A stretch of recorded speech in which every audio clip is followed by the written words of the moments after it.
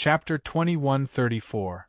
Sir, there is a strong space energy reflection in the desert 185 kilometers southeast of New Mexico. In a huge cabin full of futuristic technology, a beautiful woman with chocolate-colored skin and wearing a black slim-fit uniform suddenly turned her head and reported to a tall black man with only one eye who was standing in the center of the cabin with his hands behind his back. "Lock on it. Show the image there," the black man ordered in a deep voice. "Yes," the woman responded, then turned her head and quickly operated the instrument in front of her. At the next moment, the image on the large LCD screen at the side of the cabin changed, and a vast and desolate desert appeared. The figure of a young man wearing modern clothes, with pitch-black short hair and obvious Asian features on his face, appeared in front of the black man and the female staff. The young man shown in this picture is Sei-Ito. Then, Sei-Ito in the picture raised his head, and his eyes seemed to penetrate the layers of space, and looked at the man and woman in the cabin through the screen. "He seems to have found us," the woman said with some uncertainty. "Yes, it seems that we have another friend to entertain," the black man said in a low voice. "What do we do now?" the woman asked. "Continue to lock on him, and then find a time to call someone to talk to him," the black man ordered casually. "Yes." Then the black man stopped talking and stared at the picture in front of him with deep eyes. At the same time, in the desert southeast of New Mexico, Sei-Ito used his electromagnetic ability to lay a special magnetic field around his body. He shielded the sense of being monitored and then chuckled softly. Shield, then his figure flashed. He disappeared from the spot. Let me think about it, in this world, except for the mystic realm. What else is there to earn? In the next moment, Sei-Ito appeared on the top of a house in a city around the desert and looked at the distance. While recalling the information about this world in his mind, he secretly planned in his heart. By the way, the 4 major prisons of S.H.I.E.L.D. After a while, Sei-Ito's eyes lit up and he said softly, "The so-called 4 major prisons of S.H.I.E.L.D. are the mansion, the cube, the dome, and the island. The 4 large prisons are used to specially imprison superpowered criminals and dangerous experiment victims, as well as alien dangerous creatures. One of the mansions was located in New York. It was the newest and largest unguarded prison in the United States. However, after Ant-Man Dr. Hank Pym used the Pym particles to reduce it to the size of a toy, no one knew where it was moved to. The Cube is one of S.H.I.E.L.D.'s 9 secret research bases, built in a desert, but the specific location is not explained in manga or animation, so Sei-Ito does not know whether it is in New Mexico, the United States, or other South African regions such as Chile. The dome, on the other hand, was located in the Rocky Mountains of Colorado. It was a prison designed by Tony Stark himself. Before Fantastic Four's Mr. Fantastic could skillfully activate the antimatter zone, it was relatively easy to find a place that had not moved. As for the last island, it was located in the sea next to Rick's Island in New York. It looked like a large aircraft carrier and was surrounded by a large number of high-tech weapons. It was the only large prison among the 4 that was heavily guarded. If that's the case, let's start with the dome, Sei-Ito decided. With that thought in mind, his figure flashed. Then, he sensed the dome prison located in the Rocky Mountains. And with Sei-Ito's exaggerated instant transmission ability, in an instant, Sei-Ito appeared over the Rocky Mountains, lowered his head slightly, and looked around the entire Rocky Mountains. Soon, the dome of a pitch-black metal tower, which looked like an Egyptian obelisk magnified dozens of times and was made of superalloy and had no door on the surface, came into Ito-Sei's sight. The dome prison only has a spoon-shaped platform protruding from one side for S.H.I.E.L.D. members to enter and exit. I wonder if the leader of the Hydra organization is still inside? Sei-Ito, whose eyes were locked on the dome prison, thought. Then his figure flashed and appeared on the platform of the dome prison. However, because of the special magnetic field covering his body, he was not observed by the surrounding surveillance equipment, and did not immediately alert the prison guards. But this situation will soon cease to exist. Seito walked along the passage to the alloy gate and put his palm on the palm print verifier beside him. With a turn of his mind, he released his ability to control electricity, which turned into an electronic signal and cracked the security system of the entire dome prison. Thump thump, and almost at the next moment when he used his ability to invade, a fierce alarm sounded throughout the dome prison. The SHIELD agents who heard the alarm changed their expressions and entered a state of combat. They picked up their weapons under the organization of the team leader and were on guard. Then in the next second, with the sound of cheat, the prison gate in front of Seito opened on both sides by itself. Phew phew phew, a large number of energy beams immediately shot out of the door and blasted towards Seito. Seito didn't dodge, so he stepped into the prison without any defense, but the energy beams shot out of the door were distorted when they were less than half a meter away from his body. Under the guidance of a blurred force field that suddenly appeared in the air, they flew straight out of Seito's body on both sides. This is the ordinary application of the electromagnetic force field. Then Seito raised his hand and sent out an invisible poisonous wave to the SHIELD agents who appeared in the passage in front of him. In an instant, the SHIELD agents felt a pain in their heads and fell to the ground trembling, their facial features distorted, and they groaned in pain. Then, Itose went all the way to the prison cell where the criminals were held in the dome prison, as if there was no one around him. "Hey, man, let me out, I can help you." A superpowered criminal lay in front of the prison fence, and said as he watched Seito walk into the passage of the cell. Seito heard this, smiled softly, and turned to look at the speaker. "Hey man, hurry up, or we won't be able to escape when SHIELD support comes." Seeing Seito stop, the superpowered criminal's eyes lit up and he quickly urged, "Sorry, I'm not here to save people, I'm here to clean up society." Seito chuckled. "What?" The criminal looked at Seito and said with some confusion. However, Seito's next action clearly explained his doubt. Seito waved his hand, and a purple and blue Tusida fire rushed into the cell. Before the superpowered criminal could react, it immediately wrapped him and burned him into a pile of ashes. No! It has to be said that the man died very aggrieved. A superpowered criminal was killed by half a superpowered person with flames when he couldn't use his superpowers. There is nothing sadder in this world.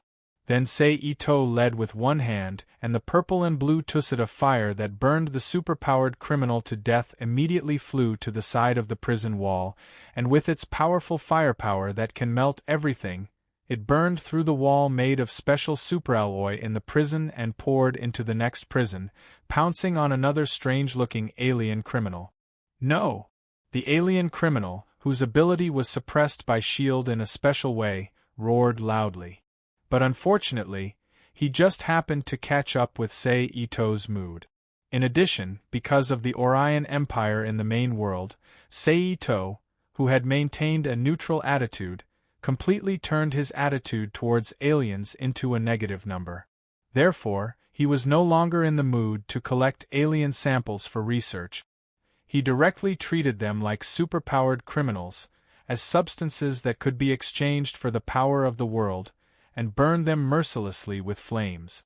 At this time, Seito, who was standing in the corridor, waved his arm again and threw a large amount of purple and blue Tusida fire into the prison on the other side of the wall where superpowered and alien criminals were imprisoned. In this way, under the burning of the two purple and blue Tusida fire, no matter what kind of superpowered criminals or aliens they were all burned into a pile of ashes and scattered on the ground of the prison. Then, Seito, who had finished dealing with the criminals on the first floor, turned around and took the purple and blue Tusida fire floating around him to the next floor and continued to deal with the criminals in the prison in the same way. No one knows how long this went on for. At this moment, with a muffled, buzzing sound, two Iron Man-like steel robots rushed into the tunnel where Seito was located. The energy weapons in their hands were leveled, and they aimed at the front and shouted loudly. The guy in front, listen, stop what you are doing immediately, or we will attack. Seito turned around and looked at the Iron Man in front of him with interest. It's him? At the same time, the woman Hill, who saw Seito's face through the video equipment on the Iron Man's head, was surprised. It seems that our new visitor is a very restless person. The tall black man, Nick Fury, said softly. And just as his voice fell, Seito in the prison waved his hand, and the metal armor on the two Iron Men immediately burst apart and then combined into a huge door panel blocking the passage. Then Seito ignored the SHIELD agents who were blocked outside and continued to go deeper into the prison. This seems to be very similar to the power of mutants Magneto, Hill said with a frown. Nick Fury didn't speak, but his eyes flickered quickly. Letting Yen take the special arrow and go with Black Widow to meet this new visitor. A moment later, Nick Fury suddenly said. Chapter 2135. P.S. It takes some time to check the information, so as usual, pass it first and then change it later. This article is written by. Today's launch was quick, and it would be done at around 0:10. Boom! Accompanied by an explosion, a tall Caucasian man wearing a red leather jacket and black trousers similar to the elves in European and American action games, holding a special folding bow in his hand and carrying a full load of special arrows on his back, and a red-haired woman wearing a tight red leather jacket with the zipper on her chest half open, revealing part of her round breast. She had a hot figure and an extremely seductive appearance. She was wearing a red skin-tight leather jacket with the zipper on her chest half open, revealing part of her round breast. It is SHIELD's elite agents, the two superheroes, Sharpshooter Hawkeye and Black Widow. The two people who emerged from the flames looked at each other and continued to rush into the depths of the prison along the broken passage in front of them. With their extraordinary physical strength, and without any special obstacles in the passage, the two quickly came to the location where the surface of the dome prison was connected to the underground space. They saw Seito surrounded by purple and blue Tusida fire flames heading to the underground branch of the prison where the most heinous felons were held. Hey, man, you can only go up to here. Hawkeye pulled a special arrow from the quiver behind him and put it on the arrow. While releasing the arrow, he joked in a relaxed tone. The arrowhead was not a triangular sharp blade, but a strange arrow like a small stick cut through the space and instantly appeared in front of Seito. At this time, Seito didn't make any movements, but the purple and blue Tusida fire on the side spontaneously flew in front of him and met the arrow. Boom! In the next moment the arrow burst out. It emitted an extremely cold air like absolute zero, instantly freezing the purple and blue Tusida fire into a mass of ice. Immediately afterward, the arrow in Hawkeye's hand flew again towards Seito's chest. At the same time, Black Widow Natasha on the side also chased the arrow and rushed towards Seito.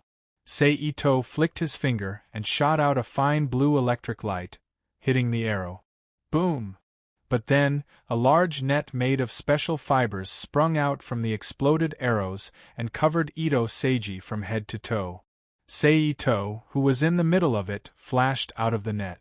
Seeing this, Hawkeye frowned and took out several special arrows from the quiver behind him.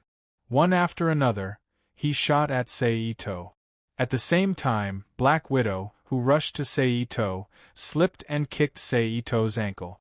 Seito's magnetic force turned into a repulsive force and he flew into the air.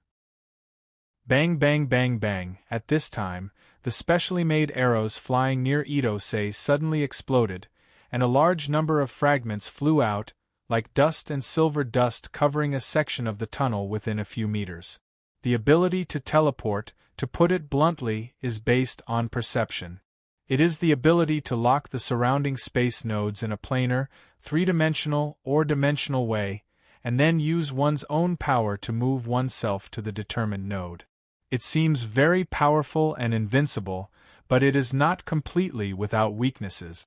First of all, When perceiving the space boundary point, one needs to be as free of obstacles as possible. Of course, it doesn't refer to the large obstacles similar to buildings, but to the very small obstacles that may affect one's perception and judgment. For example, the rain falling in a rainstorm, the sandstorm raised in the desert, and the debris artificially created by Hawkeye. Among them, the last one is the thinner debris. After all, if the first two can be overcome, it is not impossible to still use the ability to teleport normally in that environment, but the last one is different. Because of the reflection effect of the thinner debris, as well as the reflection of the spiritual force contained in it, it is extremely easy for the space ability user to misjudge and cause the space transfer to fail. Coupled with the uncertainty caused by the thinner debris during the free fall, and the fluctuations caused by the space boundary during this period, it is even more difficult for the space ability user to accurately lock the normal space node. It is easy to integrate the thinner debris into the body during the transfer process, causing large-scale damage in the form of internal injuries.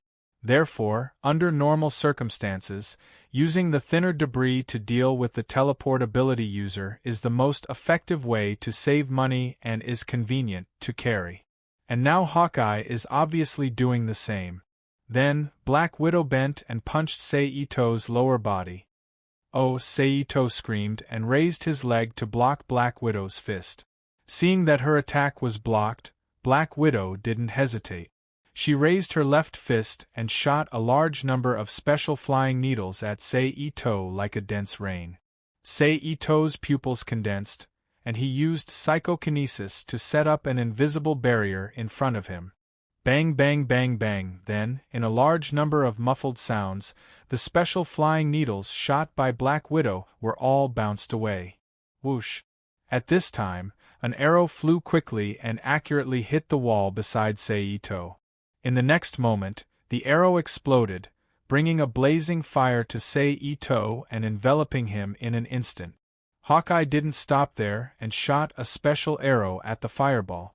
Then, an extremely cold air exploded in the flames, quickly freezing the fire and Ito Seiji, who was wrapped in the fire, into a huge ice statue. Bang! Done. Hawkeye exhaled softly. Don't be careless. Black Widow, who got up from the ground, said in a deep voice. He's right. At the moment when Black Widow's words fell, Seito's voice sounded in the passage. Then, with a cracking sound, Seito's figure reappeared from the broken ice ball. Just like when they first met before, his whole body was intact. Hawkeye's mouth twitched slightly. Without hesitation, he pulled out 3 arrows and held them in his hand, and quickly shot them at Seito. Halfway through the flight, the front end of the 3 arrows suddenly popped out a circle of patterns, and then a blue energy beam was shot out, and then the energy beam connected with each other and turned into a slender energy rope, which quickly wrapped around Seito's body and nailed into the walls on both sides. Bang bang! At the same time, Black Widow raised her hands and shot hundreds of special flying needles. Bang bang bang bang! But the result was the same as before, and they were immediately bounced back by an invisible transparent barrier. It seems that he also has psychokinesis or some kind of force field ability. Hawkeye frowned. As expected of Black Widow and Hawkeye, your cooperation is really good, but it's a pity that you're facing me. Seito slightly used his hands to break the blue energy rope wrapped around his body into several pieces, and chuckled. Now the time to play is over, you two should leave. After saying that, he stretched out one hand, and Black Widow and Hawkeye suddenly felt that their breathing became difficult, and their limbs were floating in the air, unable to exert any strength. Have a good sleep, Hawkeye, Black Widow. Seito smiled. The next moment, Hawkeye and Black Widow felt dizzy and lost consciousness, and their limbs and head instinctively drooped down. Then Seito moved his mind and put Hawkeye and Black Widow into the magic cube world. Then, without stopping, he waved his hand and called out the purple and blue tusset of fire that had been frozen by Hawkeye's freezing arrow. He turned and walked towards the underground part of the dome prison with the flame. In order to prevent Shield's guys from making trouble again, after entering the underground space, he forcibly blocked the connecting passage between the underground and the ground, turning the underground part into a closed space that can't be entered or exited. Hawkeye's mouth twitched slightly, and he did not hesitate to pull out 3 more arrows and hold them in his hand, and he quickly shot them at Saito. Halfway through the flight, the front end of the 3 arrows suddenly popped up with a circle of pattern, and a blue energy shot out. Then the energy connected with each other and turned into a slender energy rope, which quickly wrapped around Saito's body under the flight of the arrows, and finally nailed into the walls on both sides. Bang bang!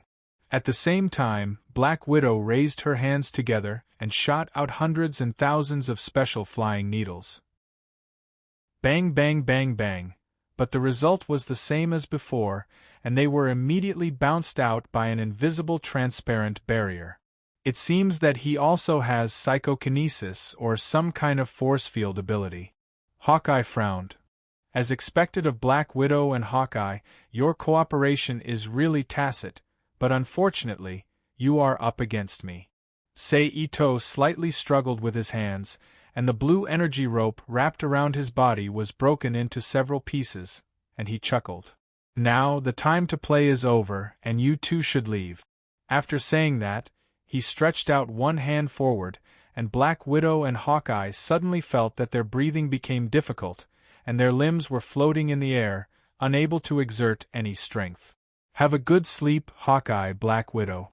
Saito smiled. In the next moment, Hawkeye and Black Widow felt dizzy in their heads and lost consciousness, and their limbs and heads instinctively drooped down. Then Saito moved his mind and took Hawkeye and Black Widow into the magic cube world.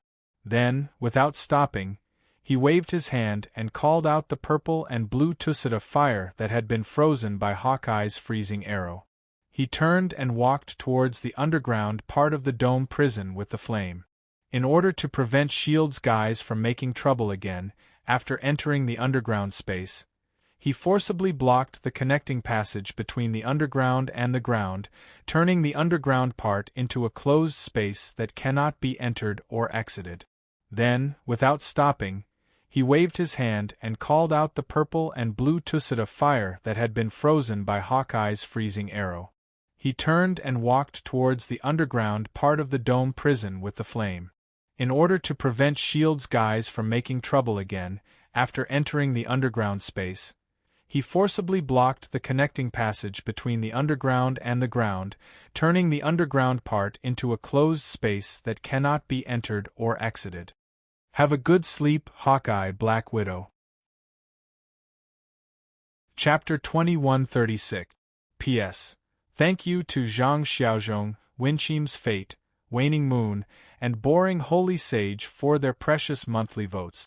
However, before Saito, who was above the isolated island, could do anything, a loud alarm rang out from the isolated island prison. Then, the isolated island prison itself shook violently and slowly rose into the air amidst the surging seawater around it. Wow!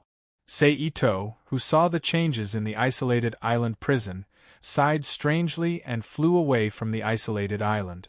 Then, he thought with some uncertainty, could it be that because I destroyed the dome, the leader launched the prison break plan in advance? But then, he denied his previous guess. But that's not right.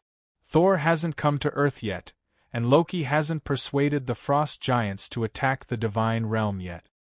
He wouldn't take advantage of the opportunity of being sent to the Silent Island to hide and let the witch Amora stir up trouble on Earth.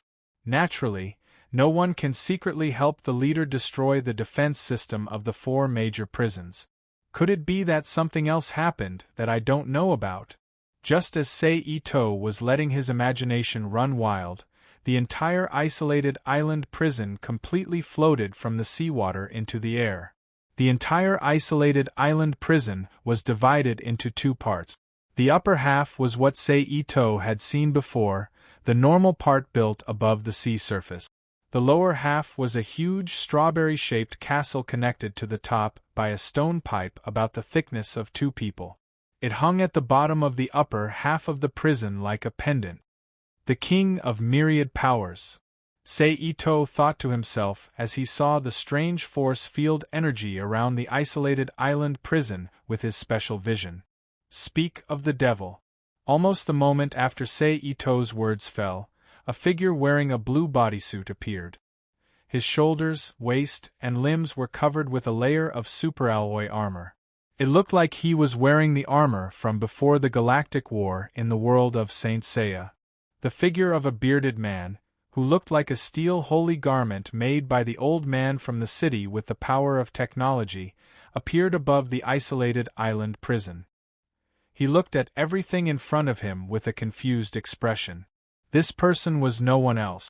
It was the 10,000 Strength King. Magneto, originally named Franklin Hall, is a well-known physicist.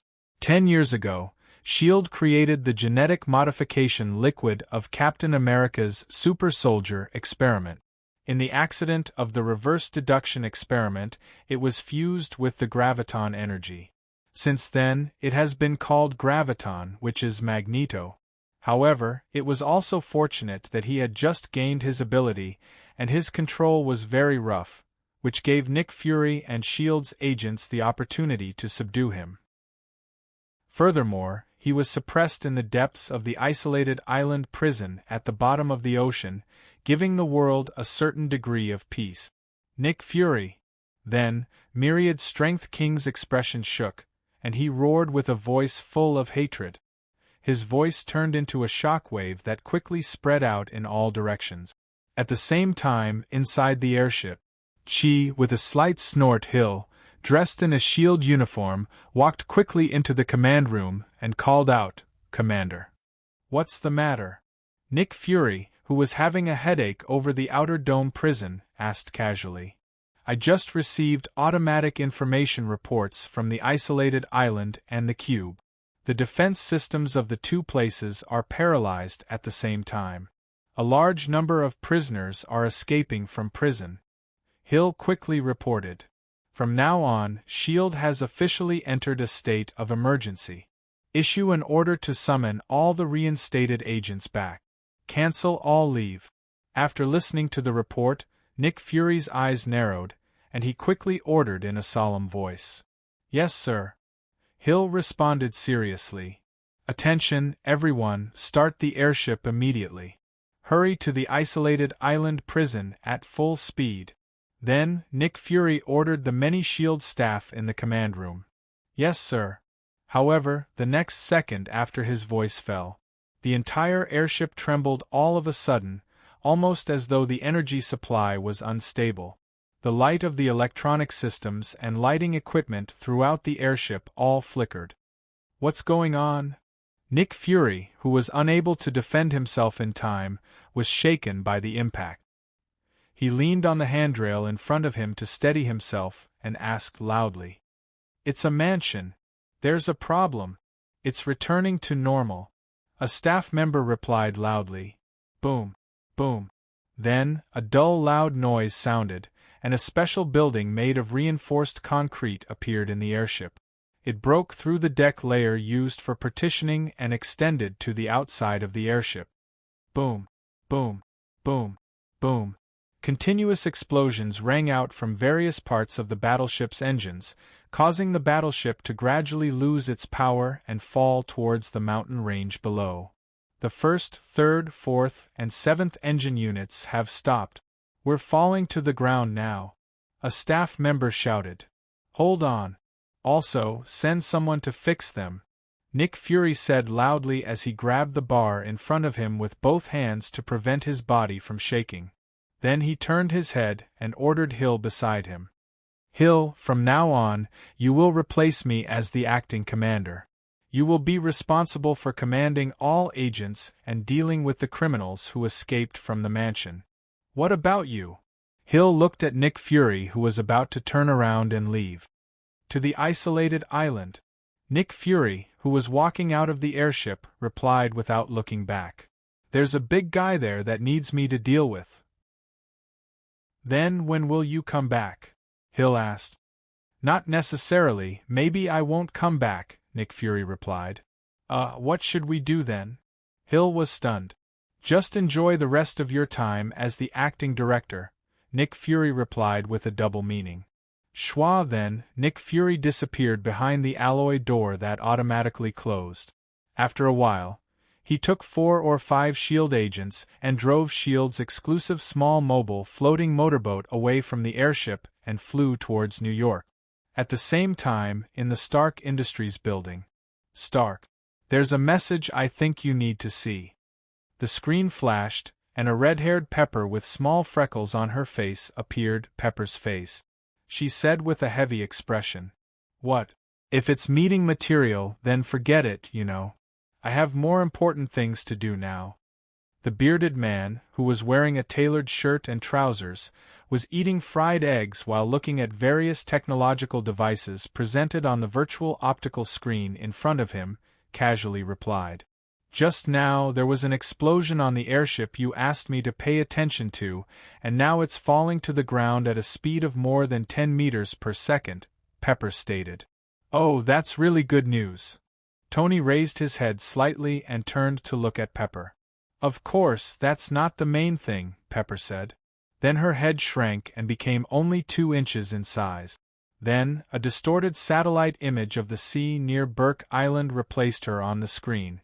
The content that was being broadcasted was the island prison that was floating in mid-air. What's this? The U.S. government's new amusement park plan? Tony raised his eyebrows. Maybe, but I think you should go and take a look, Pepper said. Maybe you're right. Tony rubbed his chin, got up from the chair and said, Jarvis, activate Mark 7. Yes, sir. In the air, a very magnetic male voice sounded in the room and replied. Then a moment later, an Iron Man with red and gold paint flew out from the top floor of the Stark Industries building, with a long blue tail flame. It quickly flew in the direction of the island prison. Of course, there was also a palm-sized woman in yellow with a pair of wasp wings on her back flying there, as well as a man of the same size. But he was wearing a red tights, a strange helmet that looked like a gas mask, and a man riding on a red flying ant. Nick Fury! Myriad Powers King roared loudly. Then he pressed down with one hand. The island prison, which had just been pulled into the air, once again fell towards the sea that had just calmed down. Judging from the quality of the island prison, it should be able to withstand the weight of the island prison.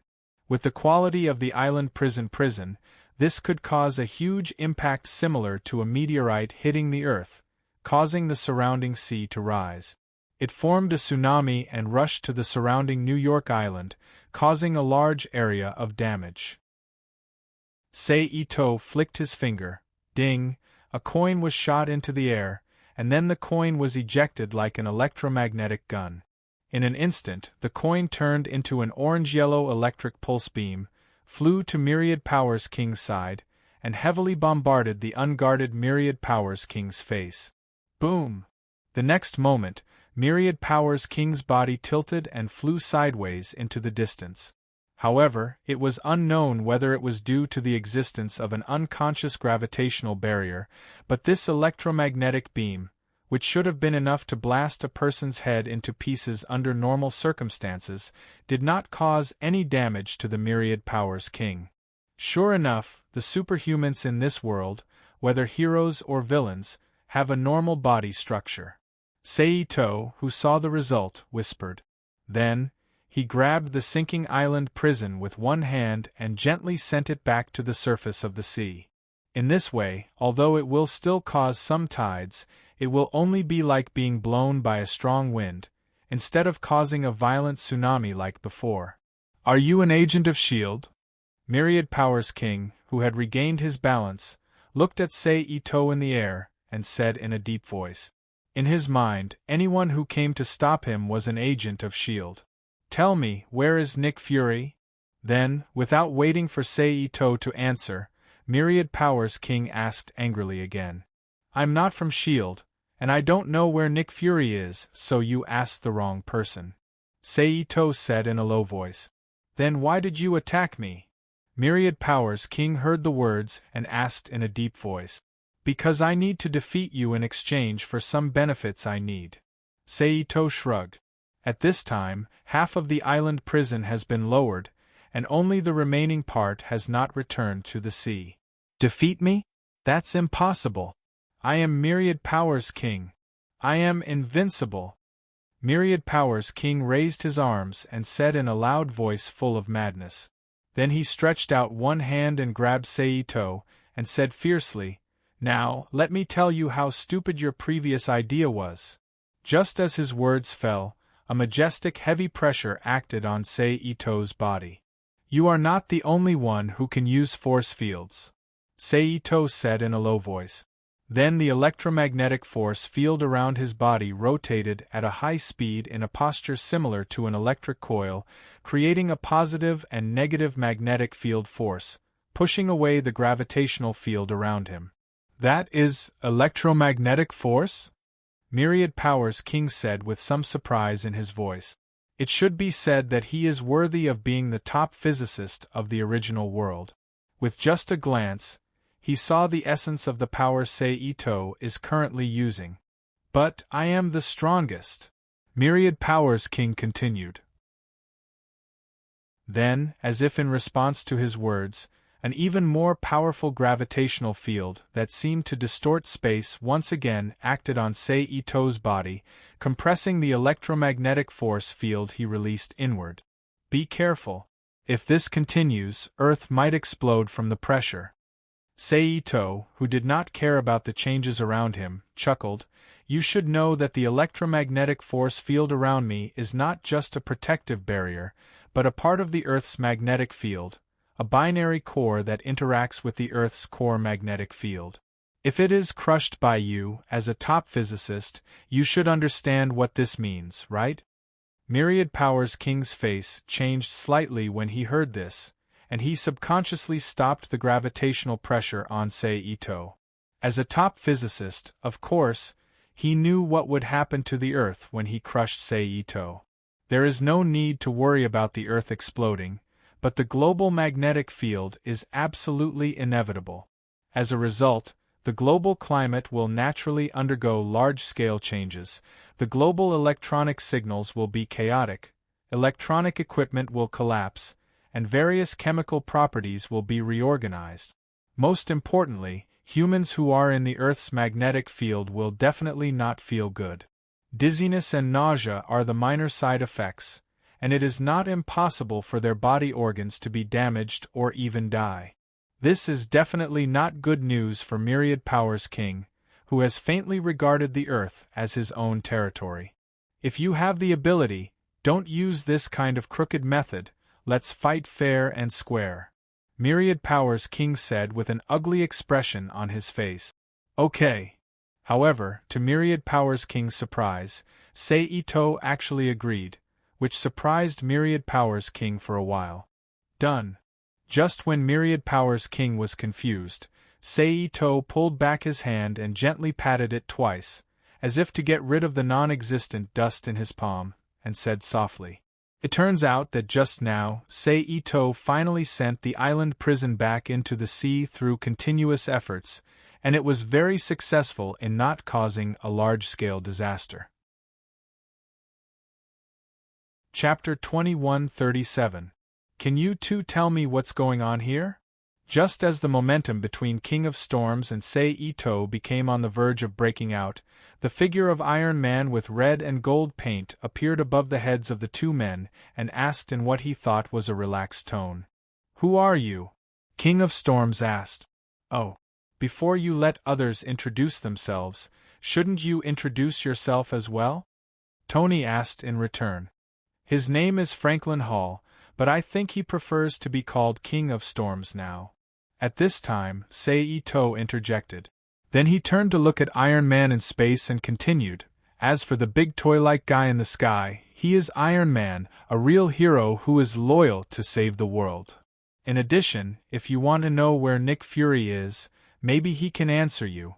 In an instant, the force field activity around King of Storms changed, and he raised his hand to grab Iron Man and asked loudly, "Tell me, Where is Nick Fury? Hey, are you sure this guy is Franklin Hall? The world's top physicist who suddenly disappeared? Tony, who felt that his whole body was shackled, continued to say in a joking tone. I'm sure. Saito shrugged. Then how did he become like this? Tony was surprised. You should ask Nick Fury about this. The premise is that he is willing to tell you. Saito smiled. I think he should be willing to tell me. Tony said to himself. Tell me, where is Nick Fury? King of Storms, who was angered by Tony's attitude, roared loudly. In the process, Tony's Iron Man armor was tightly pressed by the surrounding graviton energy, as if it was being pinched by an invisible giant palm. It was a tight fit. Jarvis, haven't you found a way yet? Tony cried. I'm sorry, sir. Jarvis replied. Hey man, are you just going to watch there? Aren't you going to do something meaningful? Tony asked Saito again. Sorry, I'm not familiar with you. Saito shrugged. Tony was speechless. Fortunately, although he did not smash the ground, there were still people who were willing to save him. Right at this moment, a few light piu-piu sounds were heard, and several thin and long yellow lights shot over from afar, accurately hitting the Myriad Strength King's head. Ouch! Myriad Strength King subconsciously cried out in pain. He had lost control of his gravitational force, and taking advantage of this brief appearance, Tony quickly turned the repulsive force of the repulsive weapon on the Iron Man armor to the maximum. The gravitational force and graviton energy around his body burst apart and flew into the air. Thank you, little wasp.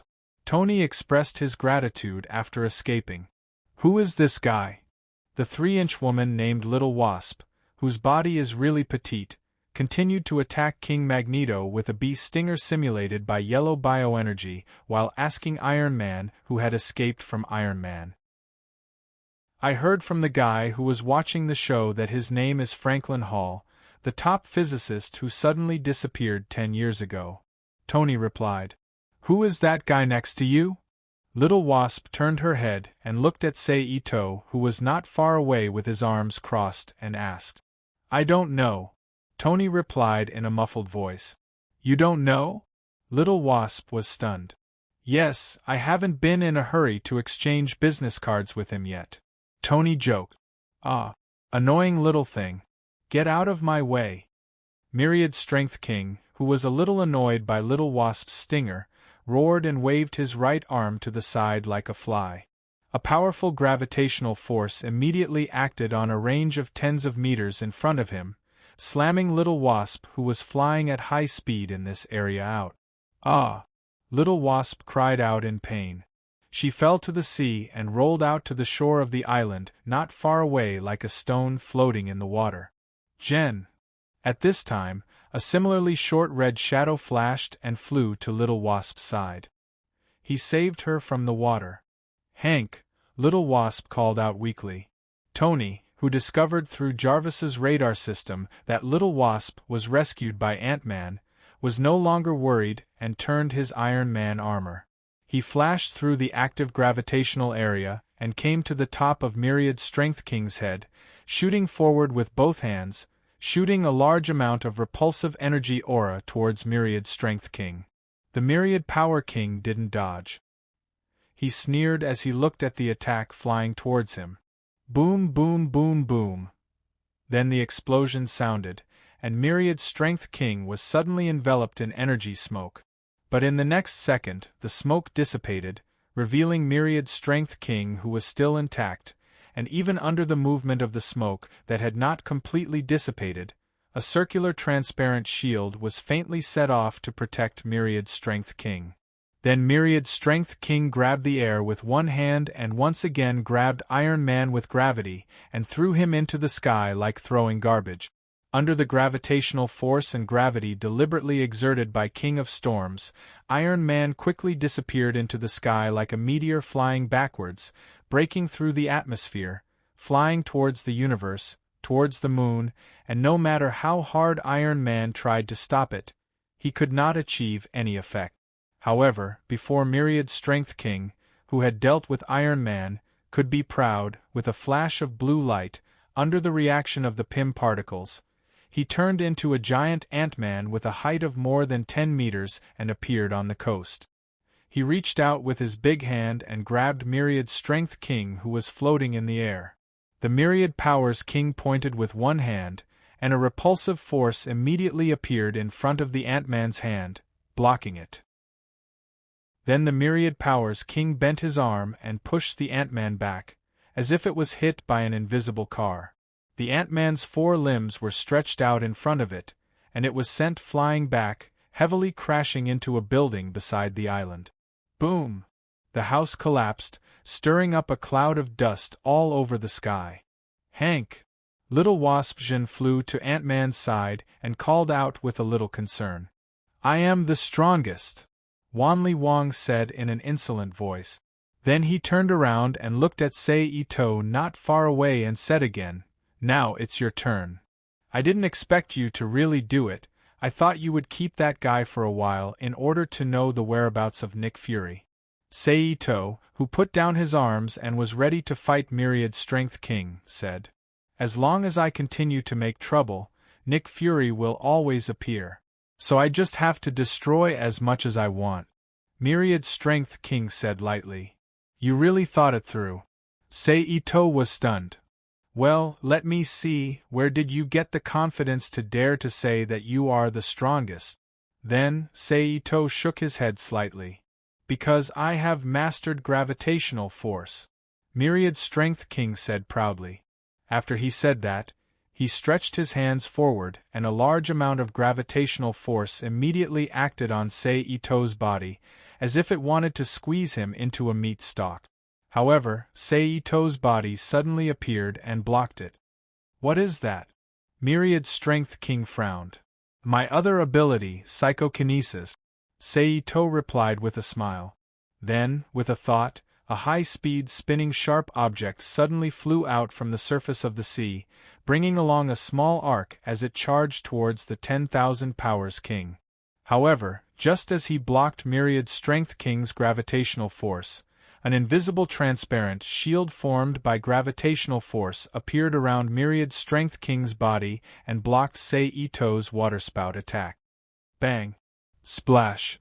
La la la la! Then, the water splashed in all directions and fell on the surface of the sea below like rain, creating small ripples on the surface of the sea. "You can't hurt me!"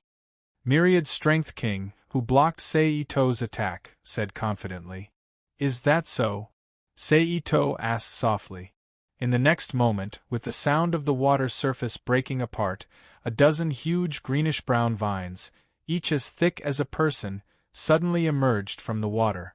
They were like the tentacles of a sea monster as they stretched towards the Myriad Strength King in midair. The vines fell on Myriad Strength King's gravitational force shield, and then they attached themselves to it like real tentacles. However, all of this was not the end of Ito-Sei's attack. After all the vines attached to King of Storm's gravitational shield, all the vines immediately twisted and wrapped around King of Storms like a big hemp rope, tightly wrapping King of Storms in the middle of the hemp rope, and quickly compressing the vines inwards in the distortion visible to the naked eye. Obviously, this time, Sei Ito planned to use the explosive force of his biological growth instinct to destroy Myriad Strength King's gravitational force shield. Wow, it looks scary. On the shore, Little Wasp, who was watching the battle above the sea, said with a smile, "How spectacular! It's like we've entered a land of giants." Hank Pym, who had returned to his normal size, exclaimed. In the next moment, the huge vines wrapped around Myriad Strength King's body suddenly broke apart, turning into a pile of human-sized vines, and fell to the sea below. But soon after, those falling vines suddenly scattered and turned into blazing flames. Then, like a divine dragon, they once again shot toward Myriad Strength King, who had just appeared in the air. Myriad Strength King's expression changed when he felt the heat of the flames, and he hurriedly used a spray of seawater to block in front of him. Whoosh! A large amount of white steam immediately spread out above the sea. Bang! But in the next second, after a muffled sound, Myriad Strength King's body shot out of the smoke like a cannonball, directly toward the shore where Hank and Little Wasp were. Boom! Smoke and dust flew everywhere, and the containers on the harbor were dented by the impact. Chapter 2138. Damn it! Myriad Strength King, whose body was trapped in a large container, said hatefully. Following that, he waved his hand, and the nearly 10,000 containers in the harbor floated up from the ground under the gravitational force he released. Then, they turned into huge hidden weapons and shot towards Sei-Ito in the air. Sei-Ito, who had replaced Myriad Strength King in his original position, flashed and disappeared in the air. In the next second, he appeared in front of Myriad Strength King in the next second. His hand was filled with the largest concentration of psychokinesis energy, and it flashed with red light as he punched towards Myriad Strength King's face. Myriad Strength King's expression changed, and he hurriedly raised his hand. Boom! In the next moment, Sei-Ito's fist landed on the container above Myriad Strength King's head, creating a circular impact mark with a diameter of nearly 1 meter. Following that, Myriad Strength King's gravitational force pushed the ground under Sei-Ito's feet and sent him into the sky. But suddenly, the soil under Ito-Sei's feet suddenly crumbled, and then turned into hundreds, thousands of hard rock javelins, and shot towards 10,000 Strength King like a rain. Myriad Strength King stretched out his hand and used gravitational force to stop the rock javelins in the air. Then, with a twist of his wrist, the rock javelins were reflected towards Sei-Ito. However, in the next second, the rock javelins that were reflected towards Sei-Ito paused again and stopped in the air. Under the influence of the gravitational force and psychokinesis energy, they started to tremble violently. Pitch-black cracks began to appear on the stone spikes. 5 elements change, earth gives birth to metal, Sei-Ito said softly. Then, the surface of the rock spikes that were about to be crushed into pieces by the confrontation of the two strange forces suddenly flashed with a metallic luster. They turned into metal javelins that flickered with cold light.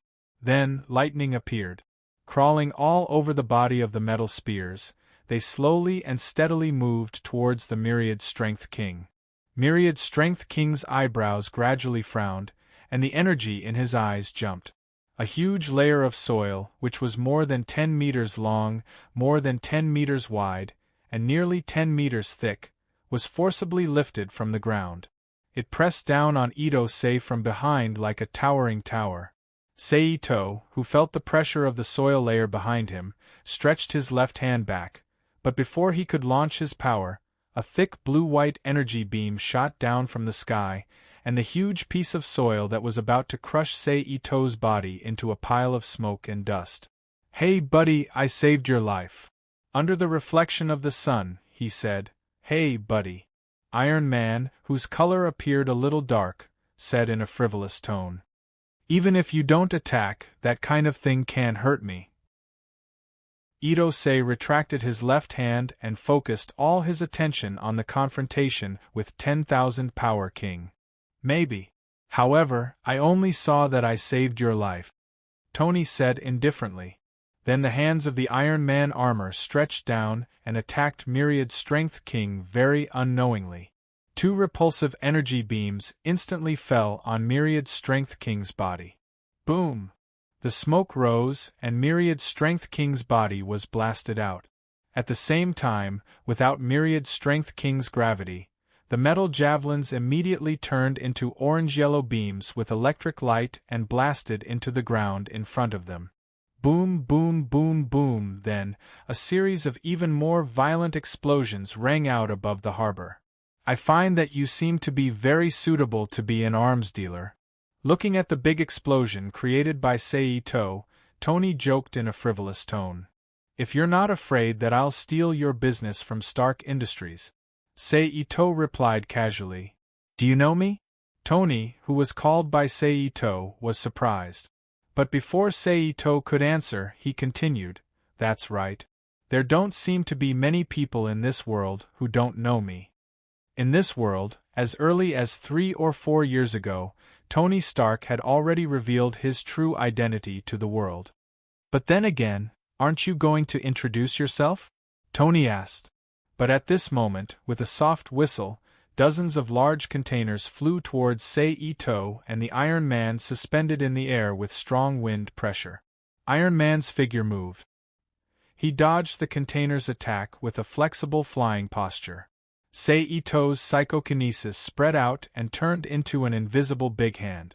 He grabbed 2 containers that flew in front of him and then used them as weapons. The other containers that flew behind him were knocked out one by one. Bang bang, but in a corner where no one was paying attention, several blurry air masses suddenly flew from all around to Sei-Ito and hit his back. If it was a normal superhero in this world, they might have been hit by this move without special perception, but Sei-Ito can't do that. He doesn't even need the special perception brought about by his superpowers.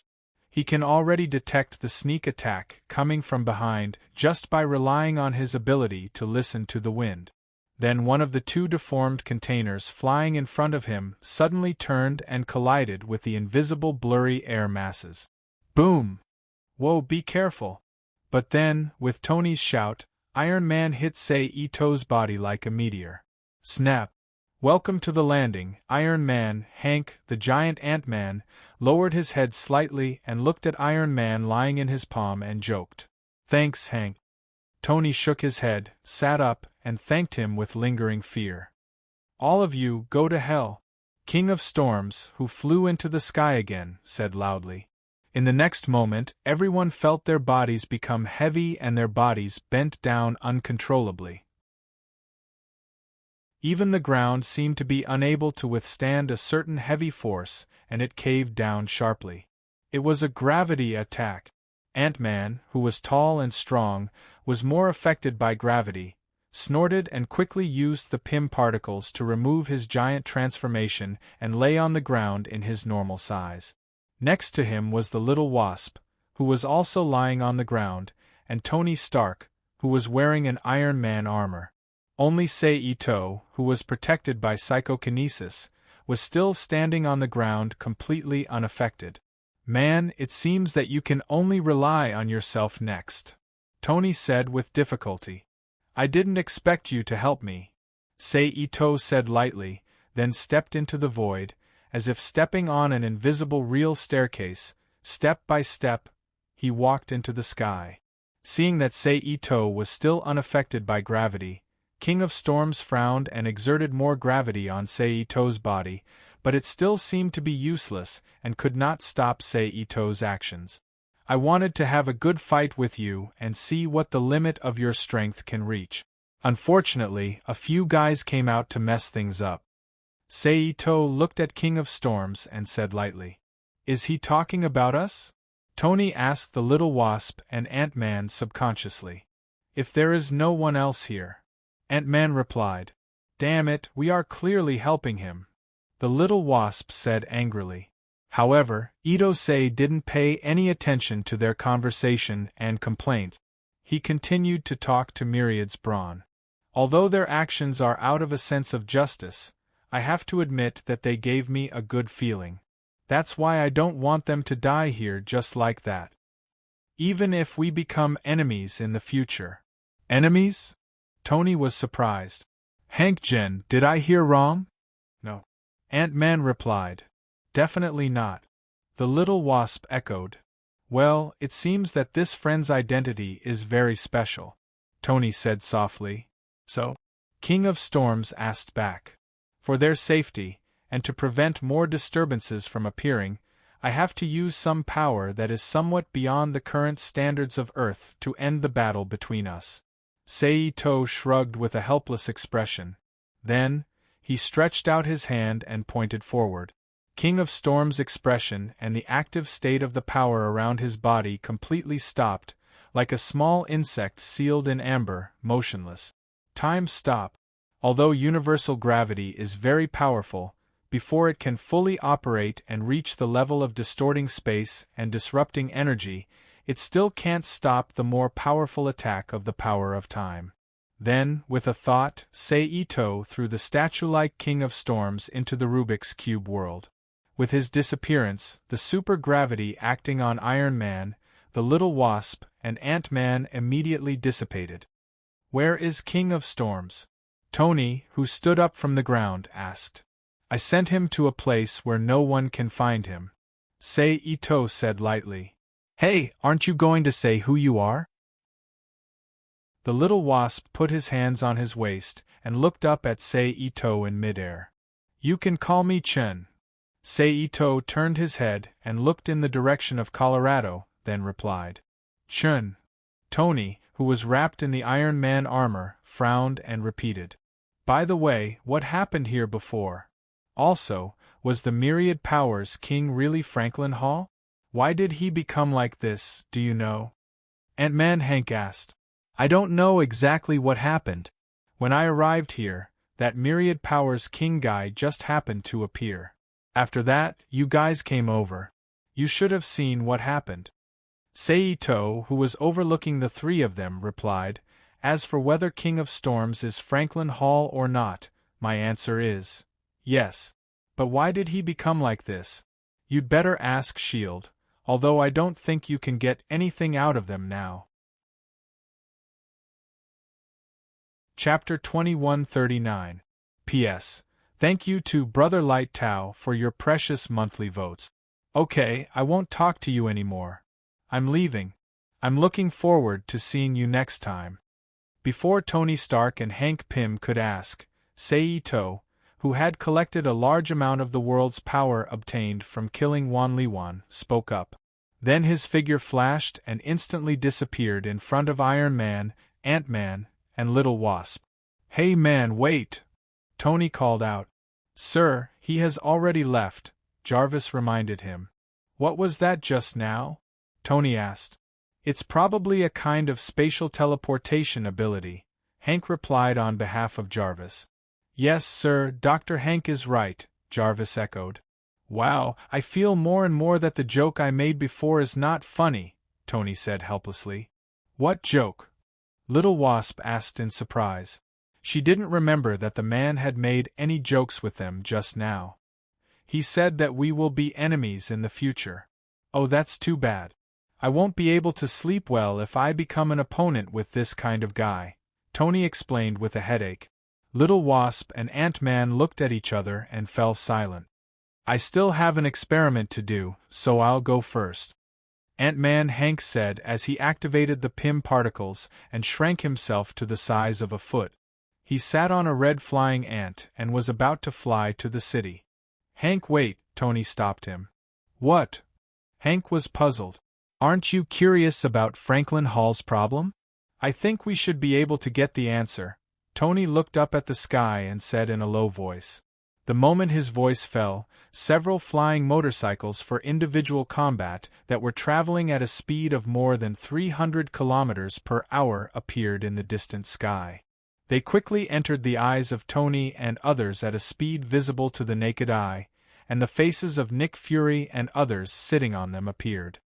It seems that taking a break and chatting with others is a good choice. In a burst of blue light, Ant-Man Hank, who had returned to the size of a normal person, said softly. On the other side, Seito, who had left the island prison, did a simple search. In a flash, he appeared in front of the office building of Frost International Company. Itose tidied up his clothes and walked into the lobby of the building like an ordinary visitor. He came to the front desk of the lobby. "Hello, sir." The pretty girl at the front desk greeted him with a smile. "Hello, beautiful lady. Is Chairman Foster in the company?" Seito asked with a smile. "Sir, do you have an appointment?" Hearing the compliment, the smile on the receptionist's face became even more cordial as she asked. "No, but I have an urgent matter to discuss with Chairman Foster. If possible, please help me make an appointment now." Seito stretched out his hand. He took out a bright red rose from beside the receptionist's ear and handed it to her. "Oh, thank you. Are you a magician?" The receptionist happily took the roses and asked, Seito smiled and said, "When I meet beautiful girls, I occasionally do this part-time job. For example, right now." The receptionist blushed and hurriedly picked up the phone next to her to connect the internal line. "Miss Fox, is Chairman Emma in the company now?" "Oh, it's like this. There's a gentleman at the front desk." The receptionist raised her head and looked at Seito. Seito tactfully introduced himself, Chen Shicheng. "You can call me Chen.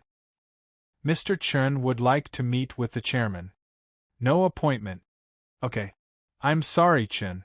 You heard it. The chairman won't meet anyone who doesn't have an appointment." The receptionist put down the phone and helplessly shrugged at Seito. "Yes, that's unfortunate," Seito said with a timely look of disappointment. Then, he changed the topic and asked, "Oh right. What's your name? Do you have time to have dinner together tonight? You're not as reserved as you look." The receptionist smiled. "My name is Luozi. You can pick me up here after 5. Okay. My dear Miss Luozi." Seito reached out and grabbed Luozi's hand. He lowered his head and gently kissed the back of her hand. He chuckled and said, "Trust me, tonight's date won't disappoint you." Then, he let go of her hand and turned toward the door. But just as he was about to push the door open, he suddenly stopped and turned around to look at Luozi, who was looking at him. He asked, "Oh, by the way, which floor is Chairman Emma's office on?"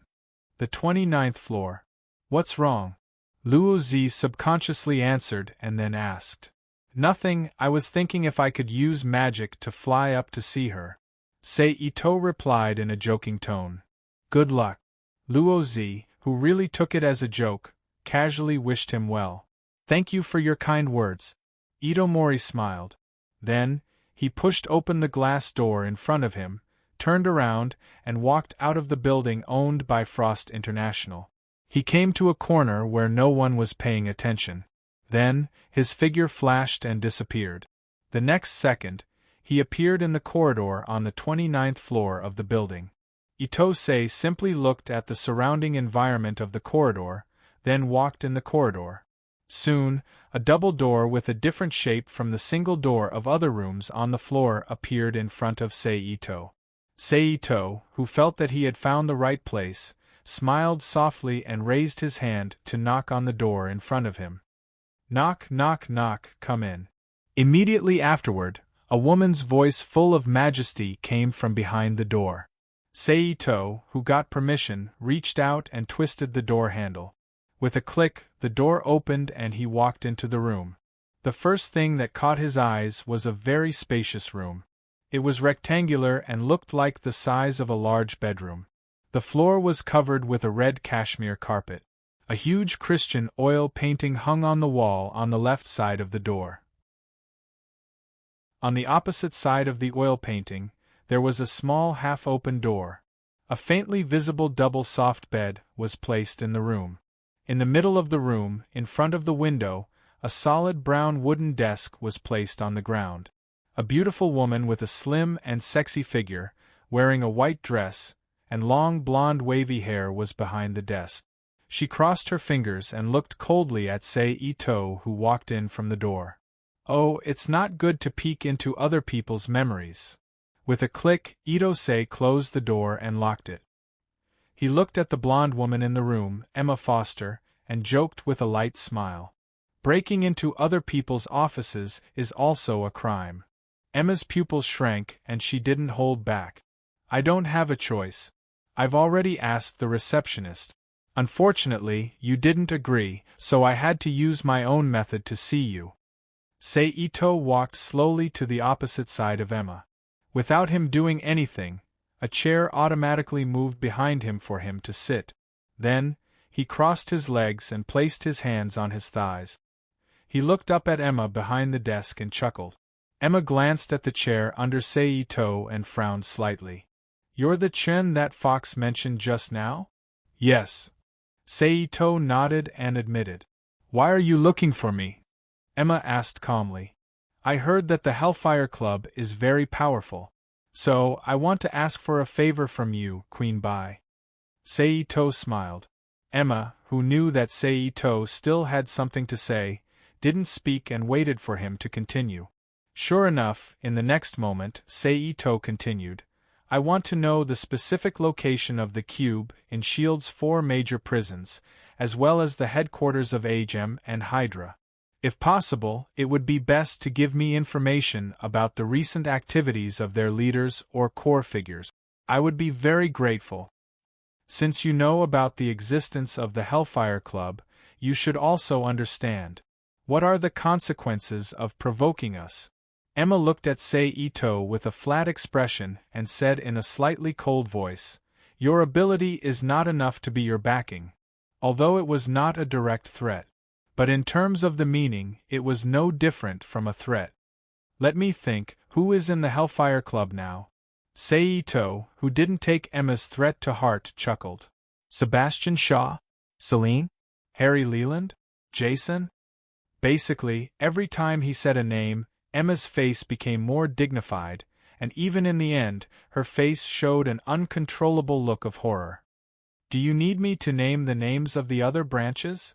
Seito asked softly as he admired Emma's beautiful face with interest. Who the hell are you? Emma asked in a deep voice. It doesn't matter who I am. What matters is that I know you very well, and I have the ability to eliminate most of you. Seito got up from his chair and walked along the edge of the desk to Emma's back. He stretched out his hands to hold her face, lifted her up, looked up into his eyes and said, So beautiful Emma, tell me your answer, will you help me, or what? Emma didn't say anything, but her eyes suddenly lit up with a star-like radiance. Tisk, disobedient woman, Seito frowned and said in a low voice. Yes, your psychic ability is indeed very strong. In this world, except for Professor X, Black Queen Celine, and a few other people, no one can compare to you. But you're still a little lacking for me, so don't waste your effort. It will only make my only good impression on you disappear, Seito continued. Seeing that her psychic storm didn't succeed, Emma raised her hands and slapped Seito's head with her hands that had turned into diamonds. At the same time, Emma's body also quickly became transparent and crystal clear. Almost in the blink of an eye, she turned into a human-shaped object completely formed by the hardest material in the world, diamond. Seito leaned back and dodged the attack. Pa! The White Queen slapped her hands together, but then she twisted her body and manipulated the chair under her to spin quickly. At the same time, she stretched out her right leg and swept it towards Seito's waist. Facing the attack, Seito's figure flashed and reappeared in the center of the office. But at this moment 2 muffled bangs sounded. The door that Seito locked in advance was blasted open. Then, a fat man with thick chest hair and several armed men in security uniforms broke into Emma's office and attacked Seito without any explanation. Bang, bang, bang, bang, the muffled gunshots rang out continuously in the room. It seems that you have made your choice, Miss Emma Foster. Ito-sei didn't even look at the guns behind him. He looked at Emma, who was still standing behind the desk and maintaining her diamond body posture, and said softly. While he was talking, the bullets that flew out of the guns stopped behind Seito like a still picture. Tank, kill him, Emma ordered coldly. Roar. After receiving the order, the butcher-like fat man immediately roared and rushed toward Ito-seiji. Disperse into particles and disappear from this world, Seito said softly. The next moment, as if in response to his words, the fat man named Tank began to disintegrate into a pile of black substances like soot from his limbs, quickly melting into the air. At the moment when he rushed to Ito-seiji's side due to inertia, he completely disintegrated into a pile of black substances and completely dissipated. Emma's pupils shrunk uncontrollably as she watched her subordinate die in such a bizarre manner. Now, do you still want to stick to your decision, Miss Emma Foster? Miss Emma Foster? Ito-sei asked with interest. Finishing his words, Emma didn't make any movements and the security guards orderly left the office and quickly disappeared into the corridor. Seeing this, Seito smiled and still didn't make any movements. The bullets floating behind him also disappeared into a pile of ashes like tank. 3 days later, you will get the information you want. After seeing Seito's terrifying decomposition ability, Emma knew that even if she transformed into her diamond form, she wouldn't be able to survive, so she directly removed her second form and said softly, "Very good, I hope that we will have a pleasant meeting at that time." Seito smiled. "Then, I will take my leave." Finishing his words, Seito's figure flashed and suddenly appeared in front of Emma. He reached out his arm and pulled her into his embrace. He lowered his head and kissed her delicate red lip. After kissing her fiercely, his figure flashed again and left Emma's office for real, leaving only his voice echoing in the air. "Remember to dress sexier next time. I like your original outfit." Chapter 2140. Speaking of which, it seems that I still don't know whether this is a continuation of the X-Men world I went to last time or a parallel universe in the Marvel world that is different from it. It's time to make sure. Standing on the top of a high-rise building in Twist City and overlooking the city scenery, Ito-say thought. I hope it's a continuation, otherwise I can only be a villain again and take away Storm and Phoenix from this world. After thinking about it, Seito's figure flashed and appeared above Xavier's school for the gifted. Then, he directly opened his psychic force and scanned the entire school. There was no Storm. There was no Jean Grey. Similarly, there was no Pixie, nor the students of the X Academy such as Invisible Cat that he took away. Laser Eyes was still there, but his face was full of beard, and he looked very dispirited. Iron Wolf took over the X-Men and led a group of mutants who joined later or newly grown up to train in the depths of the school. It was somewhat like the plot of the comic Iron Wolf X Avengers. Professor X continued to be his behind-the-scenes boss and instilled various knowledge into the little mutants every day. "Since you're here, come in." At this time, Professor X's telepathic voice sounded in Seito's mind. "It seems that this world is a continuation of the X-Men world I left last time. The magic cube will choose the entry point." Seito, who confirmed the basic information of the world, was secretly relieved. In fact, if Ito-say was really in a Marvel parallel universe, he would also have a headache. Although with his current ability, it was not a problem for him to forcefully tie up the unawakened Jean Grey and Lady Stormsword, who had not evolved to the Omega class. But the key thing is how to deal with them after kidnapping them. He can't just leave them alone, right? So the current situation is the best. No burden.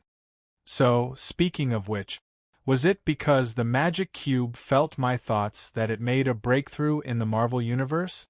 Did it directly choose this world as the landing site? Of course, thinking about it, Seito's movements were not affected at all. He flashed directly and came to Professor X's office. "Okay, children, that's all for today's class. Tomorrow, each of you will hand in an analysis report on ordinary humans." When Professor X saw Seito appear, he smiled and said to the 20 students sitting below. Whoosh! Hearing that the class could end early, the students hurriedly stood up from their chairs. They took their belongings and walked out of the room. "Goodbye, Professor." "See you tomorrow, Professor." "Bye-bye, Professor." After a while, all the students left the room, leaving only Ito-say and Professor X in the room. They stared at each other with their eyes wide open. "What a nostalgic scene," Seito broke the silence after a while. "It's a pity that some familiar faces are missing," Professor X said softly. Seito, who had already started the conversation, smiled. There was no response. After a short pause, Professor X asked, "How are Lady Stormsword and the other students?" For Seito, it had been decades since he last left this world, but for Professor X, who was in this world, it had only been 2 or 2 years. However, only 1 or 2 years had passed, so he didn't have the strange feeling of seeing Professor X again like Ito-say did. They are doing well and have completely integrated into human society. They have a life of their own, Ito said softly. Is that so? That's good. I'm relieved. Professor X smiled as if he was the head of a family. Then the topic changed. He asked again, "Do you mind taking me to that world?" "Sorry, since you refuse to go there, you are welcome now." "You are not welcome there either." Itomori refused without hesitation. "That's really regrettable." Professor X sighed softly. Next, there was a short silence between the two. Then Professor X looked at Ito with a serious face and asked, "Can you tell me the purpose of what you did just now?" "It's nothing, I just want to confirm whether I came back to the world where Lady Stormsword and the others used to live or another parallel universe where you and them exist." Ito shrugged indifferently and explained. "Have you been to the parallel universe of our world?" Professor X was surprised. "Probably." Ito recalled the world of Captain America from World War II, where he had obtained the Rubik's Cube, and said with some uncertainty. The reason why he was uncertain was because he didn't know whether he went to the independent Captain America world or the time when Captain America was born in a parallel universe in the Marvel Universe. "Your experience is really amazing," Professor X said, then continued, "How long are you going to stay here this time?" "I'm not sure yet, maybe a few months, maybe a year or two, who knows?" Ito chuckled. "Well, I've seen what I need to see and confirmed what I need to confirm, so I won't disturb you from teaching those children later." "Aren't you going to see Steel Wolf and the others?" Professor X asked. "It's not necessary. After all, I don't have a good relationship with them." After that, Ito's figure flashed and disappeared in front of Professor X. Seeing that he was the only one left in the room, Professor X turned the wheelchair around and faced the balcony. His deep eyes looked at the bright sky outside, and no one knew what he was thinking. On the other side, Ito's figure appeared on the top of the tallest building in New York City, but at this time, there was a strange visitor beside him. "Sorry, I didn't know there was someone here." Spider-Man, who was wearing a red and blue spider suit, said apologetically. It's just that there was no trace of apology in his tone when he spoke. "It's okay, this place is big." Ito smiled. Spider-Man didn't speak. He walked to the edge of the building, squatted down like a frog, and looked down at the entire city of New York. "The scenery here is great, isn't it?" Spider-Man said. "Yes, as far as the eye can see, there are no obstacles in the way.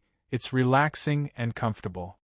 Ito opened his arms, closed his eyes slightly as if he was embracing the world, and said softly, "Your taste is very good." Spider-Man praised in a much better tone than before. "You too." Ito put down his arms and opened his eyes with a smile. Then he reached out to Spider-Man and introduced himself with a smile. "Chin-Shiching, you can call me Chin. I'm Spider-Man." Spider-Man looked at Ito-say, then reached out and shook his outstretched hand together and said, "I know, you've been very active in the news recently."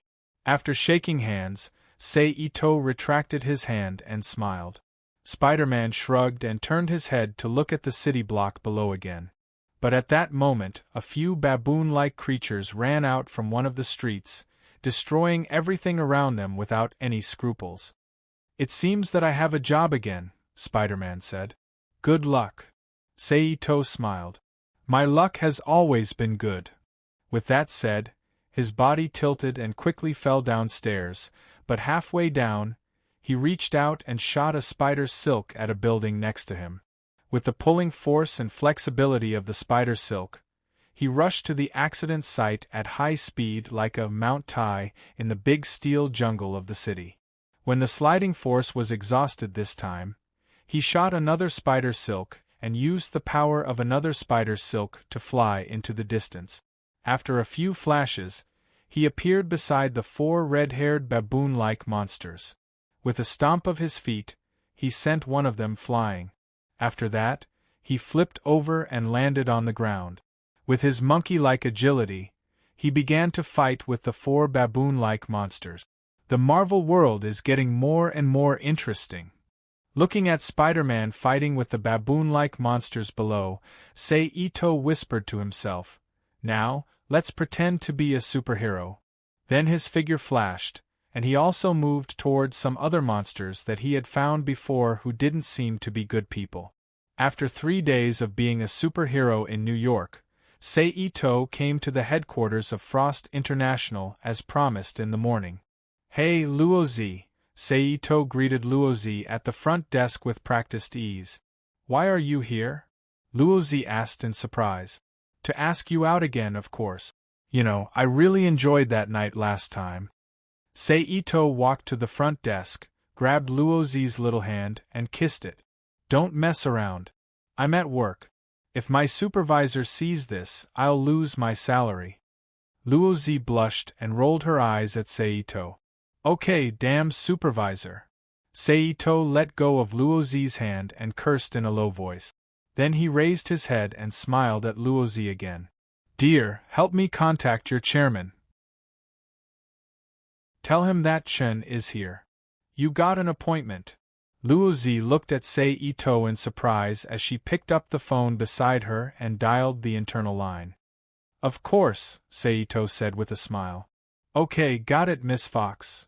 Luozi answered twice and put down the phone. She pressed a button next to her and pointed at one of the 3 elevators not far away. "Do you see it? It's the one on the far right. Take it to the 29th floor. Miss Fox will meet you there." "Got it. I'll pick you up at 5 in the evening." Saito nodded and turned to Luozi beside him. "Okay." Luozi smiled. Saito quickly waved his fingers at Luozi and walked to the elevator. He pressed the button and entered it, quickly going up to the 29th floor. Chapter 2141. Creak. The door to Emma Foster's office was opened. "Mr. Chen, please." A Caucasian woman in a gray business suit with long blonde hair tied into a ponytail turned sideways and said, "Thank you," Saito said with a nod and walked into Emma's office through the open door. However, other than Emma Foster, the owner of the office, there were 3 other men in the office. They were a long-faced Caucasian man in a black suit and a red shirt.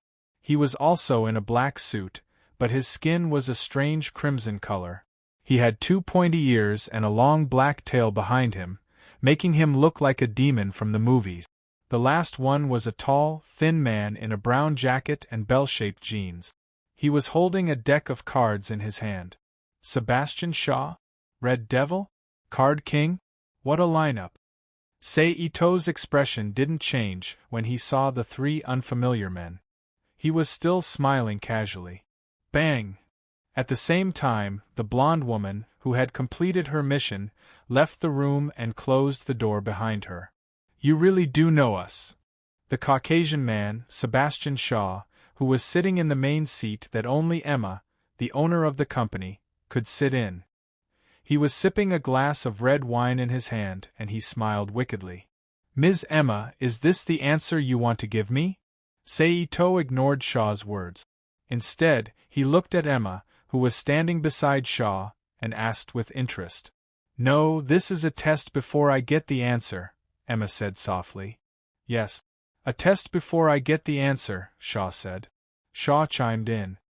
"If you win, not only will you get all the information you want, but you'll also get all the information you want.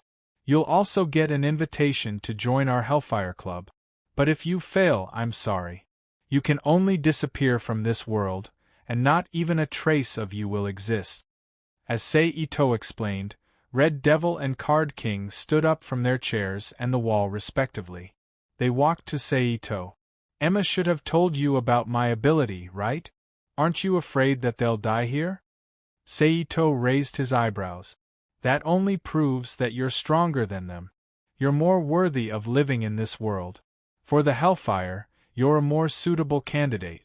I think the other clubs would be willing to see this happen." Shaw gently swirled the wine glass in his hand. He shook the scarlet liquid inside and said in a relaxed tone, "Do you two have the same idea?" Itose turned to look at Red Devil and Card Emperor. What answered him was a red energy beam attack and a card wrapped in some kind of energy. "It seems so," Seito said helplessly.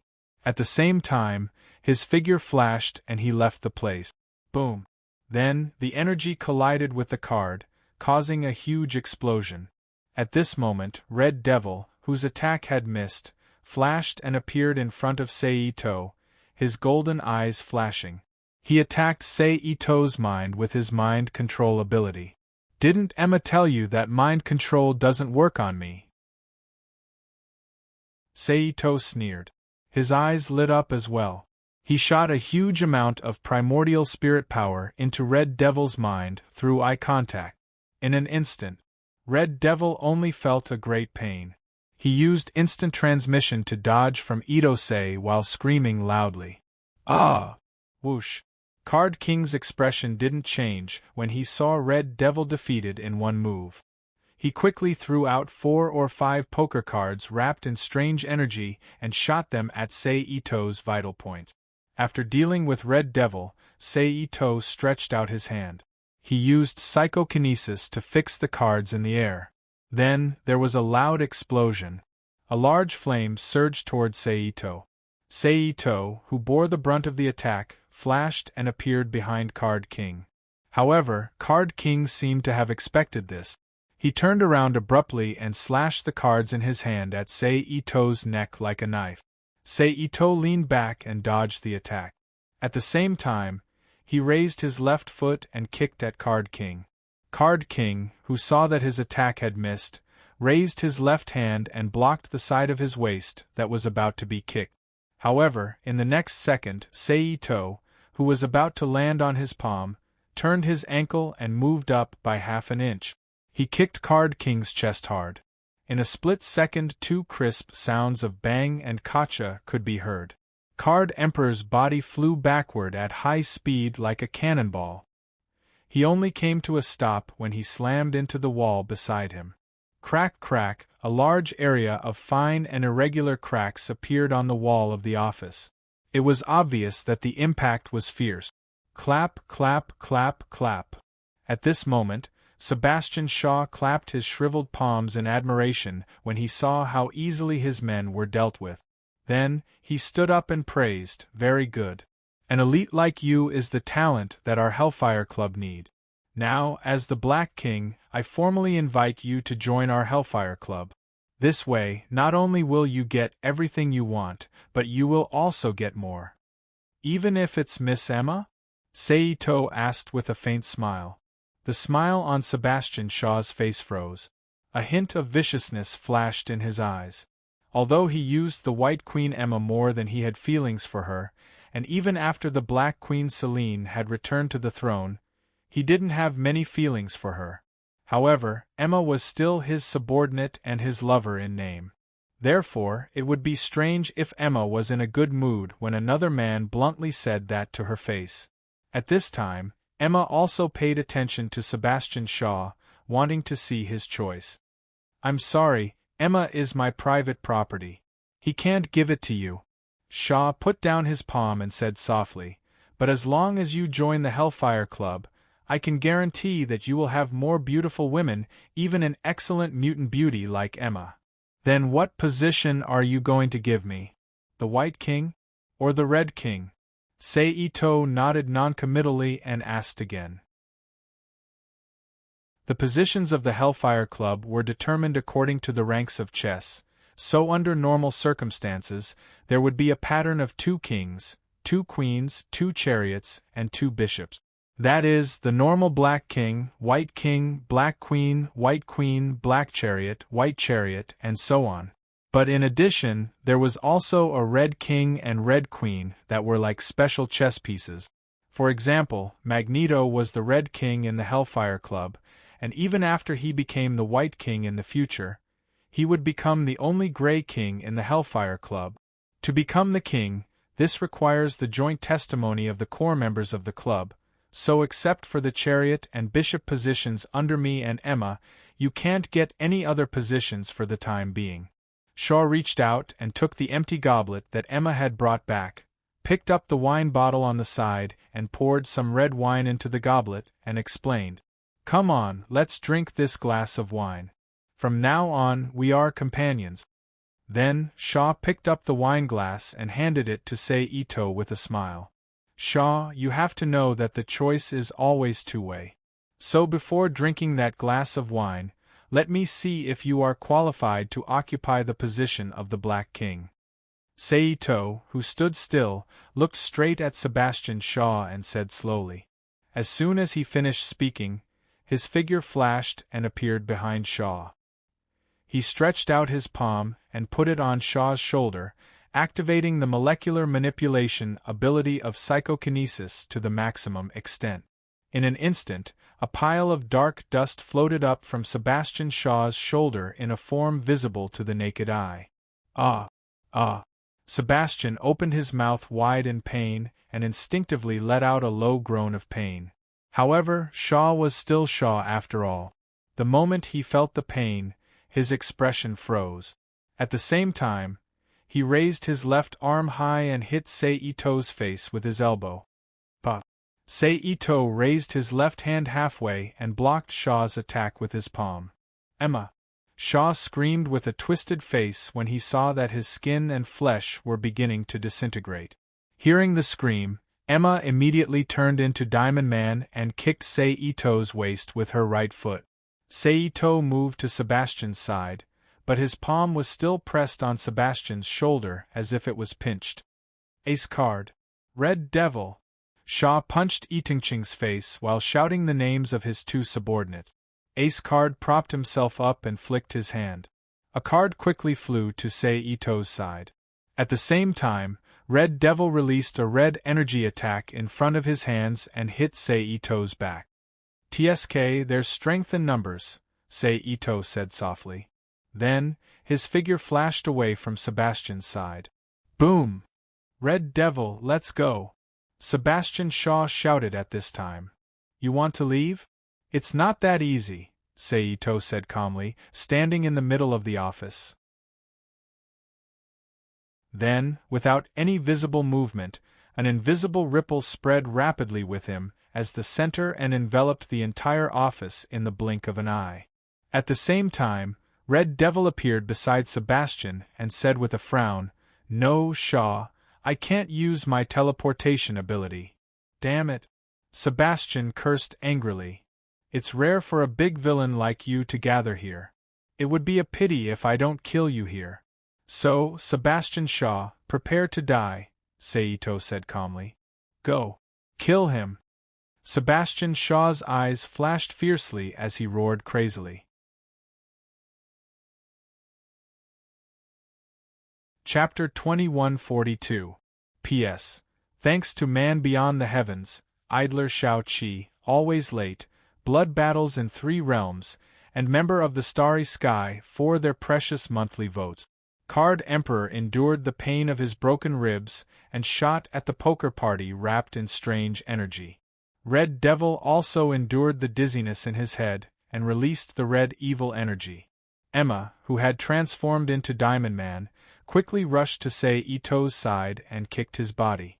As for the leader, Sebastian Shaw, he hurriedly used the opportunity to mobilize the abundant energy in his body to heal the injuries on his body. Sei-Ito, who was in the middle of the attack, moved his mind and dodged the attacks of the 3 people at the same time, appearing behind Card Emperor in a flash. Then, he slapped his palm forward and hit Card Emperor's neck. "Pah!" Amidst the faint electric light, Card Emperor groaned and fell to the ground like a boneless mollusk. His limbs were like fish out of water, flailing chaotically. Then, Sei-Ito, who had temporarily taken care of Card Emperor, flashed again and appeared beside Red Devil. Due to the space seal, he couldn't freely use his teleportation ability like Sei-Ito, who was the owner of the space, but Red Devil, who still had a sense of space around him, could still clearly sense the changes around him. He hurriedly rolled on the ground and dodged to the side. But before he could stand firm, with a few strange bangs and creaks, several thick steel bars broke out of the cement floor of the office and pierced into Red Devil's body. Ah! Red blood quickly flowed out of Red Devil's wounds amidst his blood-curdling screams. Then, Seito's figure flashed again and appeared in front of Sebastian Shaw, who had just healed the flesh on his right shoulder that had been dissected. Bastard! Looking at Seito in front of him, Red Devil's face contorted in anger. Sebastian's face twisted as he roared, and then he swung his right fist. With a powerful momentum and energy, it blasted towards Seito's cheek. Seito, who was in front of the fist, flashed a black light on his left hand and stood in front of Red Devil. With a paw sound, he caught Sebastian's fist in his palm. My power? At that moment, Sebastian's expression changed as he shouted in horror. You're not the only one who can absorb energy, Seito sneered. Then, he stretched his right hand forward and slapped Sebastian's shoulder. Black light expanded around his body, forming a pitch-black, boundless black hole that could even swallow the surrounding light. And the black hole spun at high speed, devouring all the matter in the office and forcefully absorbing the powerful energy from Sebastian's body. Oh my God! Help me! Sebastian raised his head as he felt the energy in his body draining rapidly. Says, Sue said. Hers's Emma was, who was her, and hers's of her of black, who was black of night of sky. Of world of times sky, of being, sky being of s of sky of Emma. Seeing that Emma didn't come to save him immediately, Sebastian's eyes flashed fiercely as he shouted again. Hearing that, Emma's expression froze. She clenched her teeth and pulled her hand out of the wall.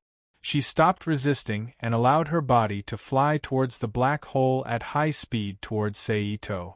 At that moment, Seito smiled, and another figure suddenly came out from behind him. He stretched out his hands and intercepted Emma, who was rushing towards Ito Seiji due to inertia. You're still useful to me. Don't force me to kill you here. The figure came out from behind Seito. The shadow clone, who looked and dressed exactly like Seito, smiled. Then, with a thought, Emma's body seemed to be hit by an invisible force. She flew back at high speed and heavily hit the wall beside the office door. She was deeply embedded in it and then tightly restrained to the wall by a pile of steel that suddenly emerged from the wall. After doing all this, the shadow clone Seito shrank back and merged back into Seito's body. Let me go. I'm willing to hand over my position and let you take over. Seeing that his three subordinates were all imprisoned, Sebastian, who knew that he had lost, said in a trembling voice, I'm sorry, but you're not on my forgivable list. So, accept your fate, Sebastian Shaw. Seito was completely unmoved as he said indifferently. Then, with a thought, he used a more powerful method to suck the energy from Sebastian's body. Under this stronger suction force, Sebastian's body, which was barely recognizable, quickly became old. A large number of dry wrinkles began to appear on his skin, his dark hair began to turn white, and his relatively strong body became extremely stooped. His breath was weak and his eyes were muddled. He looked like he could die at any time. However, at this moment, Seito thought again and retracted the power of the black hole. This was not because he changed his mind and wanted to let Sebastian Shaw go, but he suddenly remembered that in the Marvel world, even if people were turned into particles, they might not be able to really be eliminated. Especially those famous heroes and villains, whether they were mutants or enhanced soldiers like Captain America, they might be resurrected for some reason. So in order to make sure that he could completely eliminate the tragic Sebastian Shaw without any sequelae, Seito decided to bury him in a different place. Then, with a thought, he threw the dying Sebastian into the Rubik's Cube world and mobilized the power of the Rubik's Cube world to turn him into nothingness. Then, he did the same thing and sent Red Devil, an old monster who had lived for more than 3,000 years, into the Rubik's Cube world for the ultimate treatment. Only the ace, who was considered a good person and a superhero in the original work, and Emma, who would become the leader of the X-Men in the future and was now one of the controllers of the Hellfire Club, were left. From now on, I'm the Black King. You don't have a problem with that, right? Saito walked to the White Queen, Emma, who was embedded in the wall by the steel bars, and looked at her face that had turned back to normal. Welcome to the Hellfire Club, Chun. Emma's expression changed slightly. She congratulated him. Okay, can you let me go now? These things are hurting me, Emma continued. Of course. Saito smiled. He did not move. The steel bars that were tied to Emma's body opened spontaneously with a strange creaking sound, releasing Emma from her imprisonment. Ugh! Emma struggled hard. She jumped down from the wall. Then, she looked up at Saito in front of her, turned around, and walked into the room connected to the office. At this moment, electric light flashed under Saito's feet. A large amount of fine electric light spread out like small snake. In the blink of an eye, it filled the entire office, making it look like an electric room. The next moment, the electric light flashed and released a strong, dazzling light, piercing Ace Card's eyes. He could not help but close his eyes tightly. Fortunately, the strong light came and went quickly. When Ace Card opened his eyes again, the entire office was refreshed. The protruding steel bars on the ground had disappeared, and the broken surface had become flat again. If it were not for the lack of the original cashmere carpet and some decorations, it would be hard to believe that a fierce battle had just happened here. Ugh! At the same time, because of the light from before, Emma rushed out of the room. Emma, who hurriedly ran out of the room, saw the changes in the office and could not help but stand there in shock. Fortunately, White Queen Emma was not an ordinary person. She quickly recovered and walked to Saito's side. He threw a USB storage disk-like thing to Ito-sei and explained, "This is what you want.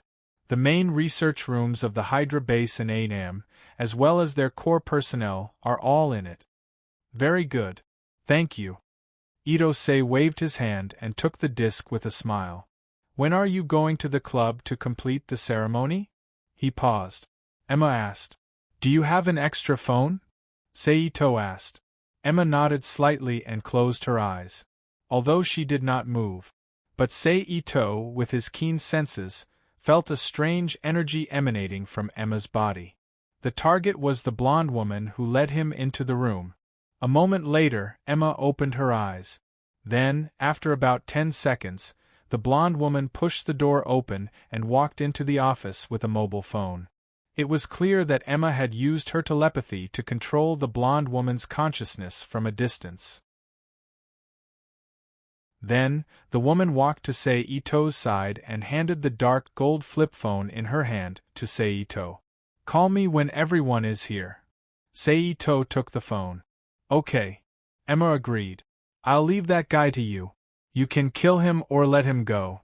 As for the problem on his body, you just need to use a stun gun or something to electrocute his neck after you make your decision." Saito put away the phone and turned to look at the Ace of Cards, who was still like a limp reptile. Then, without waiting for King of Cards and Emma's reaction, he left in a flash and disappeared before their eyes. He appeared at the top of the Empire State Building in New York City. He took out a portable computer that looked like an iPad and connected it to the storage device that Emma gave him. He opened the file and browsed through the information stored inside. In an instant, a large amount of personnel files, base information, and satellite maps were reflected in Saito's eyes. As expected of a large organization that covers the world, the information is complete. Saito couldn't help but exclaim as he looked at the pictures and information that flashed on the screen one by one.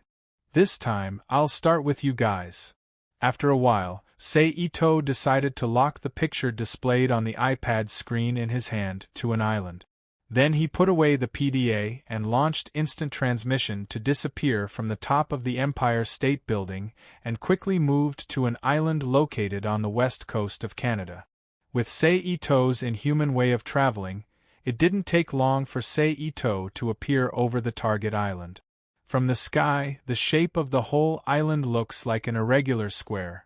There are metal columns similar to towers built at each diagonal corner. The columns are connected by alloy walls, and there are several turrets on top of them. A huge hemispherical shield of hardened protective glass is inverted over the entire island, completely covering the buildings and green forests and other living areas within the metal walls. On the north side of the island, a sacrificial gate that looks like the entrance and exit of an igloo built by the Eskimos has become the only normal entrance and exit to the entire island. This island belongs to none other than the Hydra organization, and it's the most important secret base in the Hydra organization. Then Sei-Ito's figure flashed and appeared in the building below. This is a very spacious room, about the size of a small basketball court. It is square in shape and surrounded by dozens of semicircular spheres connected by transparent tempered glass as walls and roof. There is a red carpet in the room, which goes straight from the door to the top of a platform built in the center of the room. A man with white eyebrows, a bald head, a gloomy face, wearing a dark suit similar to the World War II Nazi uniform, and a red mechanical claw with strange patterns on his right hand is sitting on a chair on the high platform. It's one of the leaders of the Hydra organization, Baron Wolfgang von Straker. "Who are you?" Straker asked in a gloomy voice as he looked at Sei-Ito, who suddenly appeared. "The one who destroyed you." Sei-Ito smiled. Then, he stomped on the ground and appeared in front of Baron Straker like a gust of wind.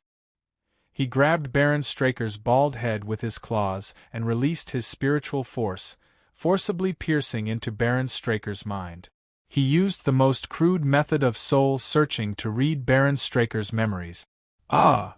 Straker, who was suffering from the pain of his soul being torn, closed his eyes and twitched as he screamed violently. "Baron!" And because they heard the screams, a large number of Hydra soldiers rushed into the room where Straker was and shouted with concern, "Go save the Baron!" Then, seeing Sei-Ito in the room, the Hydra soldiers shouted loudly, then quickly ran to the high platform and hit Sei-Ito with their own bodies. Sei-Ito, who was reading the memory, was not ready to pay attention to them. He just used his mind to create a transparent defensive barrier around him, blocking all the rushing Hydra soldiers outside. Bang bang bang bang. Seeing that the hand-to-hand combat was ineffective, the Hydra soldiers raised their energy weapons and launched attacks on Itosei, but the result was the same as before. All the attacks were bounced back in a burst of banging sounds. Chapter 2143. A minute later, Sei-Ito finished reading all of Straker's memories. However, he still did not immediately counterattack. Instead, he maintained a defensive posture and quickly cleared Straker's memories in his mind.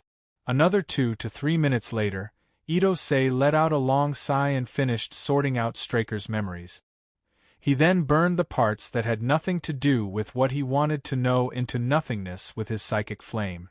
Then he opened his eyes and looked up at the Hydra soldiers gathered in the room, as well as Baron Straker's assistant, Viper, who had just arrived and was known as Mrs. Hydra. "Who are you?" "Release Baron Straker." Viper walked to the front of the many Hydra soldiers and looked straight at Sei-Ito and yelled, "Have you arrived? That's just right, it's time to solve all of you." With a thought, Itosei, who has become an idiot under the soul search technique, put Baron Straker, who has become an idiot under the soul search technique, into the magic cube world for harmless treatment, looked at the Hydra members below and smiled. Then with a turn of his mind, a large-scale illusion enveloped all the Hydra members except Viper. In the next moment, as if drunk, the Hydra members lay down one by one. Plop plop plop. Seeing this, Viper's expression changed slightly, and his eyes were gloomy as he asked, Are you a mutant? No, I'm a superpower. Seito, who had solved the Hydra soldiers in the room, replied with a smile as he came down from the platform. Who are you? How dare you trouble Hydra? Aren't you afraid of our retaliation afterwards? Viper stared at Seito and threatened in a deep voice.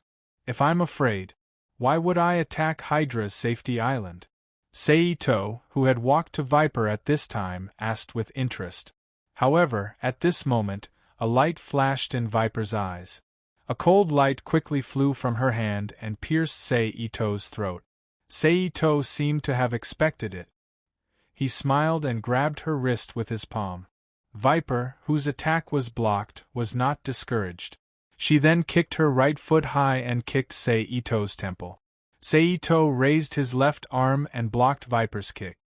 Boom. But at this moment, Viper's body rotated. She fiercely hung her body on Seito's arm, then kicked her right foot again and kicked Seito's throat. At the same time, her black nails on both hands were deeply clawed, and the skin on Seito's wrist was sunk in. Madame Hydra, who was known as a viper, not only was she as treacherous and cunning as a snake, she also possessed a venomous art as profound as a snake. Apart from the weapons, whips, and metallic concealed weapons on her body, her 10 pitch-black nails that seemed to have been smeared with a strange color of nail polish contained the most potent venom. She dared to smear heavy poison directly on her nails because she was confident in her poison skills. It was also because she benefited from the genetic engineering of the Hydra organization, which gave her a body immune to all poisons. She was completely unafraid of any poison. Unfortunately, her opponent this time was Seito. Unless he was willing to do it himself, or if he was attacked by someone with the same strength as him, no one else could hurt his skin. Therefore, not only did Viper fail to deliver the venom into Itosei's body to kill him, but he also failed to do so. Even Itosei, who was half a distraction and half an attack, couldn't easily block it. Then Viper's body rotated again. She supported herself on the ground with her hands in a head-down position, then she continuously turned over and retreated backward. In the process, he quickly threw out several poisonous darts, which shot towards Itosei's body, and then ran out of the door without looking back. Why are you in such a hurry to leave? Why don't you stay and chat for a while? In a flash, Seito appeared in front of Viper and blocked the door with a frivolous smile. Okay. Knowing that it would be impossible for her to escape by normal means, Viper looked deeply at Seito and agreed in a deep voice. Seeing that Viper had calmed down, Seito smiled slightly and walked back into the room. With a thought, he put the Hydra soldiers on the ground into the magic cube world one by one.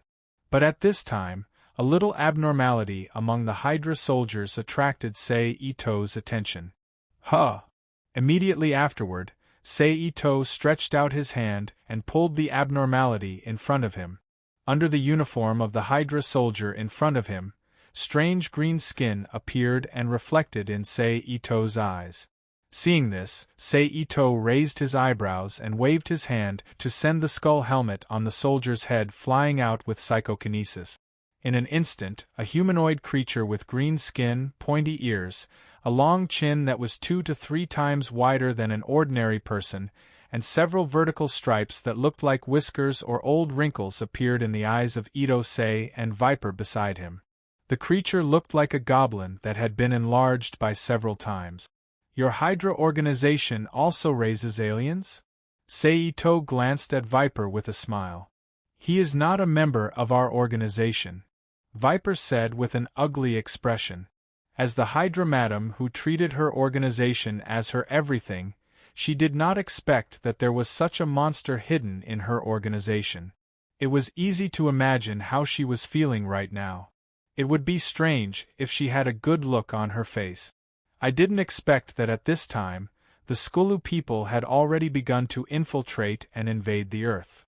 Seito, who looked at the green-skinned humanoid creature again, sighed softly, and then with a thought, He also put the green-skinned humanoid monster into the magic cube world and threw it into the biological laboratory for Emma and others to dissect and study. But on second thought, Saito was also relieved. It seems that the first to suffer in the secret invasion in the original work was the Hydra organization, and the first to be replaced was the Hydra's wife next to him. "Do you know the origin of this monster?" Viper asked. "It's just an alien," Saito said quietly. Then he turned around and looked up and down at Viper in front of him.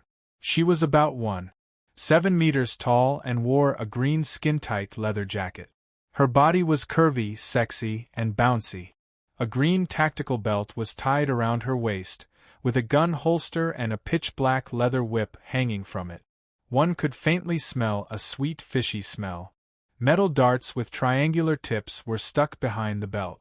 The clothes had no sleeves, revealing all the shoulders, but she wore a pair of green arm gloves on her arms, and her 10 fingers naturally poked out from the cut ends of the gloves. She had an oval face, and her delicate lips were smeared with green lip gloss. The same went for her eyeliner. Coupled with her flirtatious face and the dark green hair that covered half of her face, she looked very cold and charming. Viper, who saw Saito looking at her, did not dodge. She even took the initiative to pose in a very seductive posture. She raised her arms and gently clasped them around her neck. With the slight force of pulling down, she opened the zipper behind her back little by little. She looked like she was about to take off her clothes. In the original work, in addition to being proficient in poison, having profound fighting skills, and rich experience in carrying out terrorist crimes, Mrs. Hydra was most proficient in seduction. With it, she captured many lowly people under her pomegranate skirt and made them fight for her, strengthening the Hydra organization. One of the more famous ones was her ex-husband, Wolverine. Wolverine is a real winner in life. It seems that he has been married to several mutants or has emotional entanglements. As for who is stronger in this regard between her and Black Widow, who is also proficient in seduction, it is not known. However, judging from Black Widow's experience of hooking up with all the male superheroes in the Marvel world, Black Widow seems to be stronger. Following Viper's movements, after a while, a pair of plump and elastic round breasts appeared in front of Saito's eyes. Then Viper let go of her hands, swayed her waist, and walked in front of Saito. She stretched out her hands and wrapped them around his neck. She licked her lips and said softly, "As long as you are willing to let me go, I am yours. And now that Baron Straker has been taken care of by you, as long as you get rid of Dr. Zola and Zemo, I can officially become the leader of Hydra and let Hydra become your power. At that time, whether you want to conquer the world or be the hidden hand behind the scenes, you can easily achieve it." At the same time, Viper's hands slid down Saito's shoulders and landed on his chest. Her hands gently pulled open Saito's shirt, revealing the white muscles inside. She stuck out her tongue and licked them gently. In an instant, a very subtle sense of pleasure rose from the bottom of Saito's heart. "That's a good plan you've made. Killing with a borrowed knife and finding a powerful free fighter for your Hydra organization." Saito laughed strangely. "It's not my Hydra, it's yours. I am just your vassal, your spokesperson on the surface. Without you, I am nothing." Viper looked up at Saito's face and said softly. Needless to say, Viper's compliments were quite pleasing to the ears. If it were a normal villain in this world, they might have been tempted by Viper's compliments and gradually fall under his control in the future. "If you want to live, then let me see if you're the Skulu who knows how to disguise yourself. I don't want to have sex with a guy who looks like an oversized goblin." Saito sneered. After saying that, he raised his hand and slapped Viper's forehead with a paw sound. Chapter 2144. Looks like you're in luck. They haven't done anything to you yet. A moment later, Itose removed his hand from Viper's head. He looked down at Viper, who was in a daze, and said softly, "What?" Viper, who had just recovered from the mental shock, asked subconsciously. Nothing. Now we can do something more enjoyable. Saito reached out and grabbed Viper's firm and perky, but as he chuckled, "Come with me, let's go somewhere else." Viper's eyes flashed slightly as she withdrew from Saito's arms. She raised her hand and put on her clothes again as she smiled seductively. Then, she grabbed Saito's hand and quickly walked outside. Itose didn't resist and allowed Viper to lead him forward with a spurious smile. Along the way, the two met many Hydra soldiers one after another. However, after Viper said, "The enemy has been dealt with, everyone return to your posts." The base's security alarm was lifted and all Hydra soldiers returned to their posts. After a few minutes, Saito and Viper entered a room with green as the main theme.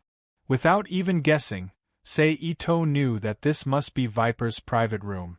Then, Viper reached out and gently pushed Saito onto the large bed in the room.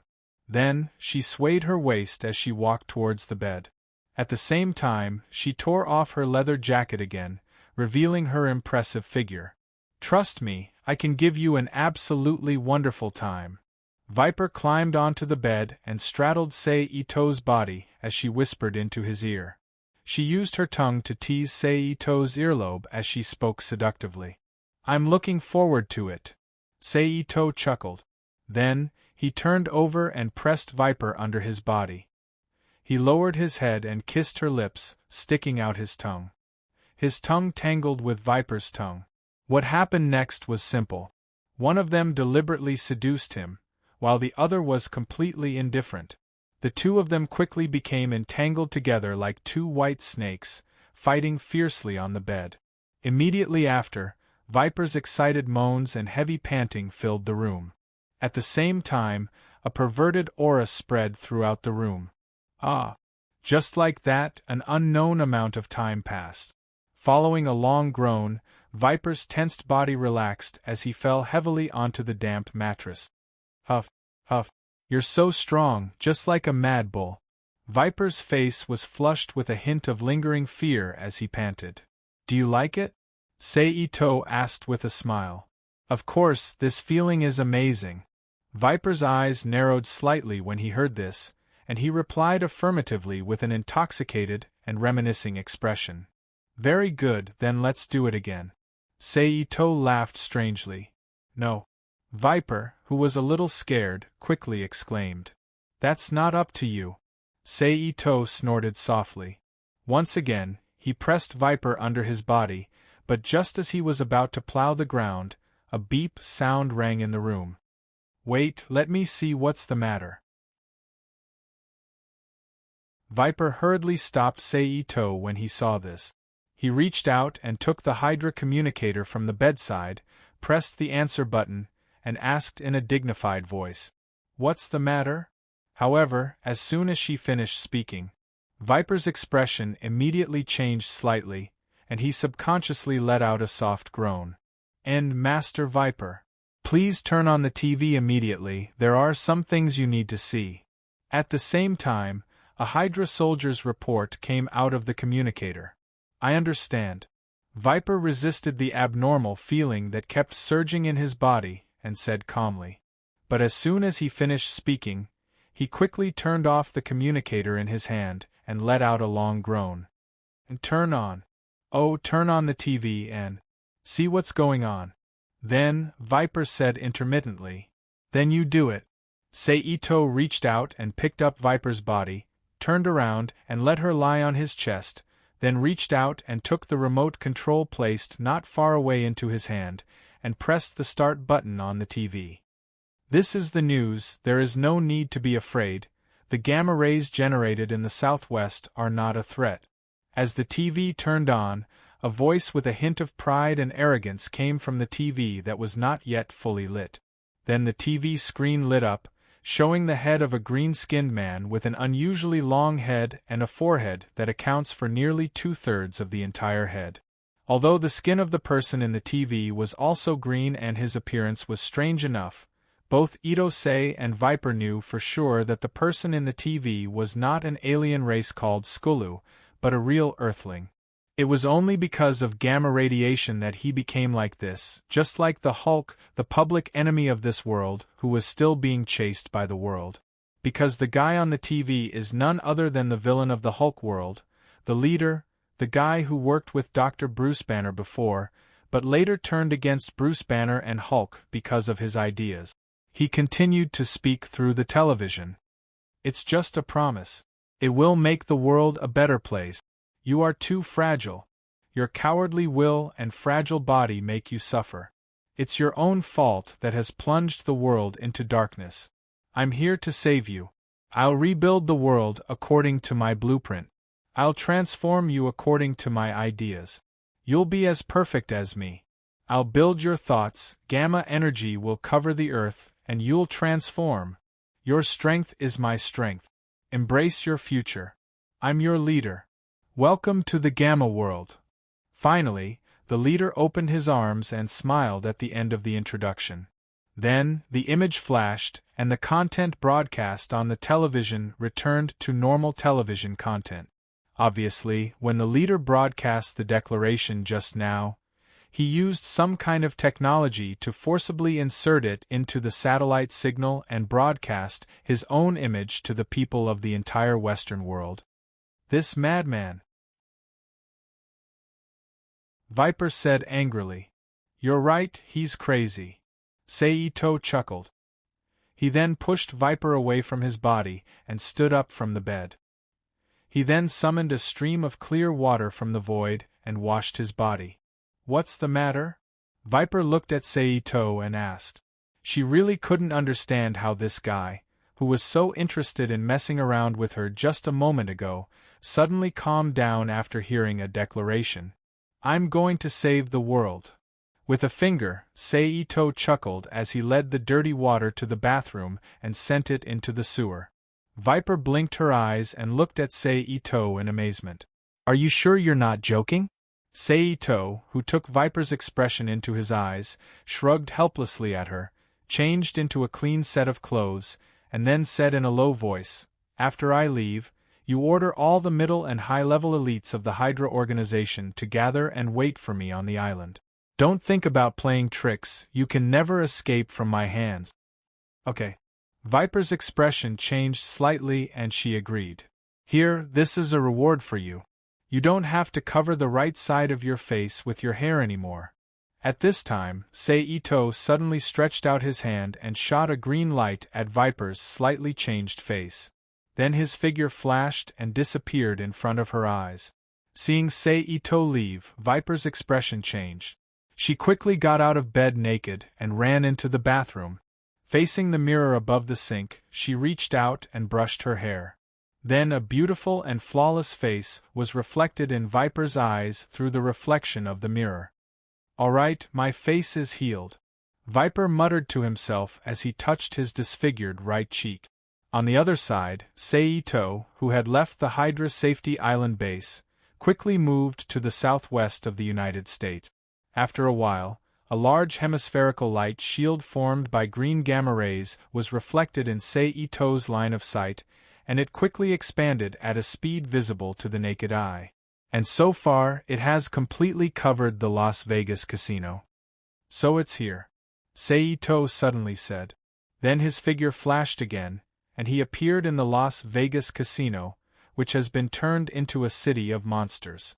The reason why Las Vegas was said to be a city of monsters was that there was no longer any trace of existence in the entire city at this time.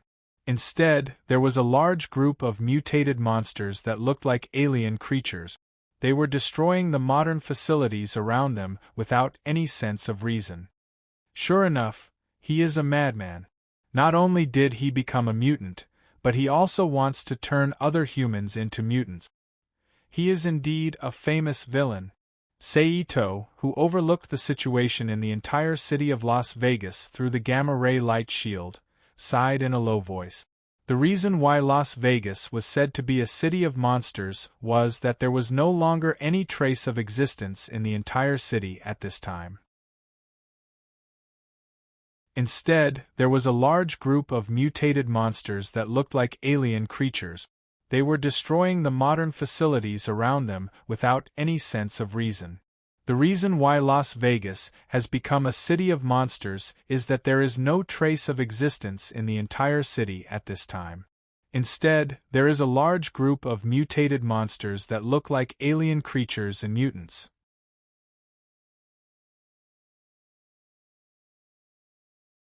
Chapter 2145. P.S. Thank you to Martial Emperor Rosette, Black Wind Wings, Mad Dragon Cloud, Speed Rabbit, Faded Windcheam, and Goo168-878-0145 for their precious monthly votes. P.S. I know there are others who voted, but I don't know what happened to them. I can't find them in the system, so I won't write their names one by one. Thank you. Hi, my friends in front of the TV. I'm Chen. You're asking me who I am? I told you, I'm Chen. I'm a new superhero. Think about it, haven't you often seen me punishing criminals on the streets of New York in the past 2 or 3 days? Seito, who was standing next to the gamma-ray transmitter, took out a camera and placed it in front of him. He then used his electromagnetic control ability to simulate satellite signals and connected it to the satellite in Earth's orbit. He stood in front of the camera and acted like a talk show host. Have you figured it out? Alright, let's get back to the topic. Everyone, please look. This thing behind me is the source of the great human mutation in the southern region, the gamma-ray generator. As Seito turned sideways and waved his arm, the uncontrolled camera tilted up and transmitted the image of the large pillar that looked like a lightning rod, but also like a satellite signal and radio signal receiver to the people of the world. Abomination! Destroy it! At the same time, in the building under Seito's feet, the leader who had noticed the content on the TV angrily ordered the monster next to him. Then, as if that wasn't enough, he said to the shadow next to him, "You too! Roar!" Then, with a beast-like roar, a few figures left the room with Abomination and rushed to the rooftop of the building. Remember this great moment. Now it's up to me, the superhero. Chun, I'll destroy it completely. I'll save Earth from the hands of crazy evil people. Seito continued to act in front of the camera. After that, he turned around and pressed his hand on the cement base of the energy transmitter. Then, without any further movement from him, a large expanse of azure lightning surged out from his palm. In the blink of an eye, it covered the entire energy emitter. Then, in the next moment, the energy emitter was like a weathered material that had been eroded by the passage of time. With a bang, it collapsed and fell to the ground with a crash. A large cloud of dust was stirred up. At the same time, affected by the damage of the gamma energy emitter, the gamma energy light shield that was expanding at a steady speed immediately paused. Then, it suddenly exploded, turning into fluorescent stars that filled the sky and quickly melted into the air. Phew, at this time, with a slight wind whistling, Itosei's figure reappeared in front of the UA people in front of the TV. Rejoice, the world has been saved. Itosei opened his arms. He stood in front of the camera with a smug look on his face. However, at this moment, with a series of muffled footsteps, 2 figures appeared on the rooftop of the building. One of them was sent by the leader, a humanoid monster that looked like a toad magnified dozens of times, the Abomination.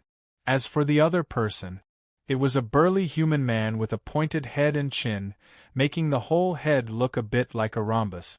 Seito, who saw the other person's appearance, almost instantly remembered the identity of this person. He was the same as the Hulk, the leader, and the monster Abomination. As a mutated human after gamma radiation, he had the characteristic of absorbing matter and turning it into his own ability. He reached out and pressed on the metal door next to him. His body began to rapidly transform from the hand to the metal layer, and almost in the blink of an eye, he became a human being under the moonlight and the surrounding light. A metal man with a metallic luster. Bang! However, at this moment, with another loud muffled sound, a huge metal robot flew out of the ground of the rooftop, attracting the attention of Sei-Ito, the abomination, and the absorber. "Kill him!" the leader, who was the pilot of the huge robot, shouted angrily. Then, the robot's two slender arms flew, shooting green gamma-ray energy at Sei-Ito. After receiving the order, the abomination and the absorber did not hesitate. They quickly rushed toward Sei-Ito. The following content might be too violent and not suitable for children, so today's livestream will end here. Remember, I'm Chen, the real superhero who will save you from the terrifying threat. Sei-Ito opened his arms, creating a transparent psychokinetic shield around him. While resisting the attacks of the leader, the abomination, and the absorber, he smiled at the camera in front of him. As soon as he finished speaking, he cut off the electromagnetic signal and put away the camera. Phew, not everyone can be a narcissist. Ito-sei, who put away the camera, exhaled softly and whispered to himself with a sigh. If it weren't for the fact that he wanted to take the opportunity to get more blessings from the world, so that he could get more power from the world after the incident was over, Ito-chung really didn't have the heart to be like this, foolishly talking to himself in front of the camera like a fool. Then, Sei-Ito turned his head to look at the leader, the abomination, and the absorber. "Okay, your roles are done. You can leave now," he said calmly. Then, he pulled his hands forward, and the leader who was piloting the robot and the absorber who had turned into a metal man flew forward involuntarily as if they were being dragged by an invisible force. They collided with the robot/absorber that was flying toward them. Bang! Sparks flew. The two dizzy people fell to the ground heavily. Bang! At this time, the abomination took the opportunity to rush forward, waved its fist, and hit Sei-Ito's head. On the other hand, Sei-Ito simply raised his arm, and his palm blocked the abomination's heavy punch. Then, he closed his 5 fingers, grabbed the abomination's fist, turned around, and swung his arm. The abomination smashed heavily on the ground beside him like a broken bag. Boom! A large area of irregular cracks immediately spread out on the ground. Then, Sei-Ito, who threw the abomination to the ground, turned around and kicked the abomination's head heavily again.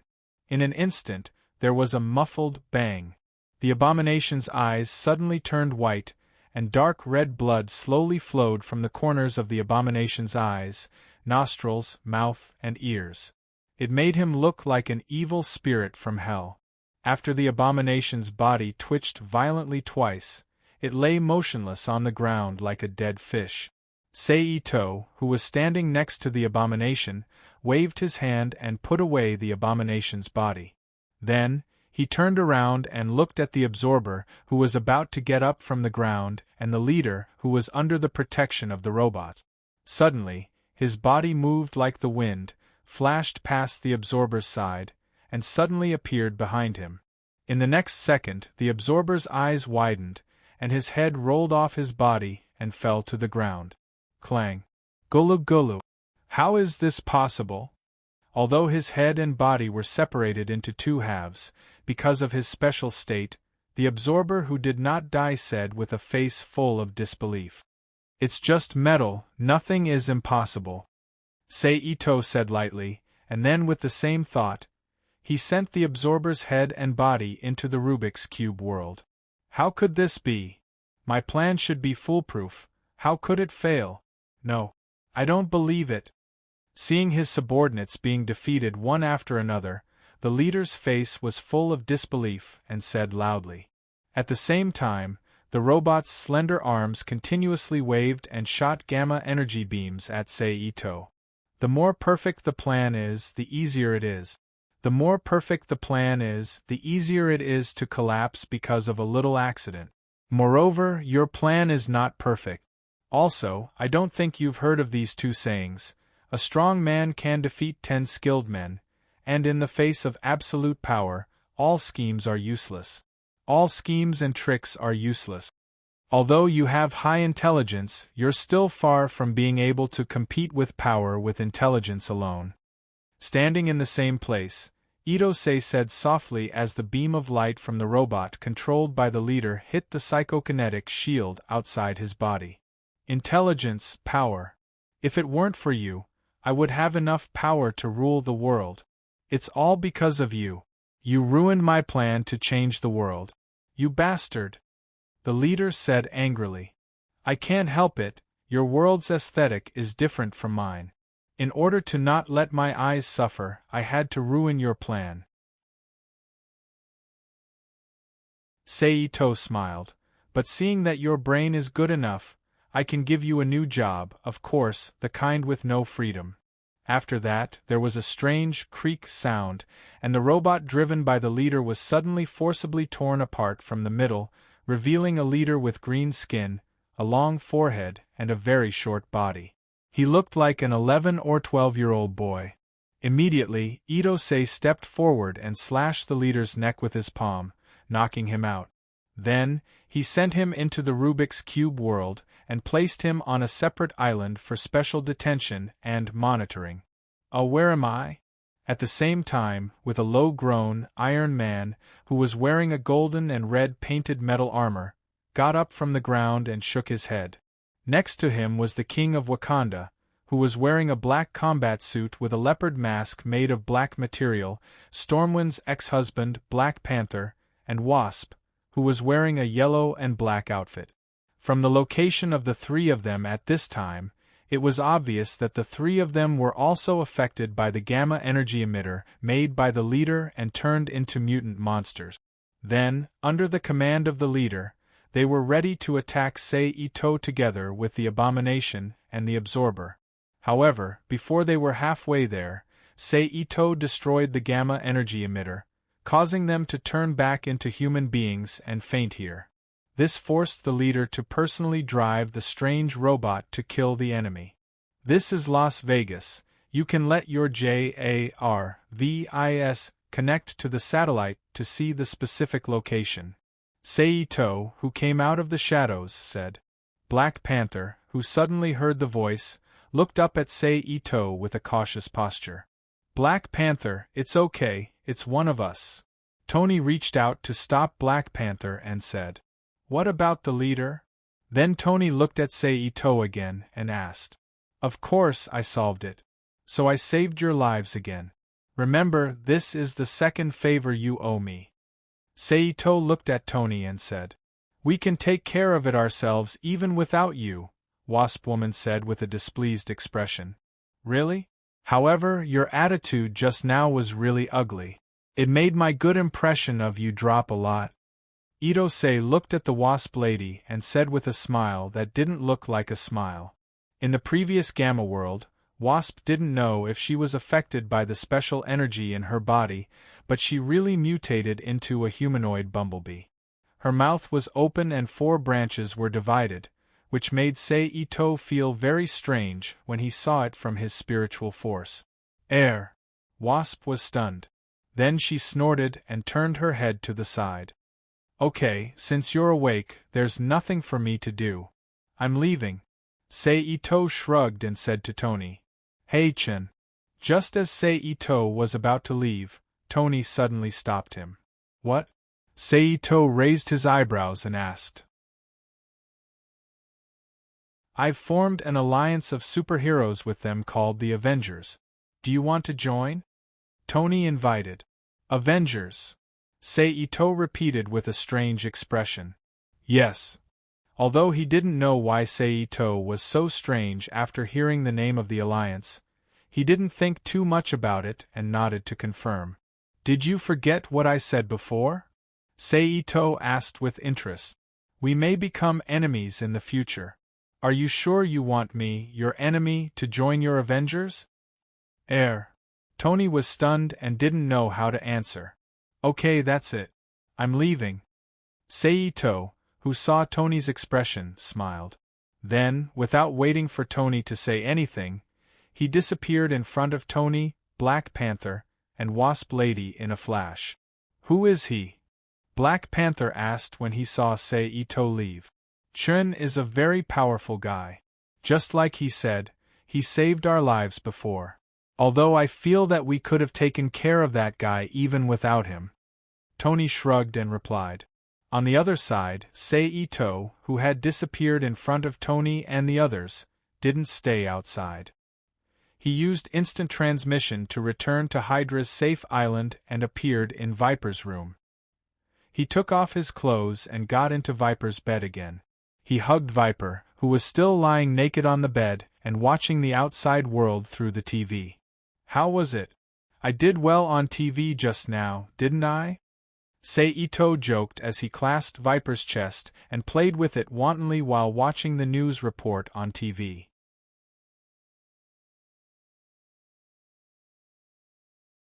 Chapter 2146.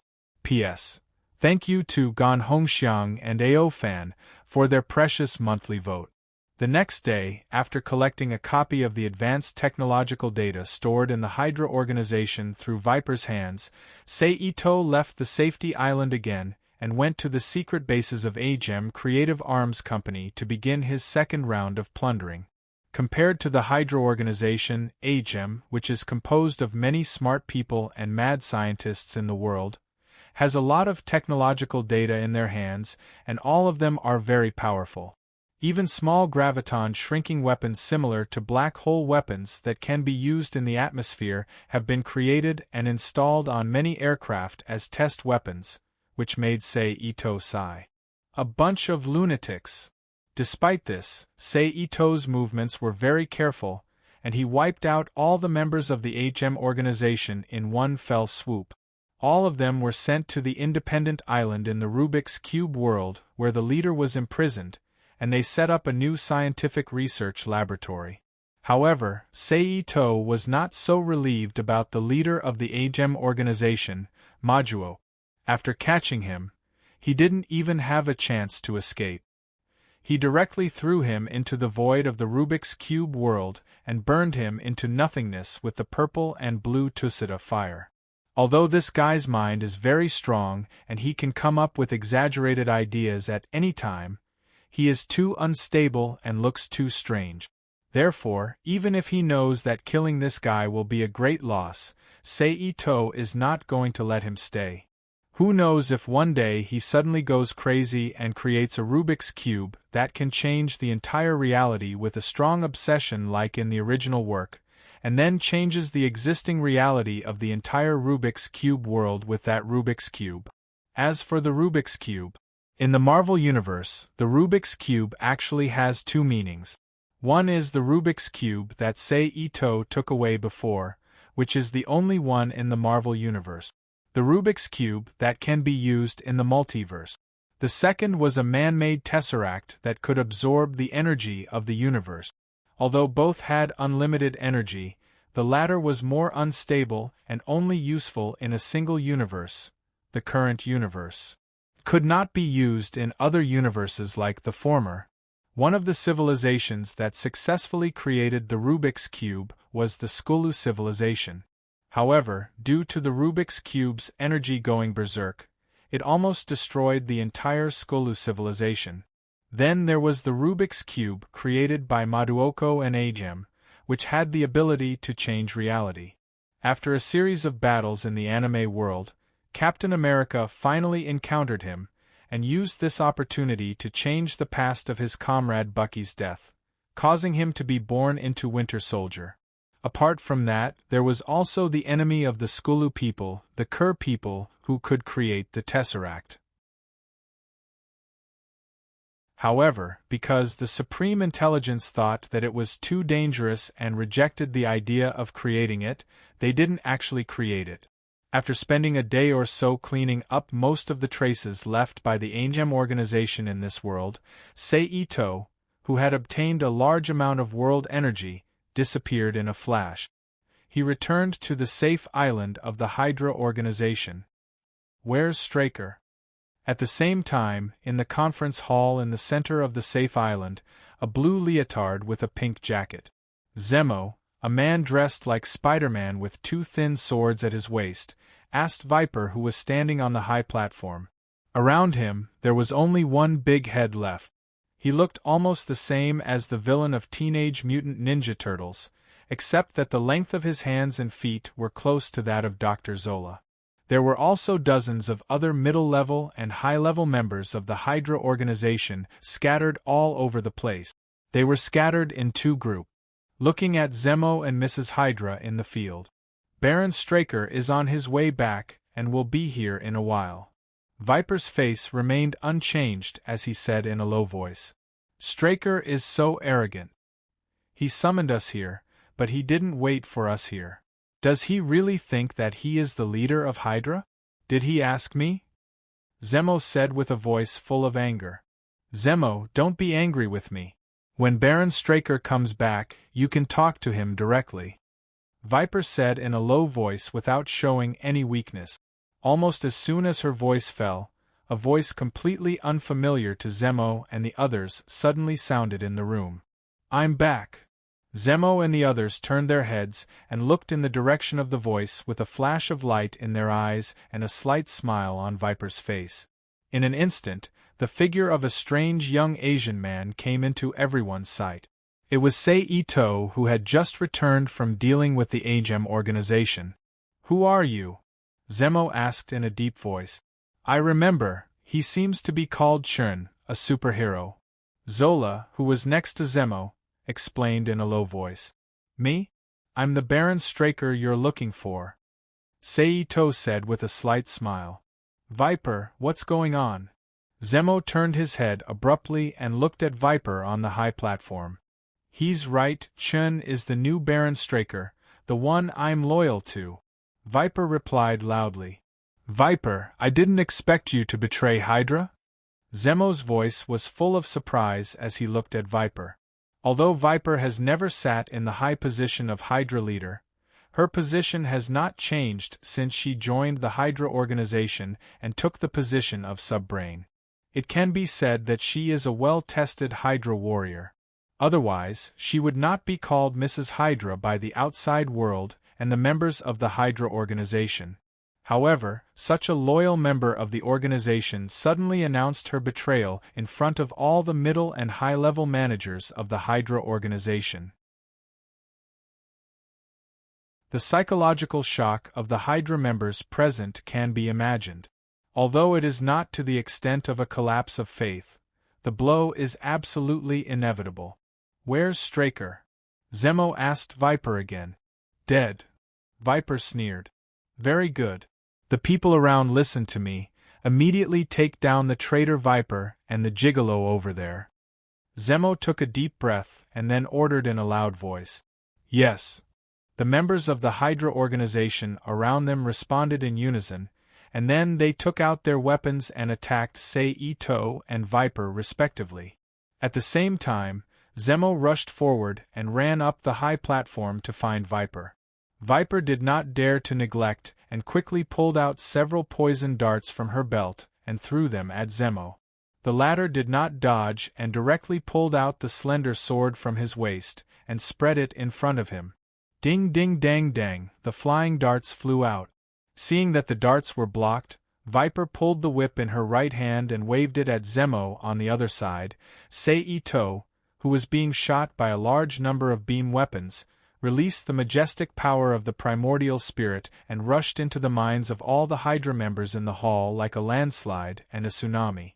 Their souls, which were not much stronger than ordinary people, were shattered into pieces one by one like waves hitting a stone.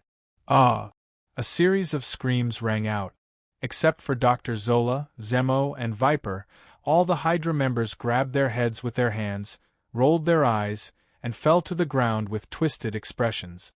Thump, thump, thump! Zemo, who heard the screams, jumped away from Viper's whip and turned his head to look at the field. The expression on his face under the mask changed, and he shouted at the frightened Zola, Zola, release your toy. Oh, okay. Zola, who was pulled back to reality by Zemo's voice, hurriedly responded. She then threw a monster that grew in the wind. The monster's color and nature looked like mud dough, and it fell to the ground with a poof.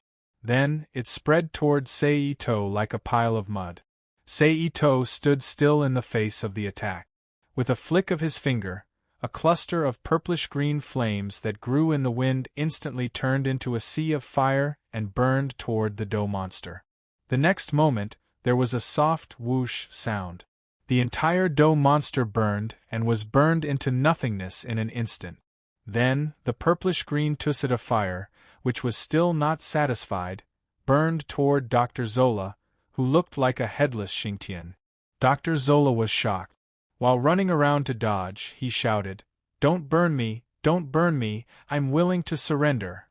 The moment he finished speaking, the purplish-green Tusita fire paused and split into two equal in size. They circled around Zola's body and reunited behind him. Then, they rose abruptly and formed a fire cage, trapping Zola inside. After doing all this, Seito turned his head and looked at Zemo, who was entangled by Viper. Then, he pointed at Zemo, and a golden light suddenly shot toward him. With a muffled poof, Zemo's body flew out uncontrollably at high speed, as if he had been hit by a big truck. He crashed heavily into the wall on the side of the hall. Bang! Large cracks immediately spread out on the wall. Then, Seito grabbed the air and pulled Zemo into his hand. He exerted force with his palm and knocked Zemo out. Then, he threw Zemo into the Rubik's Cube world for harmless treatment. Seito turned his head and looked at Viper, who had put away her whip and walked down the platform, and said calmly, "I don't think I need to teach you what to do next, right?" "Of course." Viper smiled seductively. Seito ignored her. With a thought, he sent Dr. Zola, who was imprisoned by the purplish-green Tusita fire, into the Rubik's Cube world. I wonder what kind of expression the other human Zola would have after seeing herself turned into a monster. Seito suddenly thought of the human Dr. Zola who had been captured from Captain America's world. He had a strange expression on his face.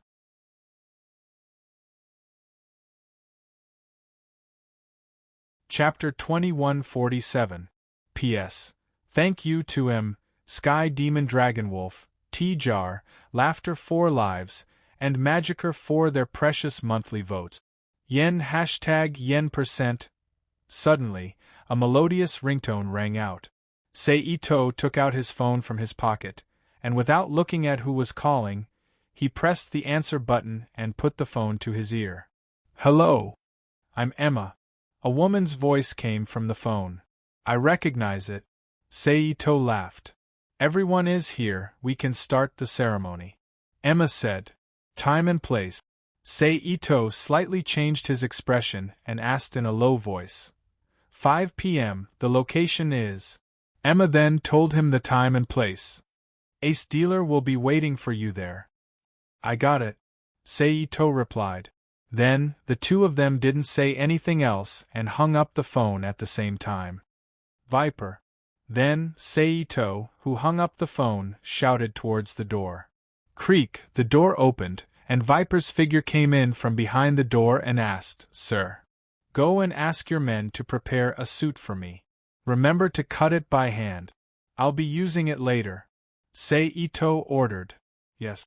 Viper responded and then left the room to find someone to prepare clothes for Seito. It has to be said that the Hydra organization was fast. In less than 5 hours, a set of hand-cut black casual suit and a dark red shirt with small spots, and even a pair of similarly hand-cut male underwear were sent to Seito.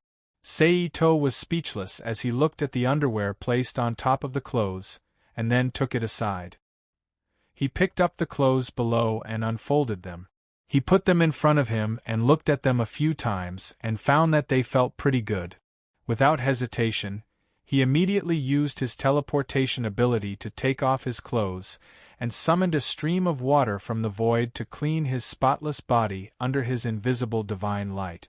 He then changed into the underwear, shirt, and suit in front of him. "You're becoming more and more like a playboy." Looking at his handsome and noble self in the mirror with a faint evil smile on his face, Ito-sei couldn't help but ridicule himself. Then, he raised his hand to look at the time displayed on the Patek Jade brand watch on his wrist. He then activated instant transmission and disappeared from the room. The next moment, in the shadows near the entrance of a nightclub in a bustling area of New York, Seito's figure appeared. Then, he stepped forward and walked towards the entrance of the nightclub where the neon lights were constantly flashing. "Sir, do you want me?" "Hey, handsome, look here." "But, handsome, do you want a bite?" As he walked, the eyes of the scantily clad girls on both sides of the street immediately lit up. They tried their best to seduce him, or directly exposed their plump breasts and perky buttocks to seduce him, while calling out to him in a flirtatious tone. Itose, who saw all of this, shook his head slightly with a smile. He walked straight into the entrance of the nightclub. In an instant, intense and emotional music rang in Seito's ears. Seito didn't stop and walked through the hall on the first floor. He followed the information Emma told him on the phone during the day. They came to a relatively quiet corridor, and finally stopped in front of the door of a private room. Seito looked at the number on the door, and confirmed that this was the place he was looking for.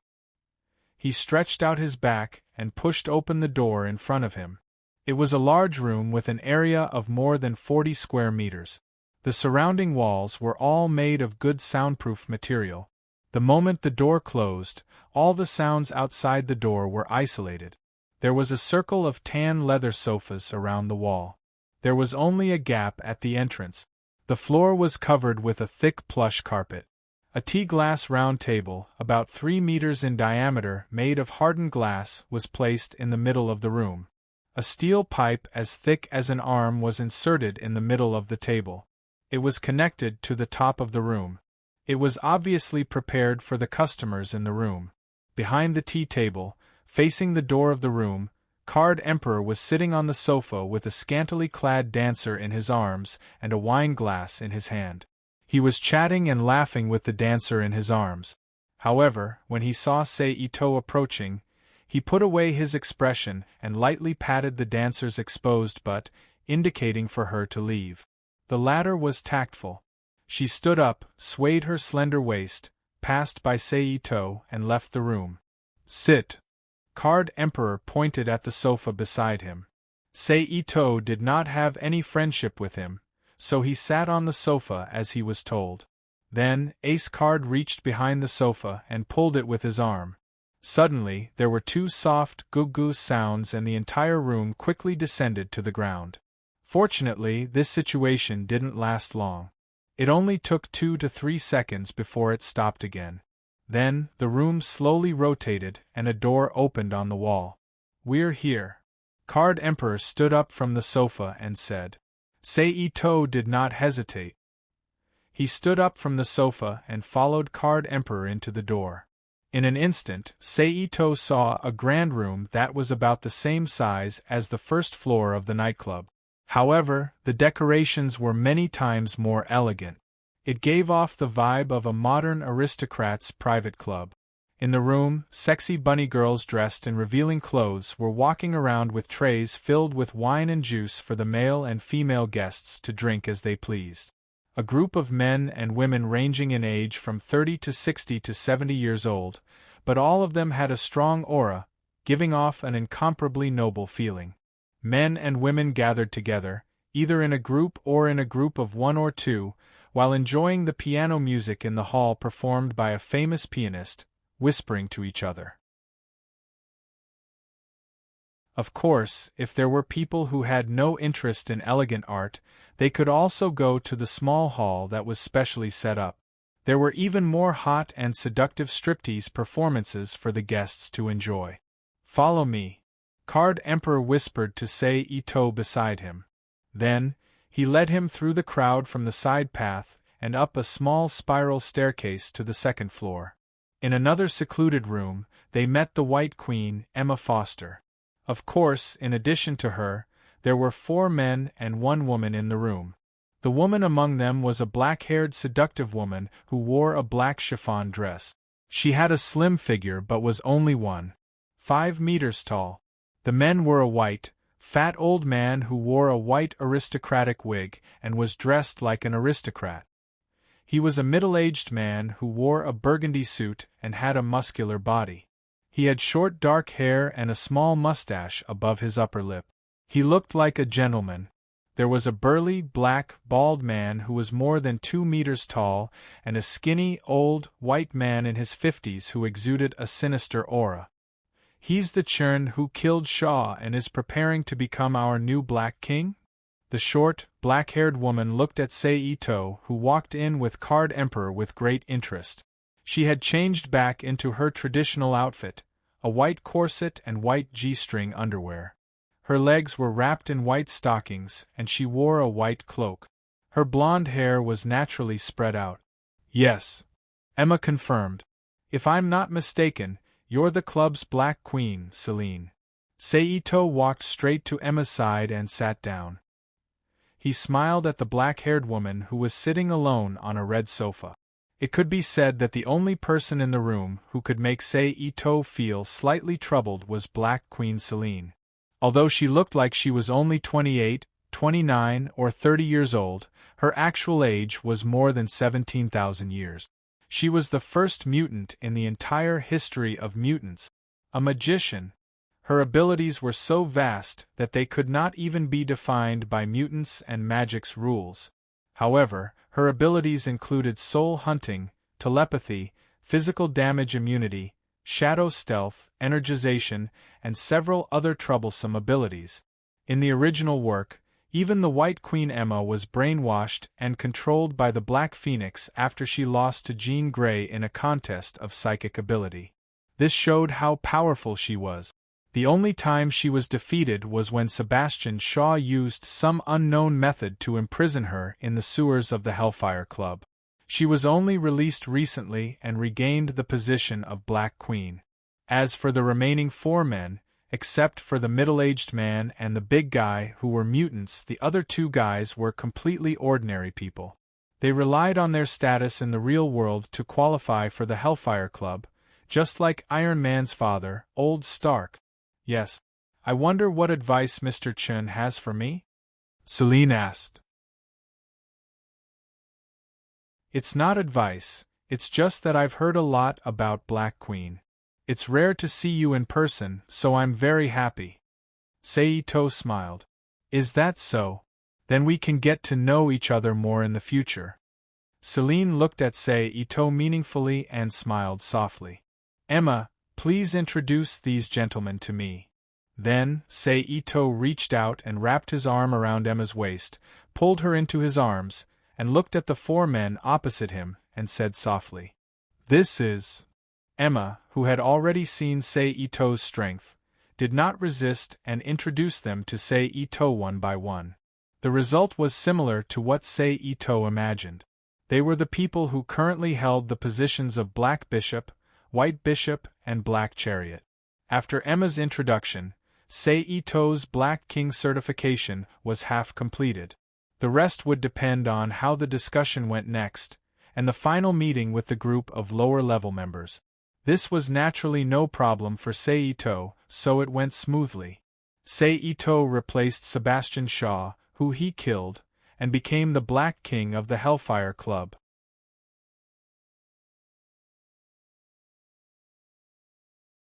Chapter 2148.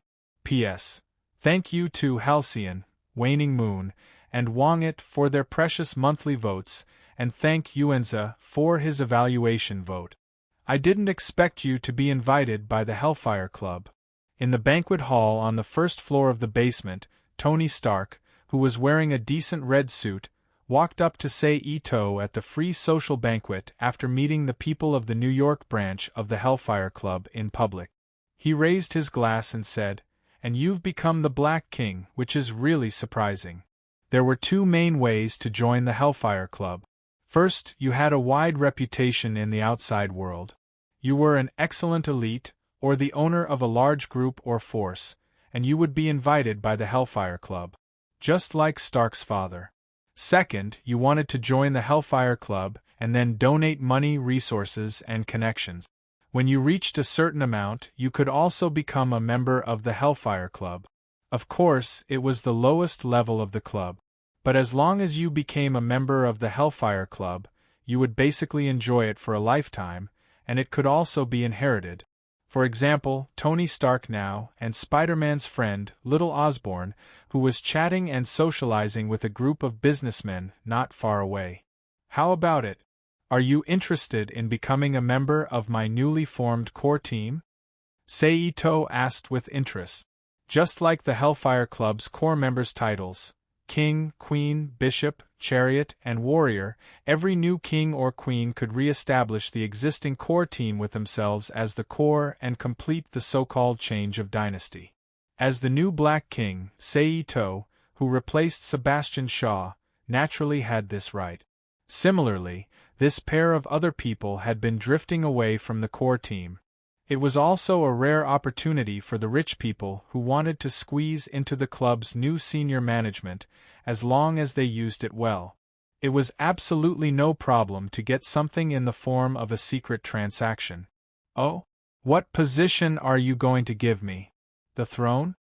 The corners of Tony's mouth curled up slightly as he said half-jokingly. The throne is impossible. However, I can give you the position of the Black Bishop.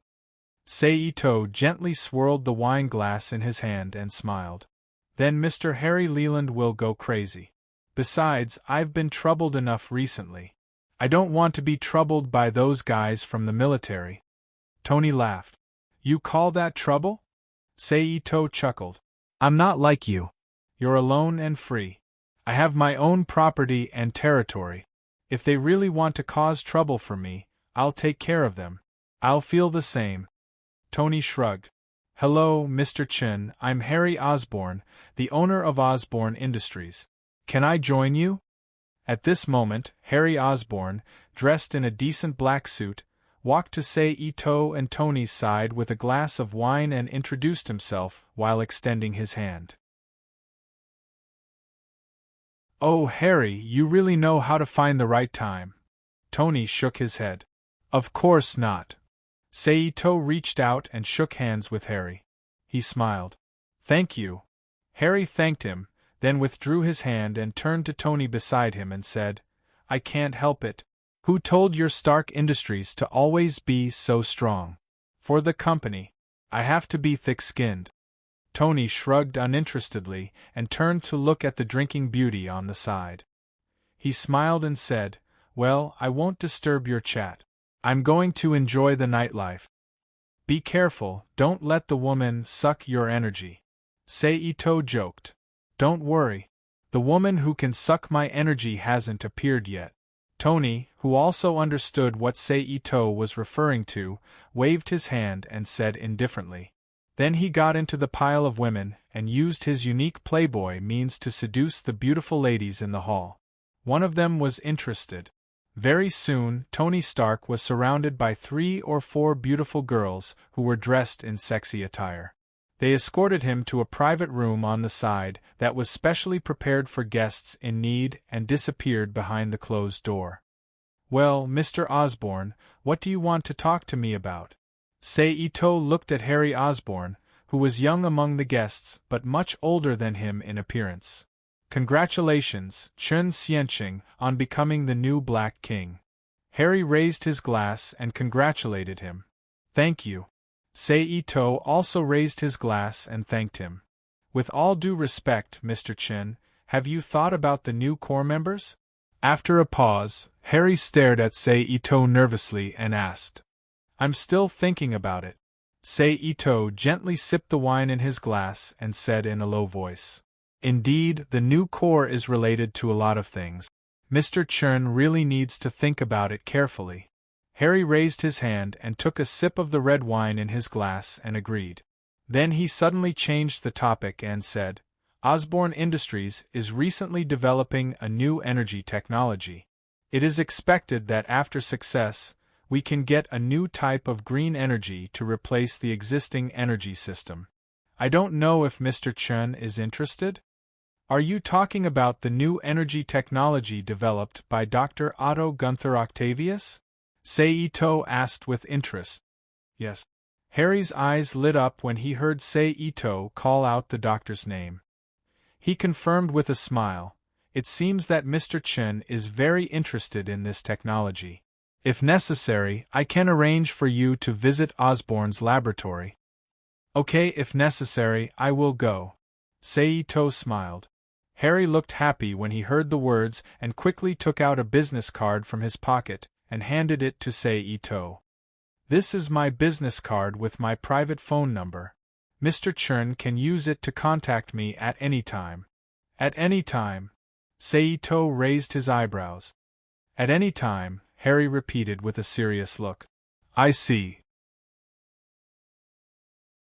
Seito turned over his palm and put away Harry Osborne's business card with a smile. Then, I won't bother you any more, Mr. Chin. Excuse me. Harry nodded happily. Then, Ito-sei nodded at him. He turned and walked to the other male and female guests who were still in the hall. But just when the others saw the opportunity and were ready to learn from Harry Osborne and get close to Seito, Harry suddenly stopped. A green deep V-shaped evening gown with a long skirt, revealing her white chest and back. The skirt was high, revealing her delicate long legs from time to time as she walked. She wore a gorgeous diamond necklace, earrings, and long green hair. Viper walked to Seito's side. Sir. Viper, who came to Seito's side, called softly. The reason why she was here was because she was also a member of the Hellfire Club.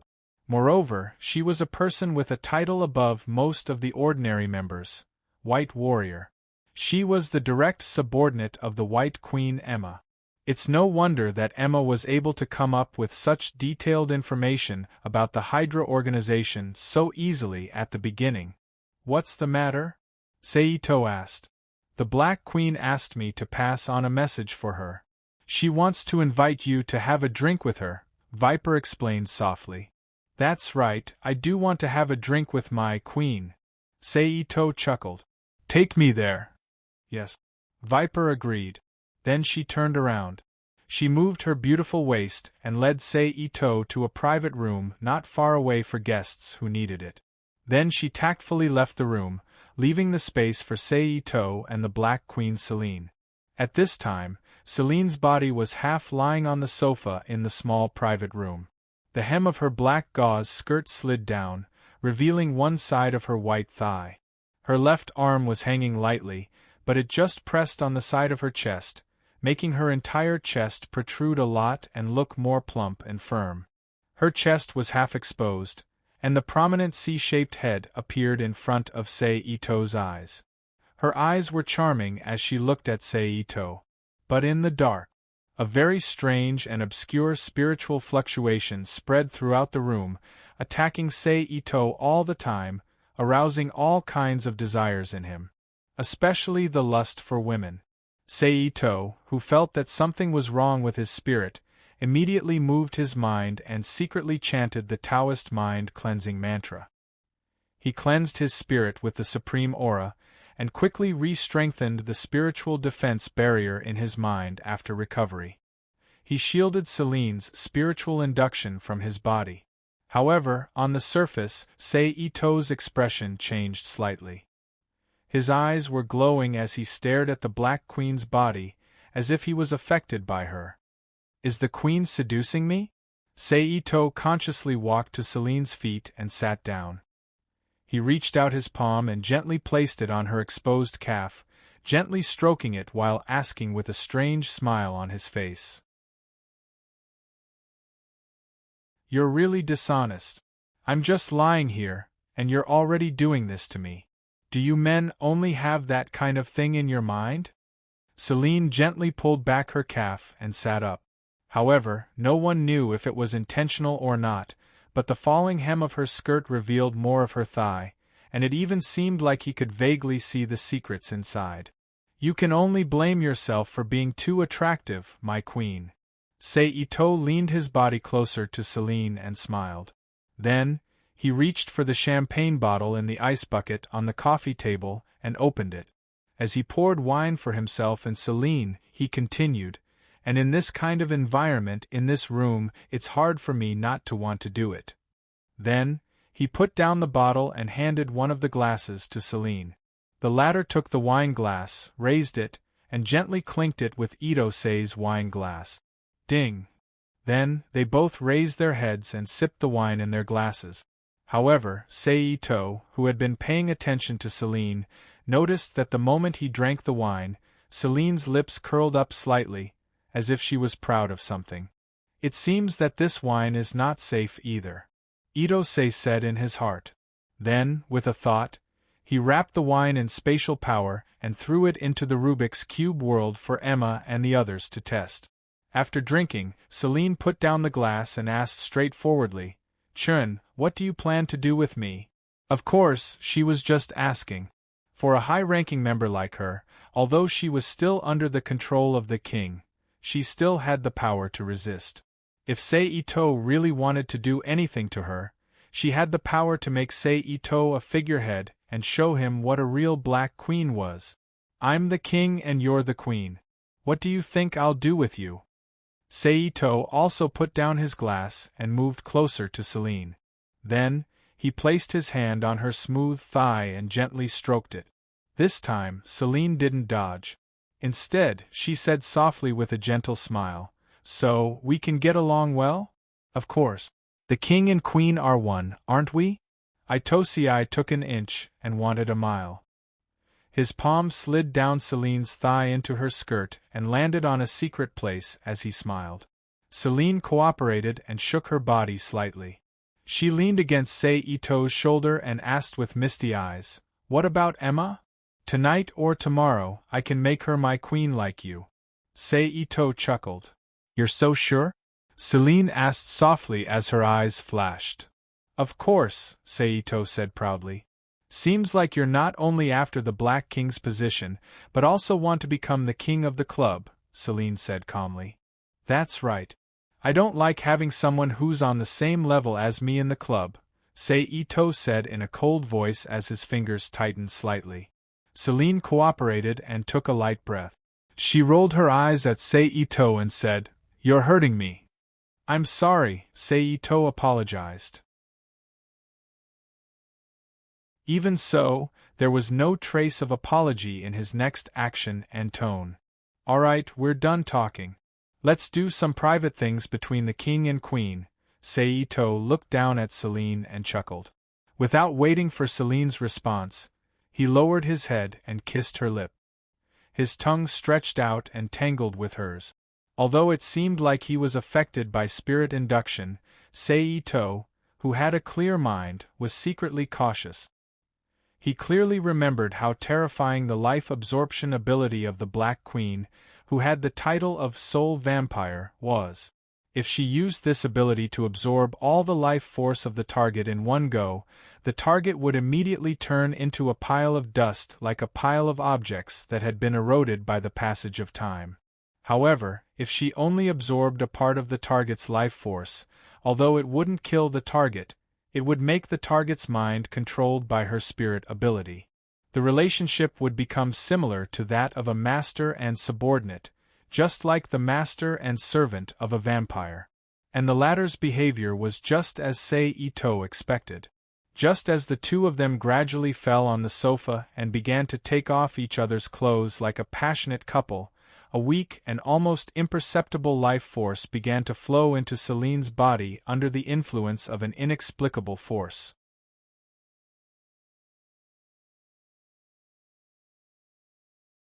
Chapter 2149. Since Itose had been paying attention to this, he noticed the abnormality in his body the moment his life force started to drain. However, just like the previous spirit induction, he still secretly set up layers of defense to make it harder for Selene to absorb his life force. It was as if his body had an automatic defense effect, gradually cutting off her life force absorption. On the surface, he continued to act as if he didn't notice anything unusual and continued to entangle with Selene. He even allowed the two of them to enter the final step. Although Selene's life force was not affected, she was still able to absorb his life force. "Hiss," Selene, who was frowning slightly and thinking about the problem of Itomori, was shocked.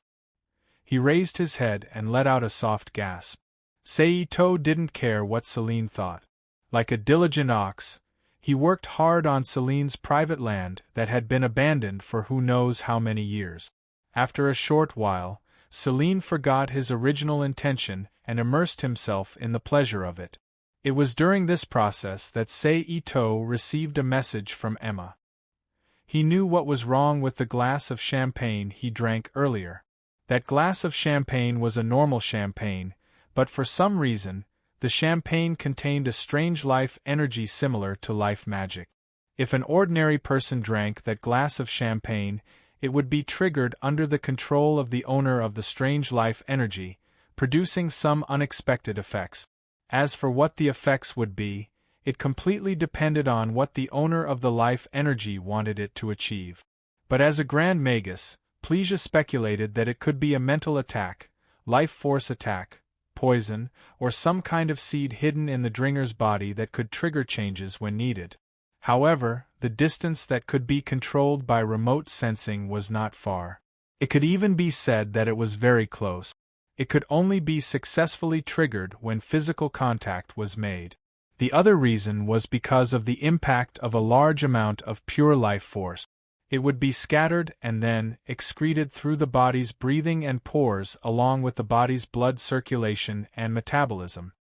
I think this strange life force is probably the essence of Celine's strength, Sei-Ito thought with some uncertainty. Under the temptation, after a long time, Sei-Ito finally stopped and leaned his head on the back of the sofa, panting softly. This time, in order to avoid some trouble, Sei-Ito directly refined the essence of his body into the purest energy at the moment when it was about to come out. Then, he used ordinary power to condense some residue without any abnormalities and sent it into Celine's body. Of course. During the process, Ito-sei, who had a dark side in his heart, added some extra ingredients to the dregs so that after they entered Celine's body, they would quickly dissolve and melt away, instantly hiding inside her body through the fleshy walls. Commander, this is the latest movement of the Hydra organization. Inside the floating battleship, a woman wearing a red one-piece tights, with a mask on her face, and her long black hair naturally flowing behind her head. The young woman who faintly covered the black spider pattern on her back reported to S.H.I.E.L.D.'s Commander Nick Fury. Good job, Spider-Woman. Nick Fury took the disc and plugged it into the computer in front of him. In the next moment, a large amount of information was presented in front of Nick Fury. It's strange, when did they care about astronomy? Looking at the information about the movements of the Hydra organization presented on the screen, Fury said with some surprise, then reached out and pressed the internal communication button on the side, and continued to speak to the speaker. Hill. Give me the information of a civilian astrophysicist named Jane Foster. Yes. Hill's crisp voice sounded from the communicator. Then, less than 10 minutes later, Maria Hill, dressed in a dark blue S.H.I.E.L.D. agent uniform, walked into the commander's office where Nick Fury was located with a pile of information. This is the information you want, Hill said as she put the document in her hand in front of Fury. After receiving your order, I checked and found that there were about 1,800 people named Jane Foster in the country. But apart from a person who died 30 years ago, none of the modern Jane Fosters became an astronomer, including the folk astronomer you mentioned. So? Fury asked casually as he flipped through the information. But there are a lot of people who are moving toward the identity of an astronomer. Well, it's these people, Hill said as she stepped forward and pushed the information in Fury's hand away, selecting several photos of women ranging in age from 8 to 40 years old and putting them in front of Fury. What do you think this 8-year-old can do? Fury asked as he picked up the information belonging to the 8-year-old Jane Foster. I'm just putting the guy in front of you that meets your needs. As for who will be your final target, you are the commander, and you have the final say. Hill said softly. Well, I didn't make it clear before, Fury said helplessly.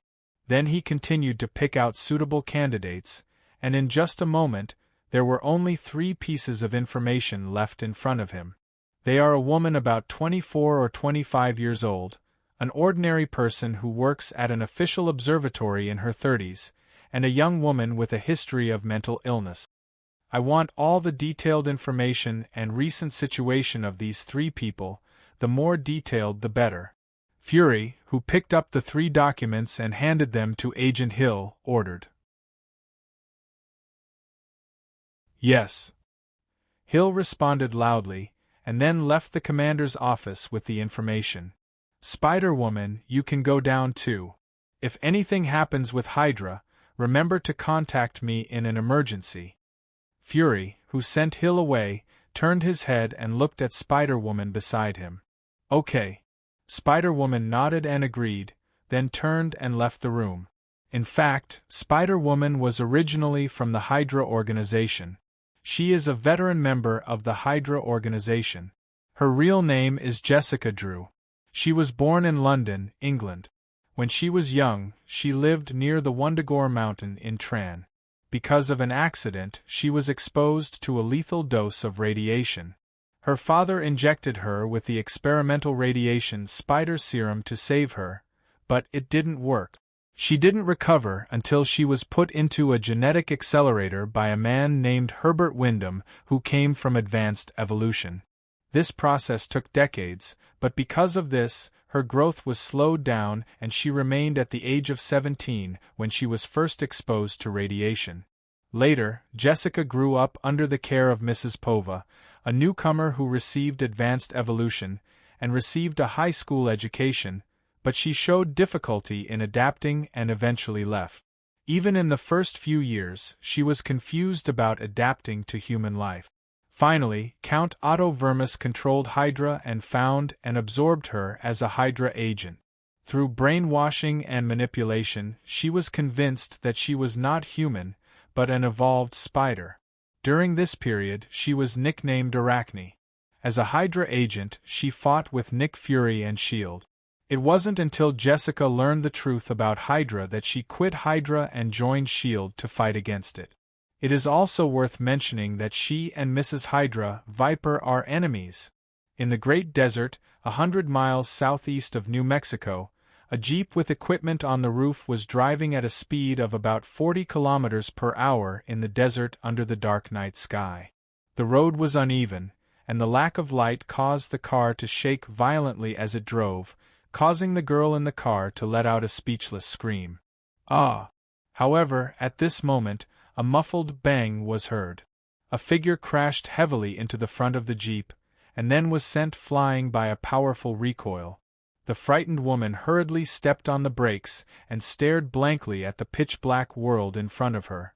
Then the two women and one man in the jeep looked at each other and quickly pushed open the door and got out of the car and searched around with electric batons. "I think it's your fault legally." The black-haired woman with a woolen hat on her head bluntly shirked responsibility, as if she was stating a fact. "Go get the first aid kit," another woman said loudly. If there were S.H.I.E.L.D. agents here at this time, they would find that this was one of the three Jane Foster that Nick Fury paid special attention to. After instructing the woman in the woolen hat, Jane Foster squatted down and straightened the tall blonde man on the ground while praying in a low voice. "Help me, don't die." The man who heard the call first gasped for a few breaths, and then looked up at Jane Foster as if he had just recovered. "Does he need first aid? I'm super good at CPR." The woman in the woolen hat who saw the man tilted her head and said with some expectation, "The so-called CPR is artificial respiration." So her meaning was very clear, she wanted to kiss him. Of course, just as no one paid attention to her when she spoke before, no one paid attention to her abnormal words now. "Where did he come from?" Jane Foster asked somewhat inexplicably. As the he in Jane Foster's words, the man seemed to be drunk and stood up from the ground. "Are you okay?" Jane asked. "Hammer," the man replied. "But I don't know if it's because of the accent, it's almost the same as being drunk." "We can see that you're drunk," the woman in the woolen hat complained. "It's super obvious." "Oh my God, Eric, look!" At this time, Jane Foster, who suddenly noticed something, quickly shouted to the middle-aged man who had been watching from the side.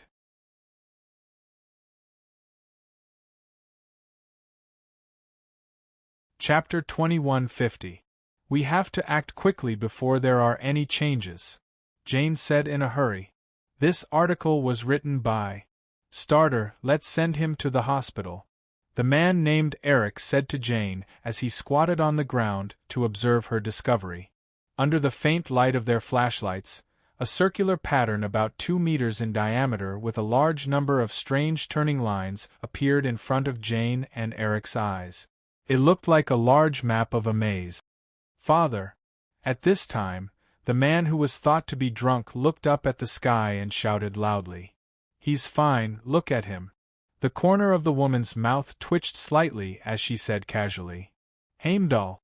The man continued to shout, I know you can hear me. Open the Rainbow Bridge. Hospital, you go, I'll stay. Seeing that the man was becoming more and more abnormal, Jane, who was afraid that it was the aftermath of the car accident that she caused, said to Eric beside her. You guys, which country is this? After waiting for a while, the man who did not see any movement turned around and asked Eric and Jane, who were squatting on the ground, to study the pattern. Elfheim? Nornheim? New Mexico. The woman answered while shining the flashlight on the man's face. Affected by the light, the man narrowed his eyes slightly and said with a very unhappy expression, How dare you threaten me, Saul, with such a small weapon? However, as soon as his voice fell, the taser gun in the hairy hat girl's hand shot out a paralysis bullet with a bang, piercing the man who called himself Saul. It emitted a strong current that was powerful but would not really hurt, and he fainted. Plop! Without conscious control, the robust body fell heavily to the ground. Eric and Jane turned around and looked at the woman in the furry hat with an expression that said, How dare you shoot me? The latter immediately cried out in grievance and explained, You guys? He scared me. Next time you want to electrocute someone, make sure they are in the car first, okay? Eric said with an unhappy expression, then got up and walked to Saul's side, bent down, grabbed his arm, and dragged him to the jeep like a rag bag. Not to mention, Eric looked very chubby. He didn't seem to have much strength. Saul, who was as heavy as a pig, was dragged into the car. Jane, come here. Eric shouted at Jane Foster, who was still studying the pattern. Hearing the greeting, Jane quickly got up from the ground and ran back to the jeep. He reached out and closed the back door with a bang. Then, he turned around and ran back to the driver's seat. He restarted the car and drove toward the town outside the desert. Almost at the next moment after they drove away, there was a muffled sound that sounded like a landmine explosion. A ball of dazzling fire rose from the desert not far from them, illuminating a small part of the sky.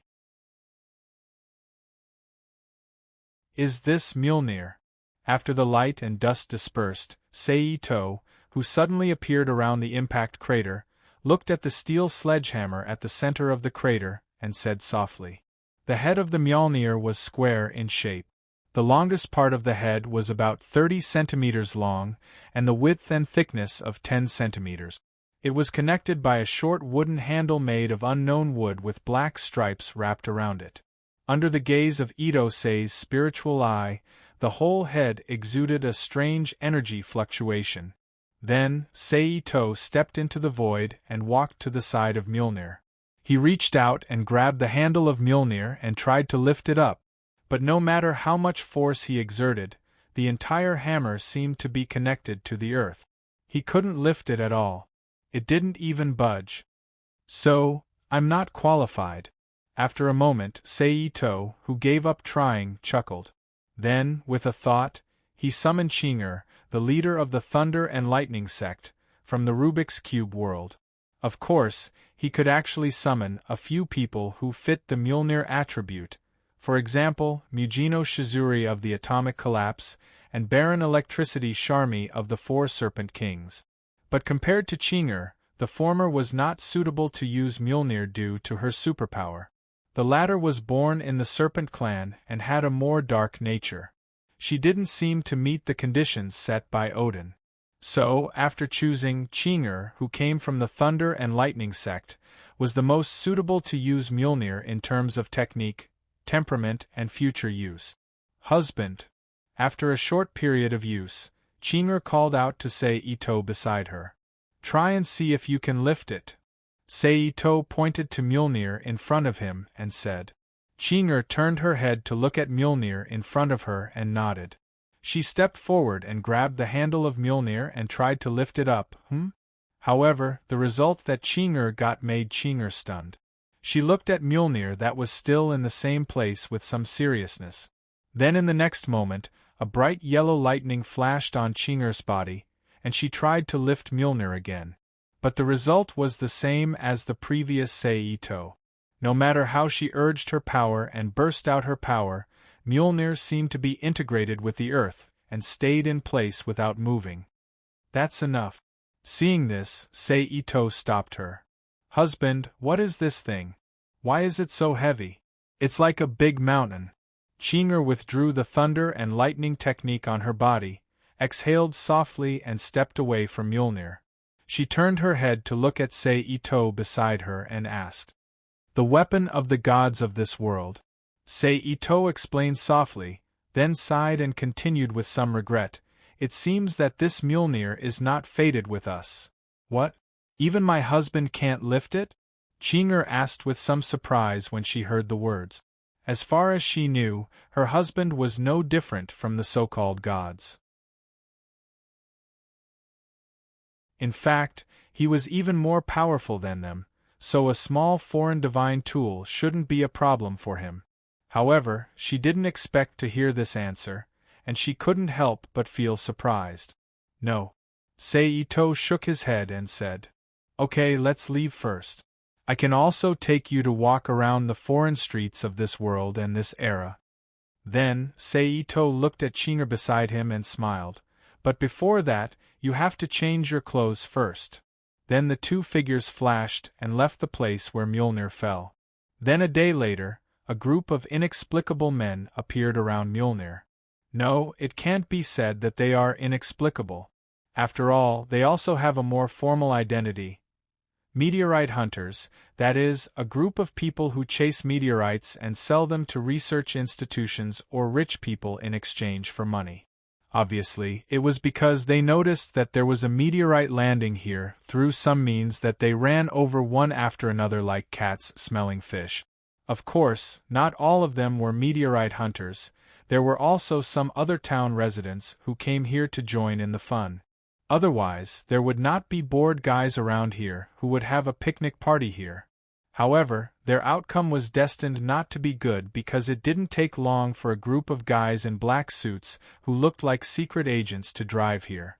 In the name of the National Defense Strategy Department, they drove away this group of idlers and built a research center around Mjolnir, and they were indeed not ordinary people. They were agents from one of the most secret departments in the United States, S.H.I.E.L.D. Agent Wilson, are we going to stay here in the future? Not far from the research center that was being built, in a house made of reinforced plastic, a female agent dressed like a circus clown in a red and white bikini with wide sleeves and a V-shaped eye mask on her face said to a white man in a suit with a smile on his face. This woman is none other than the new agent who replaced Black Widow during her secret mission in the original work, Mimic Bird, Barbie. Because Sei-Ito captured Black Widow and Hawkeye, she was sent out in advance as an elite agent by Fury and followed Agent Wilson here to guard Mjolnir instead of Hawkeye, who was also captured. And speaking of it, Sei-Ito, who captured Hawkeye, also indirectly changed the trajectory of her destiny. Because in the future, she will marry Hawkeye, and then go to the four coasts of the United States together to establish the West Coast Avengers, and then divorce because of personality reasons. But then again, it seems that few superheroes in the Marvel Universe have a happy marriage. This is true for Stormwind, Jean Grey, Steel Wolf, and Mimic Bird. I'm afraid so. Wilson, who was holding a coffee cup, smiled, and then suddenly remembered something. He raised the coffee cup in his hand and asked, "Do you want a cup?" "No, thank you." Mimic Bird shook her head and said, "That's really not good news. I'm worried that my skin will become worse in this desert, and the most terrible thing is that I don't seem to have brought sunscreen." "You can use mine," Wilson said. "Are you kidding?" Mimic Bird screeched. "Then pretend I didn't say anything." Wilson laughed. On the other side, a group of black-clothed agents belonging to S.H.I.E.L.D. were ordered to break into the office rented by Jane Foster in the nearby county town. They forcibly and violently removed all the electronic equipment inside, leaving only an empty house that seemed to have been severely damaged by robbers. "Years of research results are gone," Jane Foster said dejectedly as she looked at the severely damaged room. "They even took away my iPod," the woman in the fur hat said listlessly. It's just that the main point of her words really made people speechless. "What about the backup?" Eric asked. "They also took it," Jane Foster replied. "Even the backup of the backup, they searched very carefully."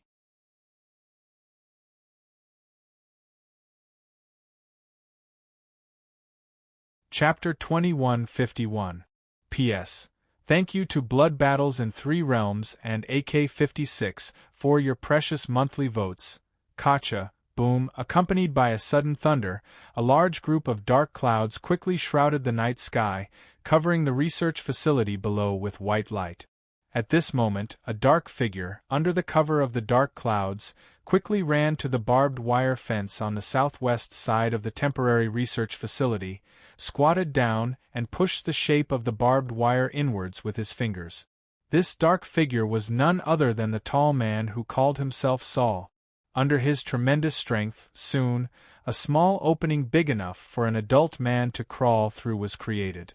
Then Saul crouched down, and like the drill in military training, he moved his body through the barbed wire fence and entered the boundary of the temporary research facility. Then he got up again and hid in the shadows.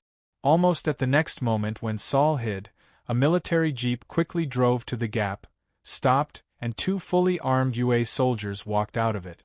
"Over there," one of the soldiers said while shining a flashlight on the fence. However, as soon as his voice fell, Saul's figure suddenly appeared next to another soldier behind him. He grabbed the soldier's raised rifle with one hand and slammed his elbow into the soldier's cheek. Bang! The soldier's eyes rolled back and he immediately fainted. After taking care of a soldier, Saul didn't hesitate. He hurriedly waved the cloth gun in his hand and fiercely whipped the face of the soldier, who had turned around to check after hearing the noise. The soldier was knocked unconscious with a single blow. Then Saul picked up the soldier's black rainproof cloak and put it on himself. He walked to the temporary research facility as if he was one of us. However, before he could even take a few steps, a noisy alarm rang throughout the entire temporary research facility. The personnel began to patrol, searching for strangers who did not belong to the team. Kacha at this time. Another clap of thunder could be heard, and as if to protect Saul, a heavy downpour suddenly fell from the sky. Saul, who also thought that God was helping him, chuckled softly. He stopped hiding and jogged towards the nearest passage. "Enter the South Passage," an agent who just happened to discover his behavior reported through the radio. Immediately, a large number of security personnel began to rush to the South Passage. But at this moment, it was as if Saul had been possessed by Rambo or a Marine. He displayed extremely high-end close combat skills. He knocked down the S.H.I.E.L.D. agents who rushed to the scene and rushed toward the Mjolnir stored in the center of the facility. "Do you need me to go over?" the voice-mimicking bird asked. "Wait, I want to watch." Agent Coulson, who was arranging the defense through the radio, said softly. "Watch what?" "Watch how he defeated those agents," the voice-mimicking bird asked. "Everything." Coulson turned his head and looked at the voice-mimicking bird beside him. While the two of them were talking, Sol had already broken through the layers of obstacles and arrived at the core of the temporary research facility, standing beside Mjolnir. "All of you stop." Coulson, who saw Sol's expression and movements through the monitor, picked up the walkie-talkie again and ordered. "You think he can lift that hammer?" the imitation bird asked curiously. "I don't know," Coulson replied. "But there's no harm in trying, right?" The voice-mimicking bird heard this and shrugged slightly, just like Coulson. It stared intently at the monitor in front of it. Under everyone's gaze, Saul reached out and grabbed the handle of Mjolnir. His face was full of joy and contentment as he lifted the hammer. But the next moment, the expression on Saul's face changed because, just like other people who wanted to pick up the hammer, no matter how hard he pulled, the hammer would not budge. It was as if the hammer was tightly connected to the ground and did not move an inch. It did not show any signs of what he expected at all. Saul's face was full of frustration and frustration. He looked up at the sky and roared as if he was venting his anger. Then, he knelt down beside Mjolnir. He let the agents who received Coulson's order take him down. A hammer. Speaking of which, there seems to be a hammer-type artifact on Earth. Sei-Ito stood on a high ground somewhere outside the temporary research facility. He looked down at the scene below and whispered to himself, "If I have time, I can go to Antarctica and look for it." Thinking of this, Sei-Ito did not hesitate. He immediately moved and disappeared from the spot. The next moment, he appeared in the sky above the Antarctic continent. Then, he released his mental power and explored the entire Antarctic continent. Under Sei-Ito's careful exploration of the majestic mental power covering the entire Antarctic continent, almost instantly, a cement castle similar to the Nazi castle of World War II appeared in his mind through his perception. Sei-Ito withdrew his perception and only left a part of his mind to lock the location of the castle. I have to say, the human technology in the Marvel world is powerful. It's even more terrifying than the legends of World War II in the main world. They actually had the ability to directly build a house near the center of the Antarctic continent at that time. Then, his figure flashed again and appeared in front of the castle. The shape of the castle was similar to the bunkers of World War II, but it had a Western castle feel. The whole castle was built of cement. The walls were about 30 meters high and 20 meters wide. The whole castle only had an alloy gate in front of it as a normal entrance and exit. However, in the extremely cold environment of Antarctica, the entire castle had been frozen. The surface was frozen with thick ice, making the whole castle look like a huge ice amber. Around the castle, wooden shelves that resembled crosses were erected in a disorderly manner within a radius of tens of meters. Although they were also frozen by the ice shell, one could still vaguely see their original purpose, to be the fulcrum of the defensive barbed wire fence, and not some tombstone of the dead. At this time, Sei-Ito stepped forward and reached out and pressed on the ice wall in front of him. Without any movement, the entire ice wall melted at a speed visible to the naked eye. The alloy door inside was exposed. Then, Sei-Ito stepped forward again. He pressed his hand on the alloy door, but there was still no movement. The entire door melted, turning into a pile of molten iron that flowed to the ground, revealing the pitch-black and cold space behind the door. It was a spacious hall that was about the size of a basketball court. There were no decorations in the hall. It was empty and filled with ice crystals. A golden-handled sledgehammer that was about half the height of a person stood diagonally on the ground. It exuded a faint holy light. Seeing the sledgehammer, Sei-Ito smiled gently and stepped in front of the sledgehammer. The sledgehammer was about 1.2 meters long. The handle was made of a round wood as thick as a child's arm. The head and tail were wrapped in a layer of golden round head. A straight length of 27 to 28 centimeters, and the widest part of the sledgehammer had a diameter of 15 centimeters. It looked like an oversized solid weight. A golden ring that looked like a Western-style rapier guard supported part of the sledgehammer head. It was also for the wielder to carry. And on the golden ring at the end of the sledgehammer's handle, A secret text written in runes flickered with a magical light, reminding the person who came to see the sledgehammer's identity. Only a true venerable can wield Skadi's hammer. Skadi, one of the goddesses in Norse mythology. Her main priesthoods were hunting, skiing, winter, and mountains. However, she was most well known for her identity as the goddess of winter. The divine weapon in the Marvel world, the hammer. She loves these messy conditions. Seito, who had taken in the Norse sacred text, curled his lips and thought to himself. But that was just a thought. He really didn't reach out to take the hammer. This was because Seito still remembered clearly that the daughter of Red Skull in the original work, Red Skull, had obtained the divine power of the goddess of winter because she had picked up the hammer and become the goddess of winter. Becoming the winter goddess. Although Ito Seiji believed that the last point was unlikely, considering the messed up nature of the Marvel multiverse, Ito Seiji still maintained the mindset that he would rather believe it than not, and was ready to give such a rare opportunity to his women.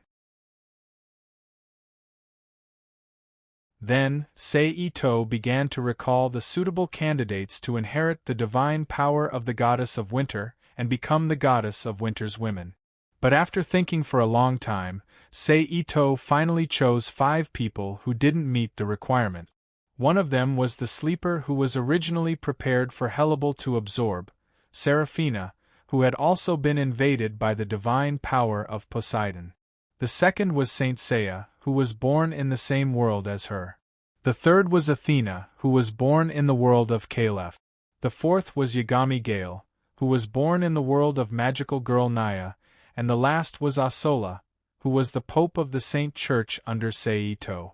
Among them, Seraphina's attributes were the most suitable because of her birthplace. Saint Seiya and Athena were more suitable because they were both expert. It should be easier for them to adapt to a weapon like the hammer. Yagami Gale had the help of the Book of Night, so it should be easier for him to inherit the hammer. Moreover, most of the large-scale attack spells she knew were ice spells. Using the hammer of the goddess of winter and her divine power complemented each other better. As for Asola, it was purely to give her a chance to become a god. Of course, apart from them, Wawa, who had cultivated the Book of the Chaos in the Legend of Son of Heaven, was also suitable. However, her attributes and system were too different, so she was sold outside. As for the others, Seito really couldn't figure out which parts of them were compatible with the hammer of the goddess of winter. This was also an inevitable limitation of this type of divine artifact. Although it was simple and could grant great power when picked up, it wasn't as good as the captured gods themselves. Even if they couldn't find a suitable person, they could still use their divine body and divine soul to refine the essence of power and transform everyone. Seito then pondered for a moment. Still unable to decide who to give the hammer to, he had a thought and summoned Saint Seiya, Magong Athena, Yagami Gale, and Asola to his side. As for Seiya, she was still in a state of hibernation because she hadn't been healed yet, so she wasn't summoned together. Big brother! My lord. All right. Yagami Jifeng and the others who had just appeared called out to Itosei in their own unique way. SSS, it's so cold, Yagami Gale said as he hugged his shoulders and shivered. Then, like a chain reaction, Athena Asamiya and Asola Asamiya also trembled. On the other hand, Saint Seiya wasn't affected too much due to the power of the mini-universe. She only felt a little cold. It's my fault. Seeing the state of these people, Itosei apologized, and then with a thought, he set up a domain enchantment around his body, repelling the cold air from the outside. Big brother, where is this place? Yagami Gale, who felt much better immediately, looked around curiously and asked. Deep in the South Pole of Earth, in a certain universe. Seito explained. Then, he looked at Skadi's hammer in front of him and continued, Do you see this hammer? Yagami Gale and the others turned to look at Skadi's hammer. This is the hammer of Skadi, the goddess of winter in Norse mythology. In this world, The goddess of winter's divine power is sealed in it. Anyone who can pick it up will inherit the divine power of winter and become the new goddess of winter. Although I have reservations about the last condition, in order to prevent unnecessary losses, I called out the few of you who are most likely to pick up this hammer in my heart. Now, it's up to your luck, Seito said. After hearing Seito's explanation, Yagami Gale and the others looked at each other and saw the shock and disbelief in each other's eyes. Forget about me. I'll be satisfied as long as I serve my lord and help him manage his church. As for becoming a god, I'll leave it to you guys. Asola shook her head and said to Yagami Gale and the others with a smile. I'm a Saint Seiya of the goddess. Although I desire power, I won't seek external power. Moreover, I'm not used to using a weapon like a hammer. I'll give up, Asola said. I'm a superhuman. I don't think it's compatible with divine power. Like this sister, I don't know how to use a weapon like a hammer. Sister, it's better for you to pick it up. Athena Ma Gong also declined. However, she didn't sound determined. It wasn't that she wanted to become a god and coveted the power of a god. After all, Ma Gong Athena was one of the few pure people in Calef's world. Instead, she seemed to be curious about what Seito was talking about and wanted to give it a try but was too shy to do so. Is this really okay? Yagami Jifeng looked at the three unfamiliar sisters and blinked a few times. Then, he turned to Ito Sei, who had a nonchalant expression on his face.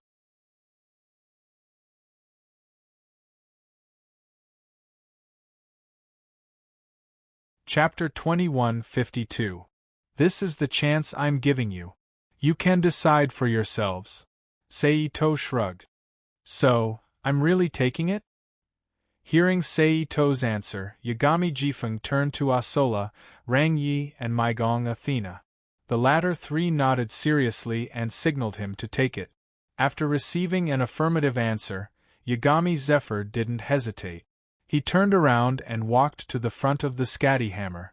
Staring at the sacred radiance that was faintly emanating from it, he took a deep breath and calmed himself down. Then, he slowly reached out and grabbed the hammer in front of him. In an instant, a pale blue divine light erupted from the hammer, devouring 8 gods' rapid winds figure. Thankfully, this situation didn't last for long. In just 4 to 5 seconds, the azure spiritual light that filled the entire ancient castle suddenly exploded, exposing the 8 gods' rapid wind within it once again. Yagami Jifeng turned around and stuck his tongue out at Seito embarrassedly. He said softly, "I'm sorry, I seem to have failed." Then he let go of his hand and stepped back from the side of the Scatty hammer. "Seems like your opportunity isn't here." Seito sighed. "Athena, go try it." Seito turned to Maigong Athena and said, "Me? All right." Athena looked at Seito strangely and nodded. He then turned around and walked up to the Scatty hammer. Taking a deep breath, he reached out and grabbed the handle of the Scatty hammer. In the next moment, another pale blue light burst out from the hammer. After 4 to 5 seconds, the light exploded and Athena was revealed. However, at this moment, Athena's appearance was completely different. She wore a pair of golden metal boots that revealed her fair and delicate thighs. She wore an armor skirt around her waist that revealed a small part of her waist. A golden breastplate that wasn't connected to the armor skirt was on her body. Golden armor appeared on her arms and legs. She held the Scatty hammer in her hand and emitted a cold yet gentle holy light. I think I succeeded?" Athena, who had changed her attire, lowered her head and looked at her palms in disbelief. "Yes, you succeeded," Seito said with a joyful smile. What surprised Seito the most was that Athena's disguise wasn't the fish-scale armor that was commonly seen in the Marvel world. Instead, it was in line with Athena herself. It should have been after 2002 in the Calef world, when Athena awakened her Athena bloodline due to the advancement of her superpower and obtained the power of her ancestors. The outfit that appeared was very similar to that of the Greek goddess of wisdom Athena, except that the sword and small round shield in her hand were now the Scatty hammer. Could it be that the power of the Scatty hammer activated the bloodline of the Athena clan in Athena's body? Ito thought with uncertainty. Congratulations. Yagami Gale smiled and congratulated her. Thank you, Athena Asamiya said, a little embarrassed. Congratulations. Then, Yi and Asola also congratulated her. Athena continued to thank them, but before she could finish her words, a crisp sound of clapping suddenly sounded in the quiet castle hall. Clap, clap, clap, clap, Ito and the others' expressions changed, and they turned to look in the direction of the sound. They saw that at the gate of the castle, at some point, a slender man in a suit with a white scarf hanging around his neck had appeared. He was clapping his hands at the side. He was clapping while walking into the castle with a wicked smile on his face. Ito's pupils shrank again when he saw the man's face, and he called out softly, Loki. I didn't expect someone here to recognize me. Loki, who saw that his identity was exposed, looked at Ito in surprise and said, It seems that the mortals here on Earth are not a group of idiots who don't know anything. Then he stretched out his hand and continued to say to Athena in a gentle tone, Okay. Mortal, hand over the Scatty hammer in your hand. It's not something you can have. However, in the next moment there was no movement. Yagami Gale, Yi, Asola, and Athena, who was holding the Scatty hammer and had transformed into either the goddess of war or the goddess of winter, all suddenly disappeared from the castle. Loki, who only vaguely felt an obscure spatial fluctuation, immediately paused for a moment. He looked at Ito, who was left in the castle with interest, and said softly, Aren't you going to escape? Why should I escape? Ito didn't do anything, but a large number of sharp cones made of ice crystals appeared in the space around him and pointed at Loki opposite him with a smile. It's hard to say who will win between you and me. It seems that you're very confident, but you have to know that the reason a god is because he has power that you mortals can never reach. Loki's expression was slightly restrained as he said lightly. In the next moment, Loki suddenly waved his hand and shot a huge fireball at Ito. It was only the size of a tennis ball at first, but it grew bigger as it moved. By the time it reached Ito, it had become a huge fireball as tall as a person. Ito's thoughts turned, and he controlled the ice cones around him to shoot at the fireball. Then, under the freezing power of the ice, the fireball was frozen into an ice ball. Unable to bear its own weight, it fell heavily to the ground and shattered with a bang. At this moment, Loki, who was behind the ice ball, pushed his palm and shot out a dark magic light. Ito didn't give any indication. He immediately used his thoughts to set up layer after layer of Nordic magic circles in front of him. He concentrated his power and used the binding power of the magic circles to attack Loki's magic light. Boom! In an instant, the two beams of light heavily collided with each other, bursting out with a shocking explosion. Then, the shock wave began to spread, hitting the walls on both sides and blasting the walls of the ancient castle into pieces. Seeing the castle collapse, Ito and Loki's figures flashed at the same time and appeared in the sky above the castle. Boom! In the next moment, the castle collapsed, stirring up a small piece of ice crystal debris. How surprising! A mortal can actually use the magic of the god's domain so skillfully, Loki said as he looked at Ito opposite him with interest. If this surprises you, then what I'll show you later will shock you even more? Ito sneered. Oh? I'm looking forward to it, Loki said with a smile. Then, the two figures moved at the same time, and with a speed that exceeded the limits of human vision, they began to fight in the sky above the Antarctic continent. Strong shock waves began to appear in the sky one after another, crashing into the Antarctic continent below, leaving huge cracks of varying length and depth on the huge ice layer that was unknown how thick it was.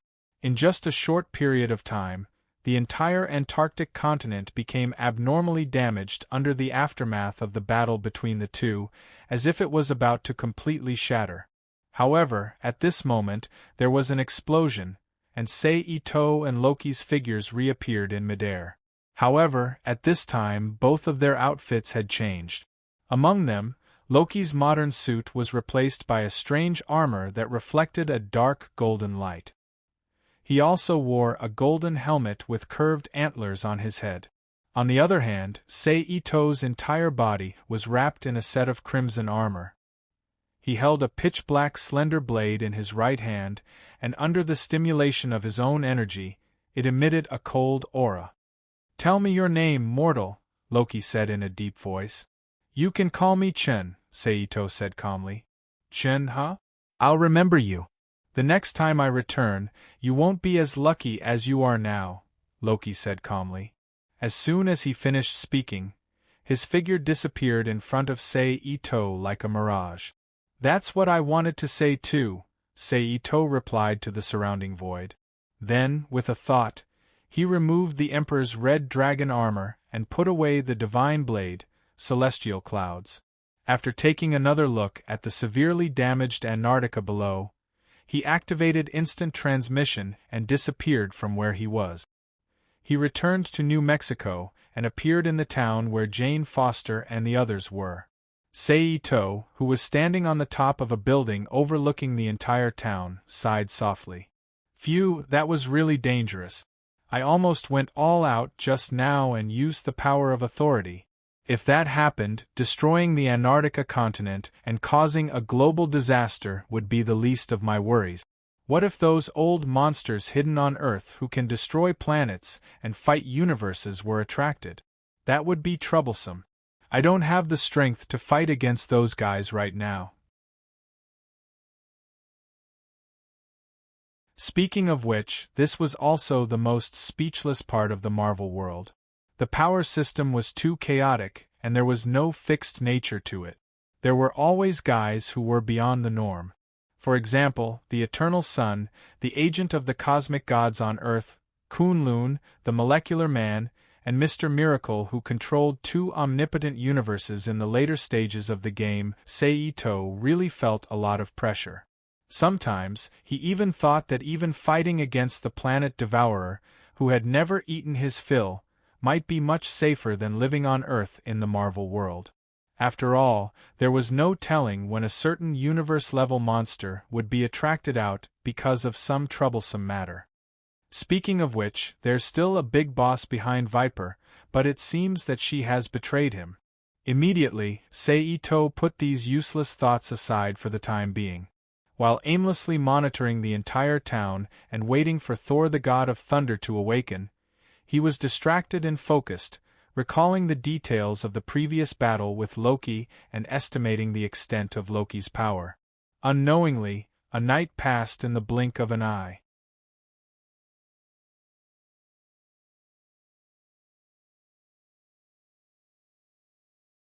Chapter 2153.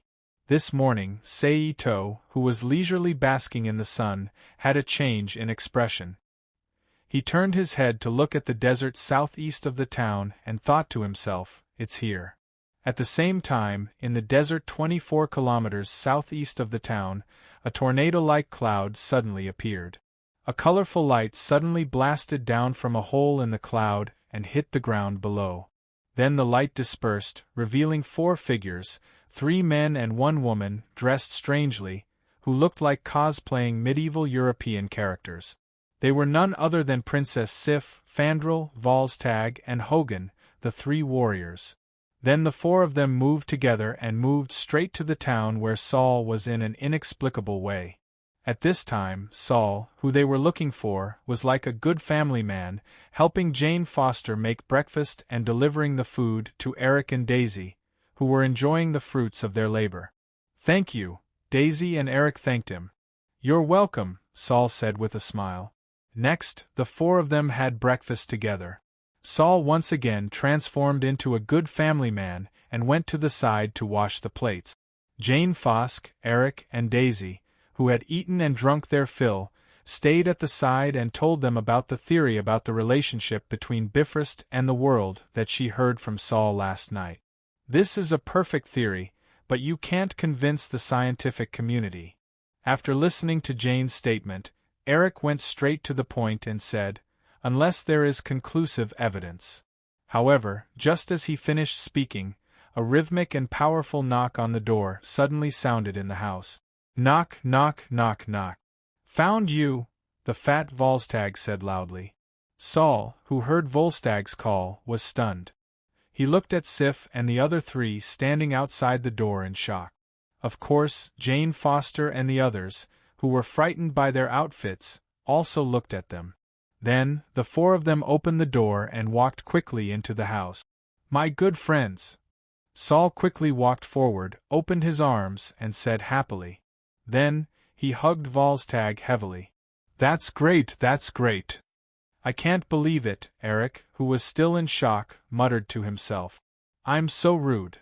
Volstagg, who heard Eric's muttering, turned into a gentleman again. He lowered his head and apologized to Eric and the others while introducing them. This is Miss Sif. We are the three warriors. My good friends. After hugging the four of them, Saul put his hand on Hogan's shoulder. He said softly, I'm very happy to see you. But you shouldn't have come. Volstagg and Fandral looked at each other and laughed dryly, not knowing what was going on. We're here to take you home, Fandral reminded. You know that I can't go home. Saul stopped smiling and said in a low voice, My father died because of me. I must be banished forever. Thor! Sif exclaimed in shock. Your father is still alive.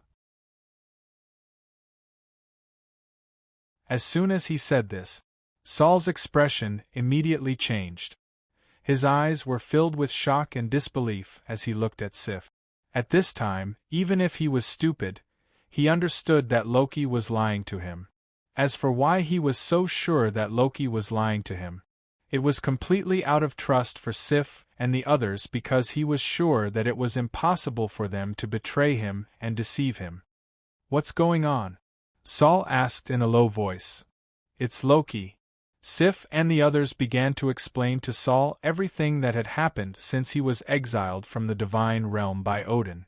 Just as they were telling Saul about what had happened, in the desert about 24 kilometers southeast of the town, a cloud that was exactly the same as the one that Sif and the others had just arrived appeared in the air. The center of the cloud fell like a tornado that was forming, and at the same time, it shot a dazzling colorful light toward the ground. The next moment, the colorful light dispersed, revealing many huge metal men. The metal men were nearly 10 meters tall, and they were divided in the form of a human body, with hands, feet, and head parts. Their entire bodies were made of a strange metal, and they could move freely and turn freely. Is that Stark's Man of Steel? One of the S.H.I.E.L.D. agents who appeared here because of tracking the previous spatial fluctuations said to Coulson. I don't know. Coulson took the loudspeaker from the agent's hand and said, That guy won't tell me anything. Then, he walked out of the car that was used as a cover and shouted at the metal men, Stop, you are using unauthorized weapons. Identify yourself. As if responding to his words, the metal men stopped moving forward. Okay, Coulson, who thought that the metal men were obedient, said to his companions. However, the next second, the metal men's bodies swelled outward as if they had taken a deep breath. A large amount of reddish-yellow flames appeared from their bodies and quickly gathered at their heads. They turned into a plasma orange-yellow beam of light and blasted straight toward Coulson and the others below. Boom! Amidst the violent explosion, a few cars that were parked at the attack point were blown up into the air, and the rolling cars fell to the ground. Bang! TSK, as expected of the destroyer, Seito, who was hiding in the void, exclaimed as he looked at the huge metal men below. The destroyer was the official name of the metal men. It was originally the ultimate armor that Odin asked the Dwarf King to create for him to fight against the cosmos gods. After the armor was completed, he personally went to the gods of Agad and asked them to bless the armor. Therefore, in addition to its amazing defensive power, this armor also had all-around attribute. It could control energy, release electricity, plasma flame beams, and so on. Of course, the results were also perfect. In the future, Odin relied on this armor to single-handedly fight against a small team of heavenly universe gods, who had beaten the gods of Earth like children during the primordial war. In addition, the destroyer also gave birth to the most basic armor spirit because of the many blessings. It could act freely under simple orders, just like now. Jane, you must leave. At this time, in the town, Saul, who was standing on the street, said to Jane Foster beside him. What about you? Jane asked. Stay, Saul replied simply. Saul wants to fight side by side with us, Fandral said. Saul smiled and reached out to slap Fandral's hand. Then, he walked to the middle of Sif and the others and said, My good friend, I'm just a mortal. I will only hinder you or kill you, but I can help these people escape. If you stay, I want to stay too, Jane Foster said. We need more time, Saul looked at Jane and said. Then, Saul, Jane Foster, Eric, Daisy, and the others spread out and warned the residents in the town who did not understand what was going on. They also helped some of the weaker ones get into cars and evacuate the town. And it was strange to say that this group of weirdly dressed guys, who did not even have a reason, just by saying, There's danger, everyone hurry, made the residents of the town believe them and listen to their instructions to evacuate the town. It had to be said that this was a very magical thing. Seito, who was observing from the side, could not help but sigh. If this were in the main world, 80% of the people would think that they were crazy, right? Just like that, with everyone's efforts, by the time the destroyer's footsteps stepped into the town, the entire town had become very spacious, except for a few people who hadn't evacuated in time. It was completely possible for everyone to fight the destroyer without restraint. Boom! Boom! The destroyer that stepped into the town was just like its name. It attacked the buildings in the town unscrupulously, destroying all the dangerous materials in its line of sight and creating terrifying explosions. At this time, Sif, Fandral, Volstagg, and Hogan gathered together again. They carried their weapons and strode toward the destroyer fearlessly. Lure it away, Sif whispered halfway, then broke away from the team and ran to the side. Then, Fandral and Hogan stopped in their tracks, opened their hands, and looked at Volstagg.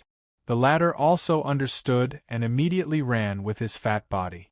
Then, under the combined strength of Fandral and Hogan, he flew towards the destroyer in front of him. For Asgard! Volstagg, who was flying high, shouted loudly. However, with a casual strike from the destroyer, Volstagg, who was charging forward, flew backward at a faster speed than when he left and hit a car heavily. Boom! Then, the destroyer, who had found a more worthy target, stepped forward and walked to Volstagg, who was embedded deep in the front of the car.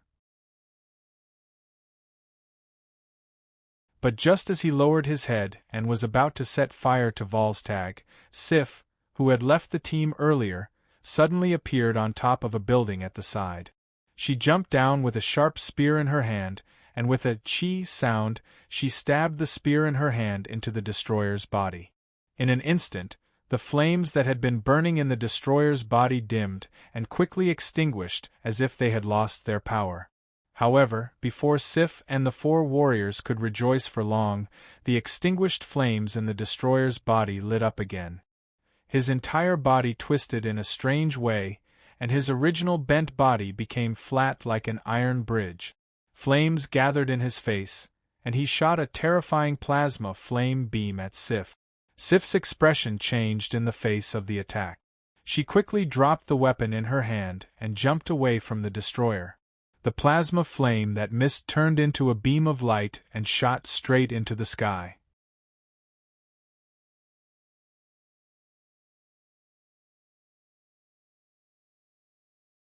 Chapter 2154.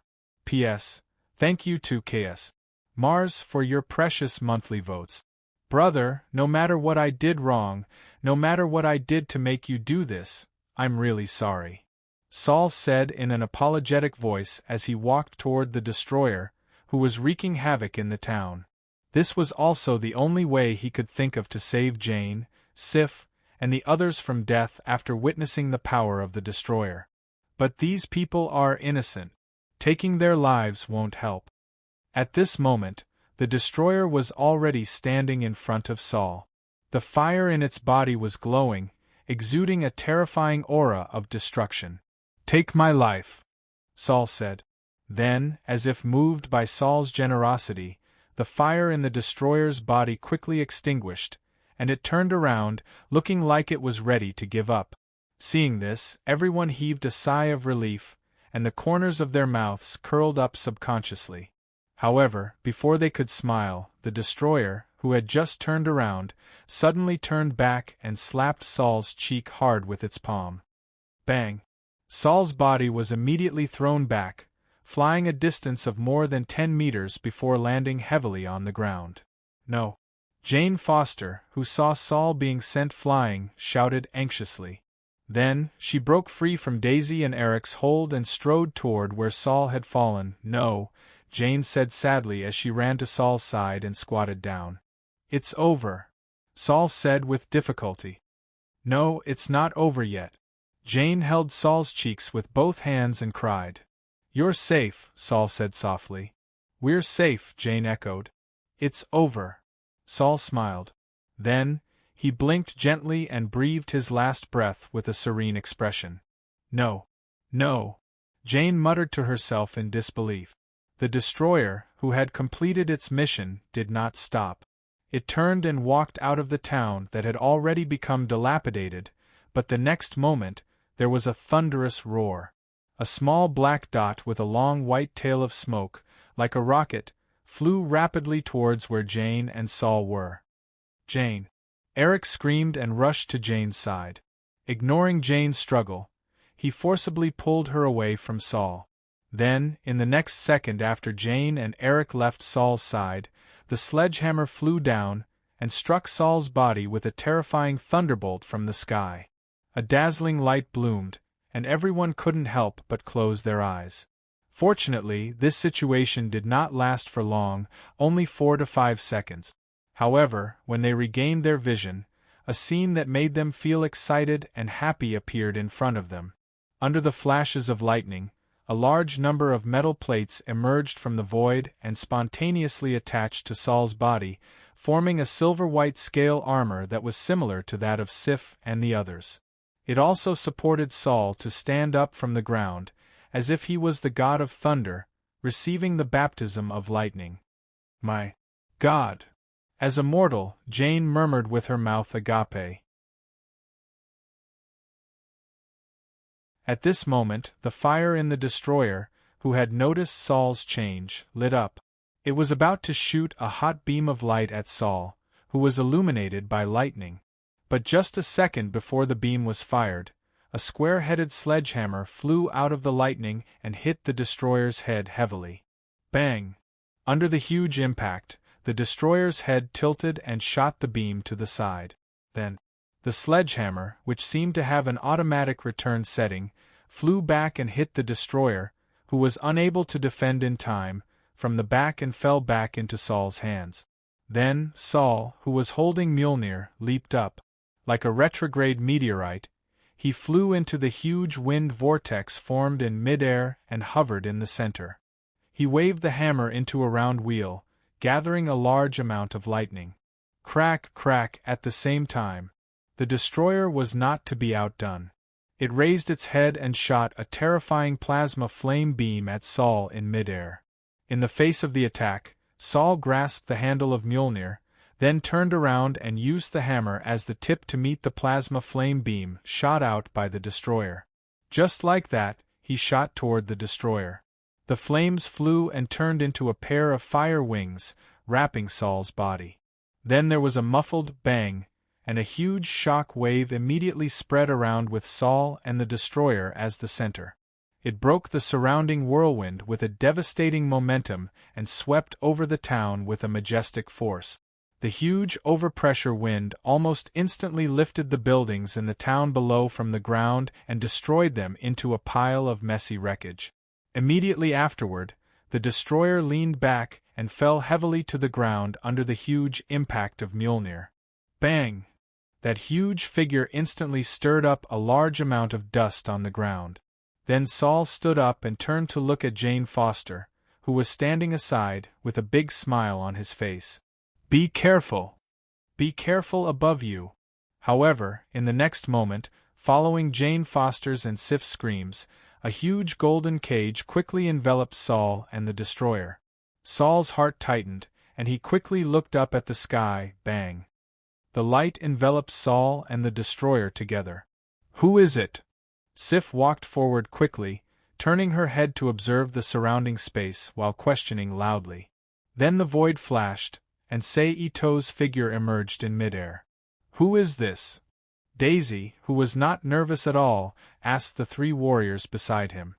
"I don't know," the fat Volstagg replied. Boom! Just as Volstagg's voice fell, the entire golden cage of light exploded with a violent roar. Thor, the god of thunder, was exposed. "Who are you? Loki's accomplice?" Saul looked at Sei-Ito in midair with an unfriendly expression and questioned. "No, to a certain extent. Like you, I'm Loki's enemy." Sei-Ito slowly descended. He stood on the ground and said indifferently, "If that's the case, why did you ambush me?" Saul's expression became slightly better as he asked, "Because I want it as well as the power in your body. Also, although Loki and I are enemies, what he's doing now is also beneficial to me. So even though I know that my current actions are helping him to a certain extent, I have no choice but to do so." Sei-Ito looked at the magic power supply that Loki had lost. The destroyer's armor, which only had its instinctive power left, glanced at Saul and said, "No, I won't give you the destroyer, let alone my power," Saul said in a deep voice as he got into a stance. At the same time, Sif, Fandral, Volstagg, and Hogun also walked to Saul's side, ready to fight. "I wanted to deal with you later, but since you insist on participating in the war between me and Saul, I have to fulfill your wish." Sei-Ito looked at Sif and the others and said. Then his mind moved. The figures of Shinya, Hellable, Uchiha Yoshiko, and Kurenai appeared from the void. "The one in the middle with the hammer is mine. You can divide the other four. Remember, except for the woman who has to be alive. You can do whatever you want with the rest." Sei-Ito said indifferently. "Do you think a few women can defeat me, Volstagg? This joke is not funny at all." Volstagg said with an angry expression. "Be careful, they give me a very dangerous feeling," Sif warned. "Understood," Fandral said. Hogun, because he didn't like to talk much, just nodded. He understood. "For Asgard," Saul said in a deep voice. "For Asgard." Sif, Fandral, Volstagg, and Hogun echoed in unison. Then the five of them moved together and rushed towards Sei-Ito and Shinya. At the same time, Sei-Ito, Shinya, and Hellable's figures also flashed and disappeared. But in the next moment, with a muffled bang, Saul, Sif, and Volstagg seemed to have been hit by a heavy truck, and their bodies flew back at high speed like cannonballs. The speed was so fast that it even brought out a whistling sound in the air. At this time, Uchiha Yoshiko, who stayed in place, her eyes flashed, and her black eyes, which were as deep as the universe, turned into a strange Sharingan with several rings in Tomo. Kurenai's eyes, which were originally scarlet, but now the color became brighter, looked at Fandral and Hogun, who were rushing towards them. In an instant, the two of them stopped moving forward, and their bodies swayed and fell down. Plop, plop. Obviously, although the two of them were born in the gods' domain, they were still humans, not gods, but because of their special background, they were much stronger than ordinary humans. But compared with Uchiha Yoshiko and Kurenai, who had already become gods, they were many times worse. So, unsurprisingly, The two of them fell asleep in the wonderful dream world under the radiation of Uchiha Yoshiko and Kurenai's dream power. Then in the next moment, with a heavy scream, Val's tag was also cut by the towering water column created by Hellebel. His body was full of wounds, and he fell heavily into the ruins of a pair of buildings, stirring up dust all over the sky. Oh no! She looked at Uchiha Yoshiko and Kurenai, who were looking up at them, and Hellebel, who was floating not far away, and whispered with a dull expression.